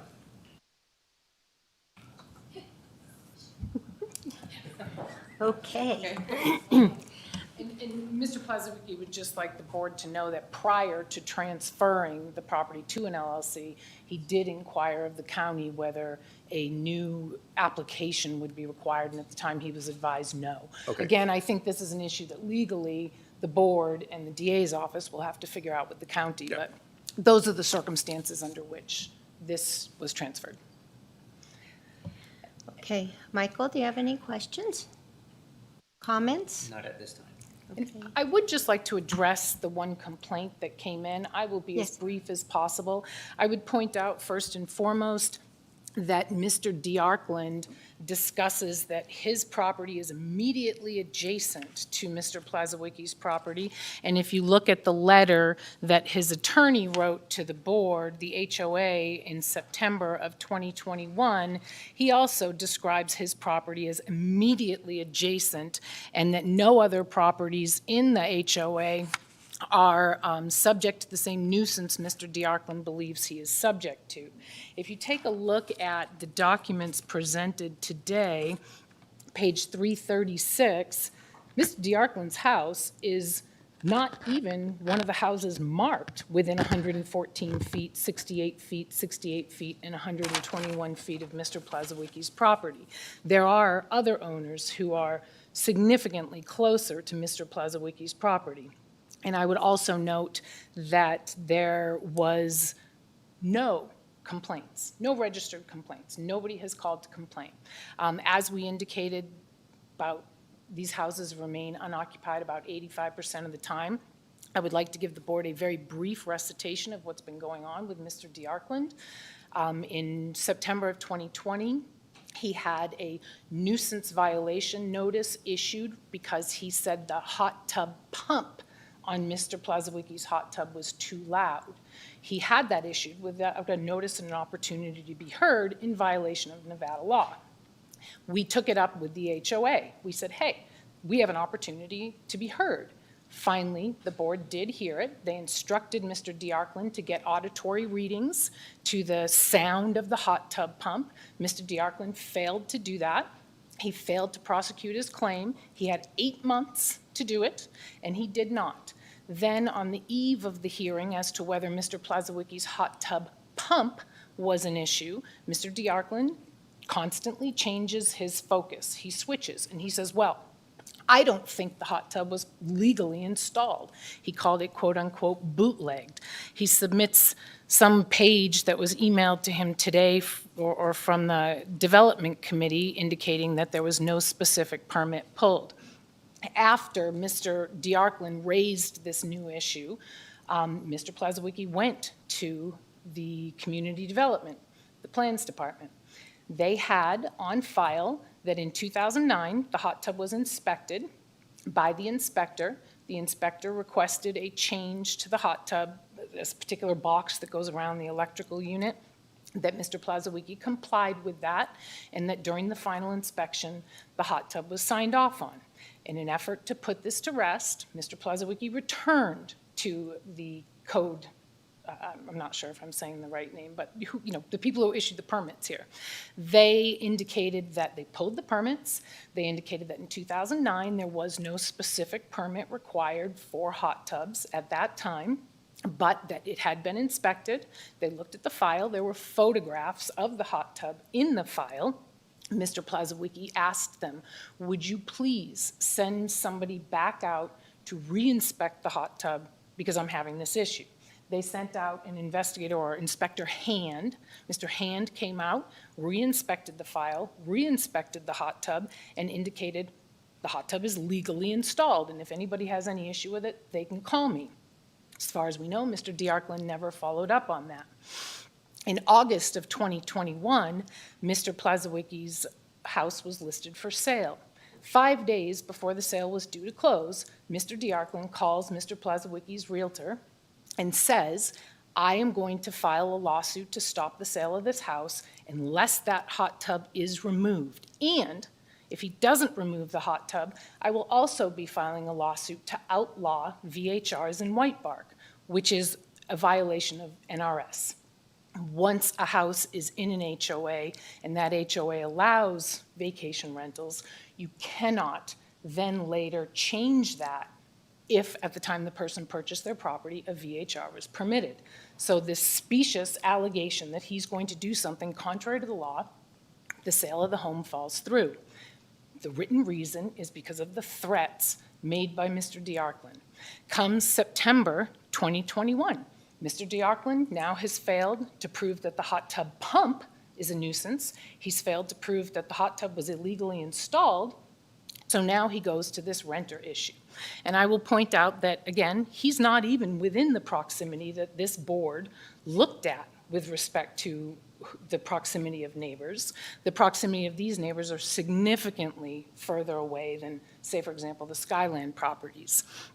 And, Mr. DeArkland calls this noise constant. He's up there maybe 3 weeks out of the year, and he has never registered a complaint with the Douglas County Commission. So what does Mr. Plazawicki do in order to ensure that his neighbors can enjoy the quiet use and enjoyment of their home? He put in one of the noise detectors long before this county made it required. He does have a subscription and has a log. At no period of time since that noise monitor went in 6 months ago has it registered above what Douglas County considers acceptable for noise.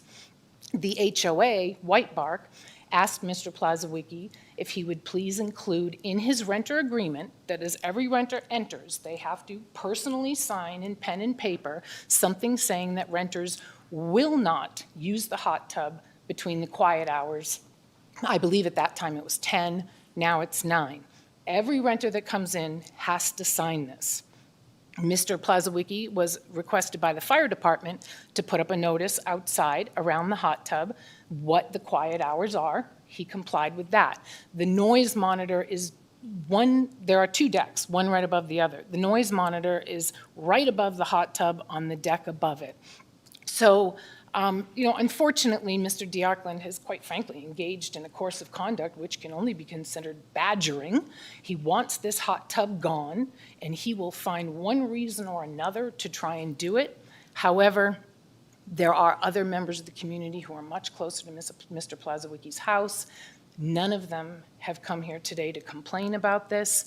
None of them have filed any complaints with the county regarding noise. In the past, if anybody has called Mr. Plazawicki or his minute monitor goes off, immediately he has contact with the renters, as indicated by Mr. Dallaire. He's about a 5-minute drive away from the home, so there's no issues of him not being able to deal with this in real time. So I just wanted to give the board that background. I think it's important. The issue seems to be less the renter noise and more whatever reason, this hot tub, be it the pump, be it the motor, be it the licensing of it. Mr. Diarkland has an issue with this hot tub. However, he has failed to make any complaints, and neither have the neighbors. And this hot tub has been in this location since 2009. Mr. Diarkland's complaints began in earnest in 2020. So we would ask that the board approve the Tier 3 permit, and we're open to any things that the board would ask of us in relation to this, because Mr. Plazawicki is extremely cognizant of the comfort of his neighbors. He also would not want to be in a home where people are behaving loud or disrespectfully. Thank you, Ms. Bachman. You mentioned the house was put up for sale. Is that house still up for sale? Yes. Okay, and so at that time, obviously, the permit would be null and void if it's sold? Correct. Right, we understand that. If the house sells, then at that point, the permit becomes null and void. I was just saying that for him. Oh, okay. Anybody have questions on Lauren? This neighbor, I'm sorry, is that the one that is off kind of to the left side, So if you- straight, kind of straight ahead? If you take a look at page 336, it really is the one house that does not have an orange Okay. line to it. It's almost sort of, I would say, triangular in view. Okay. So that is it. I don't know exactly how far it is, but it's certainly, it's much further than the 68 feet to the other two homes. And the other thing, you said there aren't any other VHRs, but I do believe the one on the corner is a VHR. Yes. Okay. If I said that, I misspoke. Okay, I just wanted to make sure. So maybe the other ones are second homes, but that one is Yes, also, that okay. is correct. That's it for now, thanks. Patty, do you have any questions or comments? Anecdotes? I have a comment. I can understand, I have dealt with neighbors that have put me in similar situations as to what, the owner is going through, and I sympathize with him on that, and hopefully you'll get it done. Keith? I just want to make sure I'm looking at the right house. So the complainant is the one without the orange line, so he's more than 68 feet, but less than 114 feet away. I would guess by looking at that Just a diagram. triangulation, yeah. Yeah. And the hot tub, I tried to go back in when we saw the hot tub is in the front of the house. And so the house is somewhat facing the 68-foot house and the complainant's house. Would that be correct? Correct. And the Okay. hot tub is located on the lower deck, more or less where those two orange lines So on the right radiate side. that mark 68 feet. So it's Okay. on the right-hand side of the house, closer to the 68-foot And lines. did I understand you right, that there is a noise monitor there, and you do have logs? And so if we wanted you to, you could give those logs to Mr. Dallaire, who could look at them and say, the noise was excessive or not. Yes, we would be happy to provide those logs if the board would like them. We have them for 6 months, because the monitor was installed 6 months ago, correct? Yes. Sorry, could you, I thought it had been installed for years. Sorry? The monitor has been installed for 6 months. Prior to the county making it a requirement, Mr. Plazawicki installed it. So he has the ledger for a 6-month period of time. From now, so he has it since the summer, or? Correct. Okay. Michael? Thank you. So I have a question. On the photo that shows the homes, is that all the homes that are in that development that's currently built? Yes. And there appears to be, what, 4 or 5 other lots that haven't been built yet? I believe so. I would defer to Mr. Plazawicki as to how many lots. It doesn't matter if it's 4 or 5. Owners bought more than one lot, so they can have more private houses. So Okay. I don't think this would be built up necessarily. Okay. But per, what, code, right? We notify all owners within 300 feet? Is that correct, Mr. DeLay? Yeah, that is correct. So even if they hadn't been built, or maybe they got 2 letters, one that wasn't built, one was built, they all know about this permit in that, because it's a little niche of a HOA, if I may, and I think everybody would have needed to know on that. Thank you. Thank you, Michael. I have one quick question. Sorry, Lauren. On page 307 of the insurance, it says 500,000 total insurance, and it's my understanding you have to have $1 million, but I'm not an insurance broker. I can, Oh, never mind. I see it. 2 million. My notes are wrong. I apologize. Lauren? So it is 6 bedrooms, correct? But I'm seeing pictures of 5. Let me look back through the photos. Right? I think I can count. It's down on the, I had to go somewhere else to look and see how many, so let me think where the pictures are. Which one's missing? Nope. Back up this way, where all the pictures are above. So 333? Yeah, that is true, and the photograph that is missing, which we can provide, would be on the very bottom floor. Yeah, Mr. Plazawicki can send it to Mr. DeLay right now. Does it have a wet bar? No, it has a closet, a bed, and 2 bedside tables, and that is it a bedroom? Yes. It is a true bedroom. Okay, thank you. I just, all right. And then, okay, I got to ask, on the parking, I mean, how do you get people to comply to come into the garage? Most people, so because of the snow removal conditions, we simply tell people, if you don't move your car out of the street, you're going to be plowed in. And then, that's your problem. You can go dig yourself out. Well, no, I'm kidding. But so you can't. But basically what happens is Mr. Plazawicki informs them all cars have to be in the garage. There are cameras outside the garage, of course, not in the home, but outside the garage. And at any point that there is a car that sits in that driveway for more than 5-10 minutes, Mr. Plazawicki gets a notification on his phone. He can tell them that they have to move it. He's very hands-on. He's over there. He's not afraid to tell them, I advertised this for 3 cars. Get it out.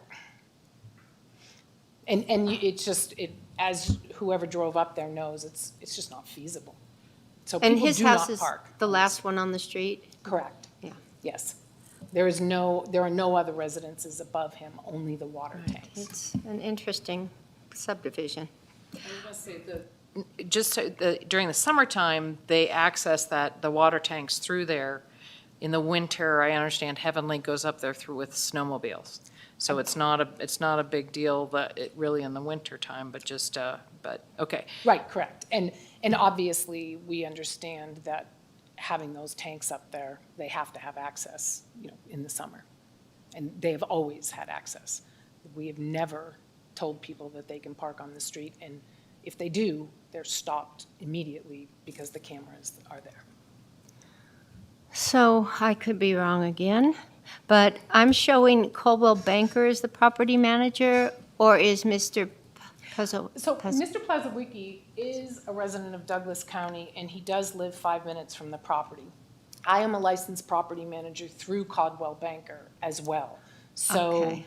when I think there was a period of time there where there wasn't the exception if the person was a resident of Douglas County. So in order to be compliant, he was using Coldwell Banker. Okay, thank you. Through me, but also, again, he's local.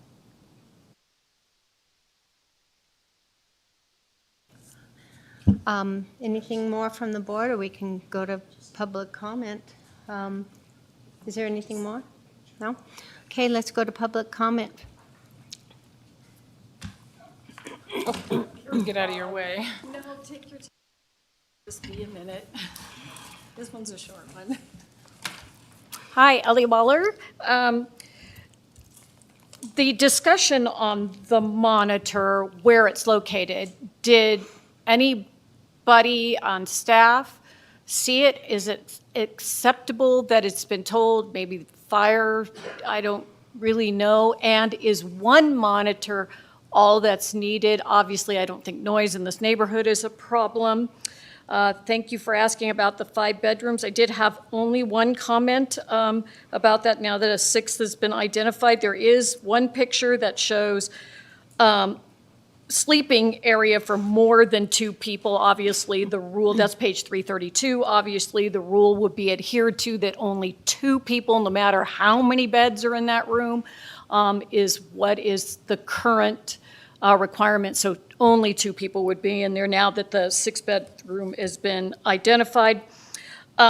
I lived on not 1, but 2 unmaintained county roads when I lived in Tahoe. So I had a private snow removal company that removed my snow when it was at 6 inches. I had cooperative neighbors.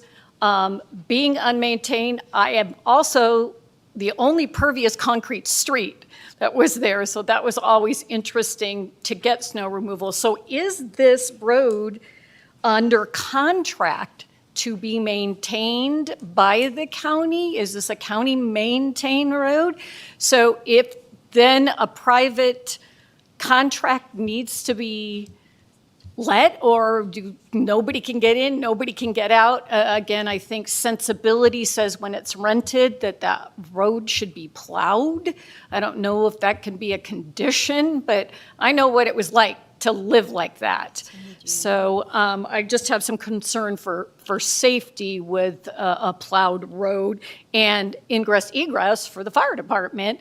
I had my fire department come out. So they showed me, I mean, I had restrictions because I was unmaintained and the weight of a vehicle on my road. So when the county approved the unmaintained road, they had the fire department come out and approve it. So that was, I think, my only concern about this. Oh, and if I don't make it till the end of this evening, I appreciate everybody's endurance run here. We're all volunteers, staff included. I really appreciate that. We'll get through these things, and you'll see me often. Thank you, Ellie. Any more public comment from the room? Not seeing any. Is there any public comment online? Thank you, Madam Chair and Damien, for the record. There is no public comment online. Thank you. Then we'll take it to the board, and Lauren has her hand up. I would have one clarification. So 2 per bedroom is how we determine the occupancy of the house. Where people sleep when they're there, I don't think is our concern. I just don't, okay. I just, because, so you can put bunk beds in 1 bedroom, okay. Okay, anybody want to entertain a motion or have more comments? Keith? So on this one, I had a good feeling when I saw it. I had a bad feeling when I got the complaint. I've had less of a bad feeling when I heard about, some of the background of the issues. I wish the noise monitor had been installed earlier. I don't know how many renters they've had. I believe if we could see a year with the noise monitor logs, that we could know that there weren't consistent noise violations, I would feel better. And so we do have the option to approve this permit, but bring it back within a year with a year's a year of monitoring to see what what is July 4th? But I've got to believe where this house is, if there were issues. So that's one side of me. The place this isn't a 4th of July house, this is a ski house. And so I think he's caught most of the period that noise complaints would be in. So I think I could either see approving it, I could see approving it with coming back in a year with all the noise logs, or I could see approving it subject to bringing the noise logs and seeing no violations since they were installed. I could see all three of those, and I'd be in favor of any of those. Thank you, Keith. Lauren? The other concern I have is, and I can't remember which page it is, but when you look at the page with the orange lines, I understand what Mr. Plazowitzki is saying, and that some of these people bought 2 properties, but I can't tell from that map which one did, and it is a new development. And so the question is, what if someone does develop right in front, and so it concerns me a little bit that we don't know who's going to build where, and you could have houses that are a lot closer. So I don't know how to rectify that.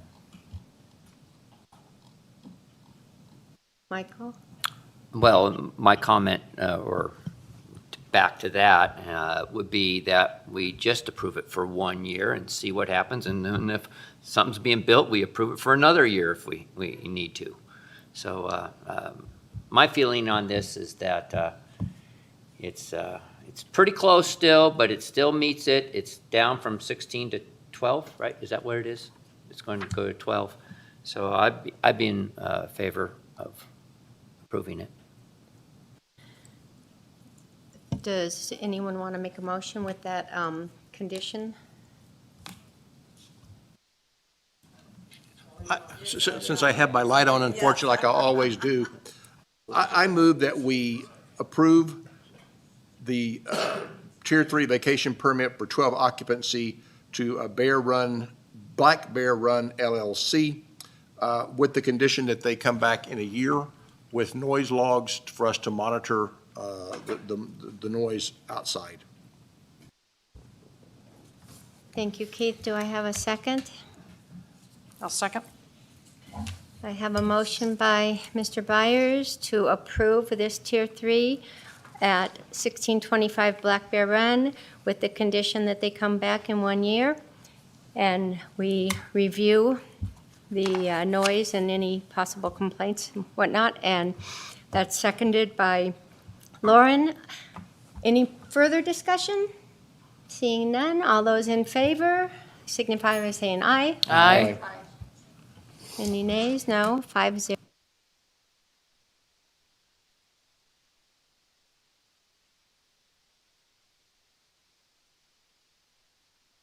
Agenda item number 6. Not for possible action, presentation on the Douglas County Vacation Home Rental Program, including the number of VHR permits by occupancy, the number of applicants on the VHR permit wait list, neighborhoods that have reached the maximum density of VHRs allowed or are otherwise restricted, and staffing, budget, fees, and revenue for the program. And must be someone other than Jennifer, unless she's up there somewhere. Mr. Delaire, is that you? It is Tom Delaire for the record. I'm sorry, I'm not Jennifer. She is ill at home, and so she's taking care of her daughter and herself, hopefully. So I am going to do this real quick, hopefully, real quick. We'll see how it goes.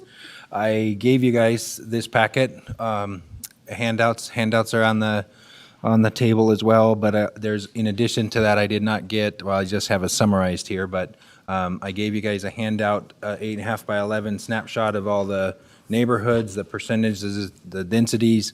I worked on that quite late last night to try and get that done, so it's our final Excel file that we need to send over to GIS, and staff was going to do that today, so the map should be updated within the next day or two based on that new sheet. This gives us all the neighborhoods, which we didn't have before. We've been waiting for us to get something from HDL on the Excel sheet and a report that I can run myself whenever I want. They're still working on it, but they provided me this one, and I sent it over to GIS. They installed it, I think 2 weeks ago, put it on the map, and then I updated that sheet last night, and it was quite shocking to me on how many of these permits were expired. Lots of people expired their permits. I think we lost 20 of them off of the list. So we are down to 531 permits today, and 92 of them have occupancy of 10 or over. That's a possible tier 3. So we have 92, including the 5 that we heard tonight, and you guys approved 2 of those. So we're making progress. I believe what we have on there is there's 18. I think the number was 18. I don't have that sheet in front of me, I apologize, but I think it was 18 on the 8.5 by 11 one sheet. I would like to provide that to the board in the packet, on a monthly basis, just under consent, if that's good for you guys. If you guys have some feedback on that, look it over, send it to me, send me an email, see what other things. I am trying to get the same information out of code enforcement. Again, I haven't, in 2.5 years, I've been fighting with the SELA. I haven't started fighting with CitizenServe yet, but I will get there one of these days if I can get past this part of the VHR permit piece. So we'll get there. It does take time. We do have 11 confirmed tier 1s. One of those expired in December. So it was 12. We have 11 now. And 249 confirmed tier 2s. And what I noticed out of the last round of tier 2s, we had 2 individuals that could have been a tier 3 that applied for a tier 2. So you're scaring them off. And then we have 3 approved tier 3s. That'll get updated obviously tomorrow. And then 146 folks on the wait list. We just had one. We had a payment back in July that it said it processed but didn't process, and Ann reached out to that individual, and we ended up with a payment in November on the system. And anyway, we added him as 146 to the wait list. Everybody has been sent a letter to proceed with the application. So the fire department's going to be busy in the next couple of weeks, I suppose, maybe months, and we have, HDL has been sending letters out to folks that have received a letter and that have not applied or finished their application by 60 days, and of course we're getting some pushback from folks on that, but it has helped clear out the queue on those folks that haven't been moving, and they got moving after they received the letter. So we're still issuing those permits if they were on the wait list, and we've had a number of people try and get an application that weren't on the wait list. This has been a nightmare to manage, but I think we're doing an okay job. Okay, and then let's see. So we have 26 of them that are still on the wait list that have density issues, and of course after removing 20 of them, we opened up another subdivision that has like 10 or so people on the wait list that need a permit. So we're going to be able to send off 2 more of those. Are ready to be issued. All the paperwork's in. The inspections have been done. We are saving that. I know Eric's team does inspections, and I think he's got a policy where the fire inspection expires after 90 days. So we might be in a situation where we have to have it re-inspected if that's what we need to do. I was hoping to meet with him and discuss that issue. But right now we're done issuing letters to the wait list. We have 26 of them that we're waiting for people to sell properties or expire permits, and then we'll we'll do that. I am working on a plan with GIS to try and get live data so that once we get everything in Acela, they can pull it out of Acela and then compare the property sales up at Tahoe. So we will be notified a little more quickly as to this VHR sold and is transferred, and then we can send a revocation letter out that it's, you guys sold the property and you no longer need the permit, and hopefully we'll speed up that process and a little bit quicker, but that's going to take some time to get established as well. So neighborhoods at the density cap today is Lincoln Park, Tahoe Beach Club, Kingsbury Pine, Manzanita Heights as a tiny little subdivision in the middle. I didn't know that was even there. Upper Kingsbury single family, which surprised me, but that one we're at capacity. Neighborhoods with HOAs or court restrictions. So Lake Ridge HOA, we did find out last time in the last meeting that the HOA actually has some restrictions that were filed in 2016. Anybody who buys a new property in there cannot operate a VHR, so we cut it off the list. If a homeowner owned the property in 2015 or bought the lot in 2015, can prove that, and wants to turn it into a VHR, I think legally they could do that. So it's not quite off the list totally, but for right now, any new people, new permits, pending that one condition, they won't have any permits issued. Elk Point has a court case, I believe is Nevada Supreme Court, and it's pending. They put a stay, the court or the judge put a stay on I don't know the correct terms. The relief, and so so we are not issuing new permits, and they are at their capacity of existing ones anyway. So, but we are not issuing new permits in there, and we've removed that. It's not allowed. So new owners know that they can't put a VHR in Elk Point. Sierra Colina area HOA. I have not found the document yet for this. I haven't made it a priority, but I know and I've heard Sierra Colina has restricted VHRs in that. That's right below Lakeview, I believe, in those condos that you can't put a VHR in there. So that's been removed from the list as well. And then neighborhoods with one unit remaining. This is what we need to be on watch for as far as staff. It is difficult not having live data to make these decisions. That's why we created the spreadsheet that we have today. It's going to be easier to keep that updated and go to the page and make sure we're not exceeding the density cap. So we only have one development or one neighborhood that exceeds the density cap, but I think it was exceeded when we put the limitation on 20% on the neighborhood. So we're doing pretty good at that. Pine Wild was on the density cap list, but 2 people let their permits expire and are no longer. It got down to 1 unit now, so we can actually we issue the one that's waiting, and then we still have one more that's available. And then Stanford Square, another one that I didn't know where that was at either, but have a map in the office that tells me. Right? Yeah. Yeah. So VHR revenue. So the budget for 21-22, that's this year, the budget that was created, we estimated at the time 3.4 million in transit occupancy tax and transit lodging license tax, which was the budgeted amount, 232,421 for the tourism surcharge. I believe is that the $5 fee per night stay for the event center, convention center up there, and then we figured 150,000 in fees. So the actual amount for this year, based on the December report, fiscal year 2021-22, is $1,947,569 in TOT taxes. We also have the projected amount for this year at $3,895,000 in projected tax collected, and then the surcharge collected to date is 126 with a $302,000 projection. 181,000 or 182,000 in fees, fines, and penalties. That includes all the revenue that's been generated, with a 581 or 82,000 being projected for the year. We did see a decline in TOTs, of course, for the smoke.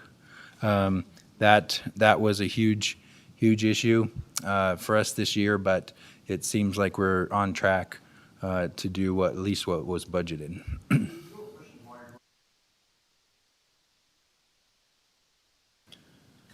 Let's wait till we're finished.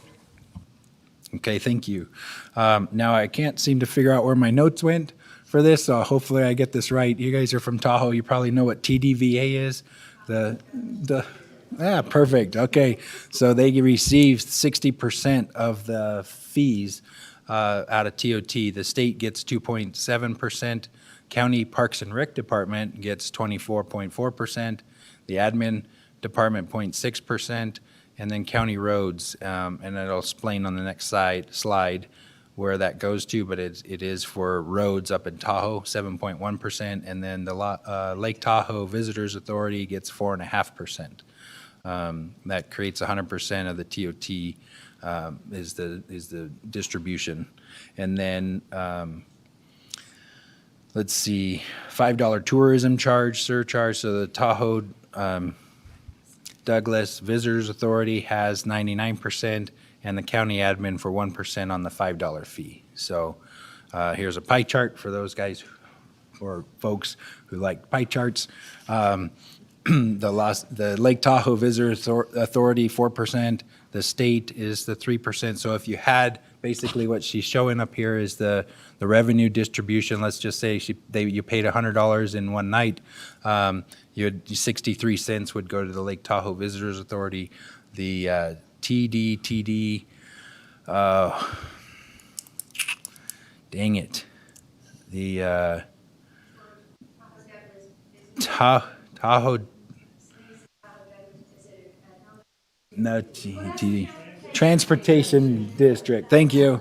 Yeah, thank you for your help there. $1 goes to them, $3.50 goes to the county, and then the Tahoe Douglas Visitors Authority, out of that $100 gets $8.50. And then the budget, which she did include in the packet, you guys had that.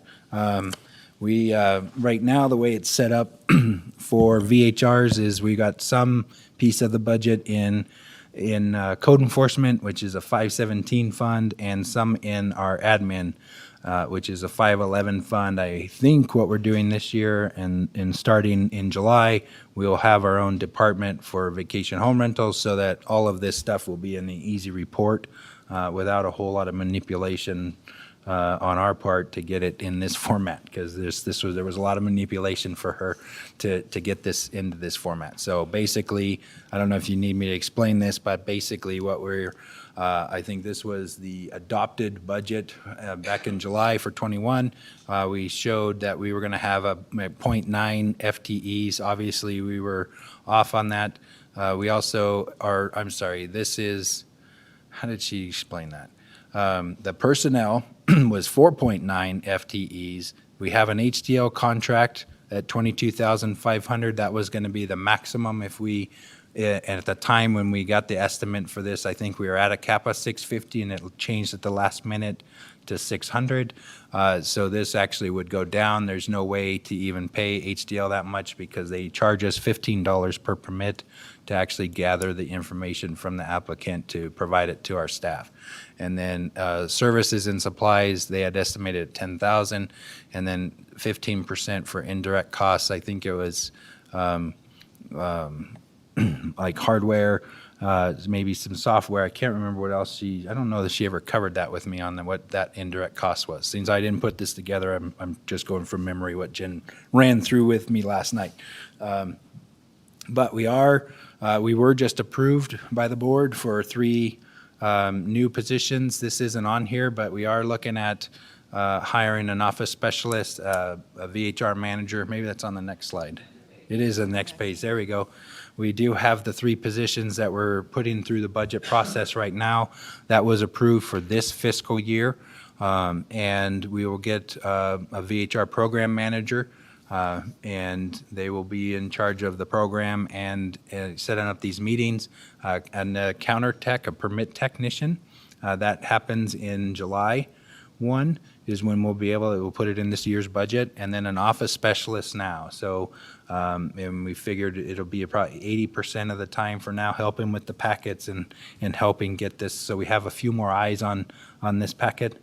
Because right now it's basically me and Ann and Sam and the staff who put it together. So we have a lot of eyes, but we're just crammed for time trying to get this thing together. So I apologize for some of these inconsistencies on the report. But when we get more staff, I think we'll be able to do them on the. We do have 2 code enforcement officers. Unfortunately, they're reviewing permits in the office, not out in the field enforcing, as often as they should be. They do get out on the weekends, and we also have 2 law enforcement officers, so deputy sheriffs here, deputy 2s, and those code enforcement officers and the deputies are working very closely together and getting a nice program and communication plan.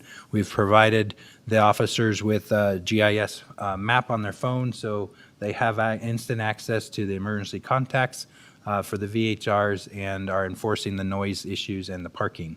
If that comes across at night at 2 in the morning, let's say, somebody calls in the hotline and code enforcement officer wakes up and answers the phone, tries and deals with the situation, and they'll call the police if they need to get out and look at the noise, if it's a noise or a parking problem.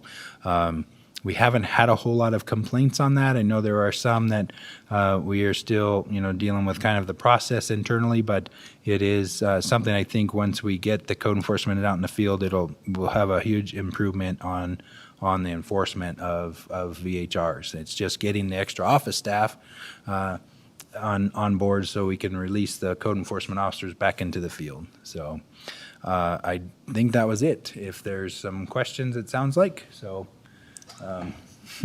Thank you, Mr. Delaire. That was interesting information. I have one quick question, Sure. and then I'm going to pass it to everybody else. Is there a way, has nothing to do with these numbers. It has to do with the hotline you just mentioned. Oh, yeah. Is there a way that the information officer for Douglas County could post that hotline number on some of the social media platforms next door or that kind of thing? I know they do a lot of public notices, and I think that's a real, right now it's kind of a disservice to the residents. They don't really know, a lot of them, that there's a hotline out there. Yeah, thank you for that. Tom Delaire for the record, and I know our PIO officer had a baby, so she'll be back at the end of the month, I believe, and so we'll get that on their list. I know the officers right now, the PIO officers department is pretty buried at the moment, but yeah, we can do a campaign for sure when she gets back in. I can talk to Melissa about that when she returns, and that would be good. We did do one. I think when we kicked off this thing in June or July, and I am revising another letter. I've been revising this letter for months now, it feels like, but I do have a letter that's going to go, HDL is going to send out to all the permit holders, about advertising, reminding them of advertising, reminding them of these things. I know they don't need the property owner of the VHR isn't the one that needs the contact, but I am putting it in there so that they know that's who they're going to be calling. So it's really getting the campaign out. And the other thing I thought of today, going through these letters, and now that we're sending letters out to 300, folks within 300 feet of a VHR, and we got all this communication that there's a nice paragraph online that we're going to cut and paste into our letter. So the next notice that goes out will have that information on it, so they can cut it out of the letter and pin it on the refrigerator if they want, and hopefully they start calling. And code enforcement officers, I've had conversations with them that every call is going to get logged, and we'll see where it goes from there. That's excellent, because as we roll into summer, I think that's going to be really important that we get on it now. Thank you.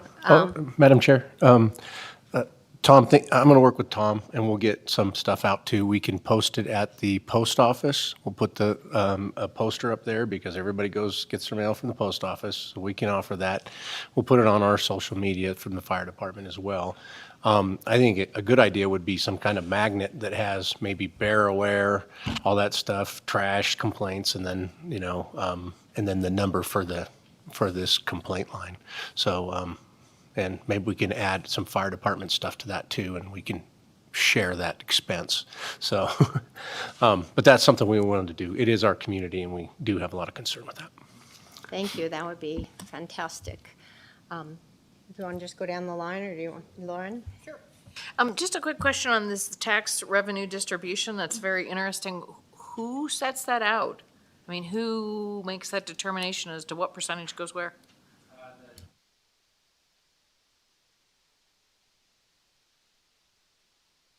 County code as well, but I think it's NRS. The state statutes. So the interesting, I mean, I was just, in my math, okay, so I didn't come up exactly with the exact number I started off with, but I think it's close enough, me and my percentages.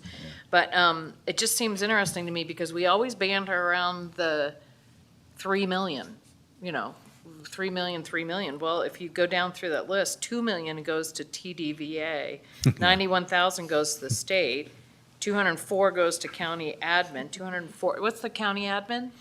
I believe it's the administration costs for the, it ends up being the TOT program, which the So it's the keeping the accounting The of the TOT, TOT tax. which we that's the 204, contracted. so that's not a direct, Yeah, we contracted that out too. okay. And then 153,000 goes to LTVA. So basically, when you're talking $3 million in TOT taxes, we're talking about 100,000 coming to benefit the county. Is that what this is saying? Because it's Yeah. blowing me away. Yep. Okay, and so Parks and Rec gets Well, about 800. 24% goes to the county for Parks and Rec. Yep, as I was gonna say, Okay, don't take my so- numbers exactly, because Yeah. but I kind of Okay. came close to the numbers, so. So a quarter of it. So, yeah, 24.4%, which Yeah. is about 800 some $1,000, and then county roads is 241,000, something along those lines. And that's not anything we can determine, hey, No. we need this to administer.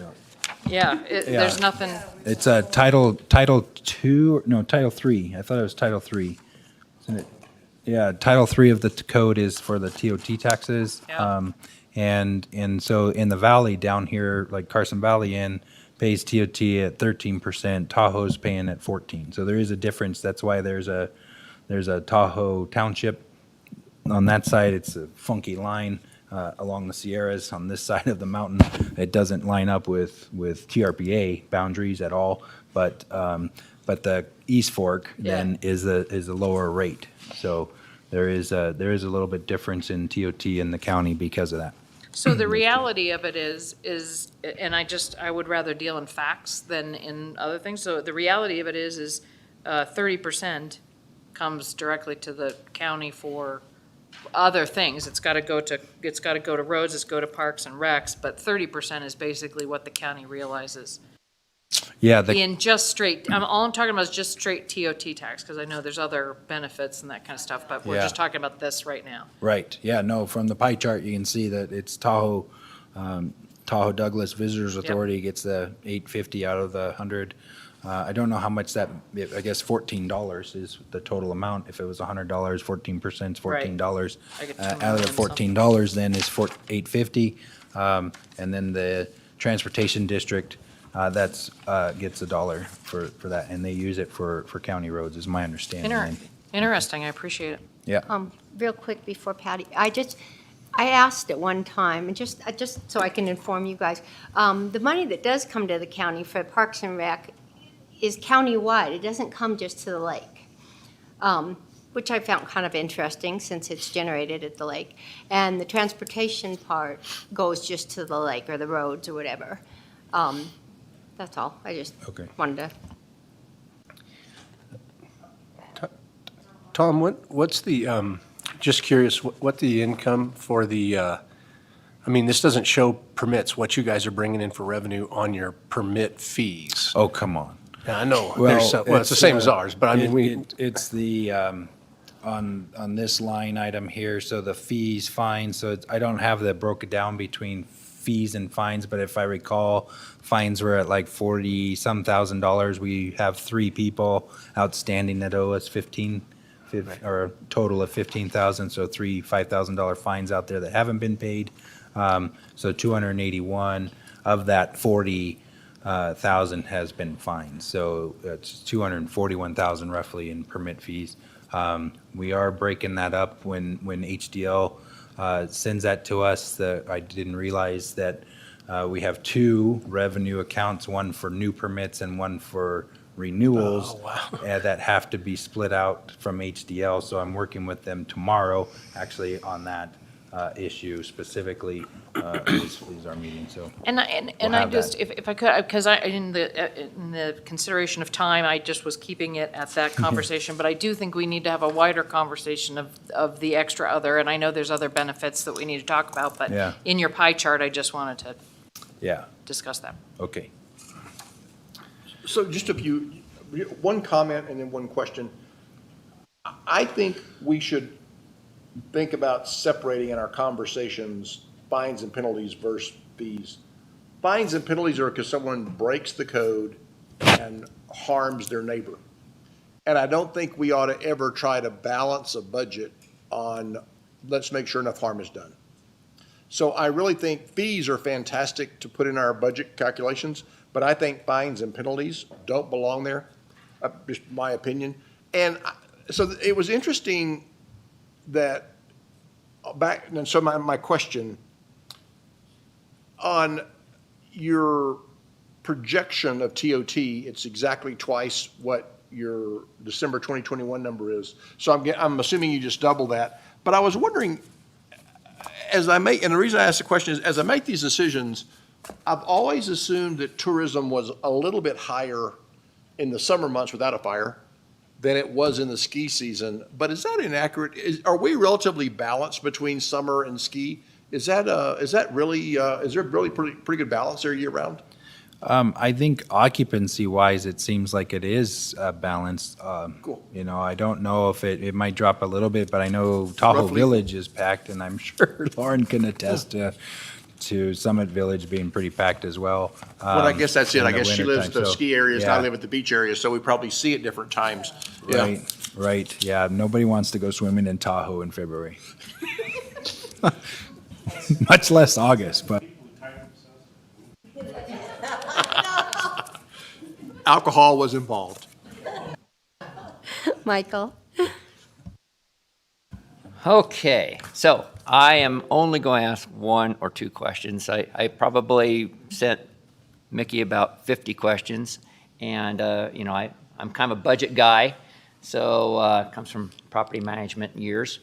So I did pull up the Douglas County room tax collections for the last 6 months, December 21, December 22, and I was just shocked at how low the numbers were 2021 December was lower than 2020. And then Tom explained to me that we're 2 months behind. So really these numbers are not December's numbers, they're October's numbers, and guess what happened in October? It was the fire. So you don't be misled by what the actual month is.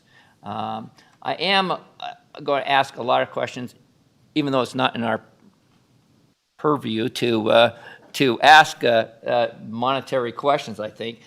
Just how these numbers come about, how we only end up with 40% occupancy rate, that type of thing. But I'll deal with that our next time. So you're getting off light right now. Thank you, Michael, but when it is on the agenda, you can ask all the questions you want. It's just, anyway, thank you. Thank you. I'm sure everybody's had enough. If there's nothing else, we can close out agenda item number 6 and take closing public comment.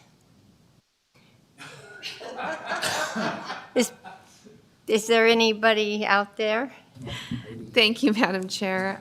At this time, there is no closing public comment. Well, then let's close public comment. And I believe the next thing is to adjourn this meeting. No, I don't think we need a vote. Thank you. Good job.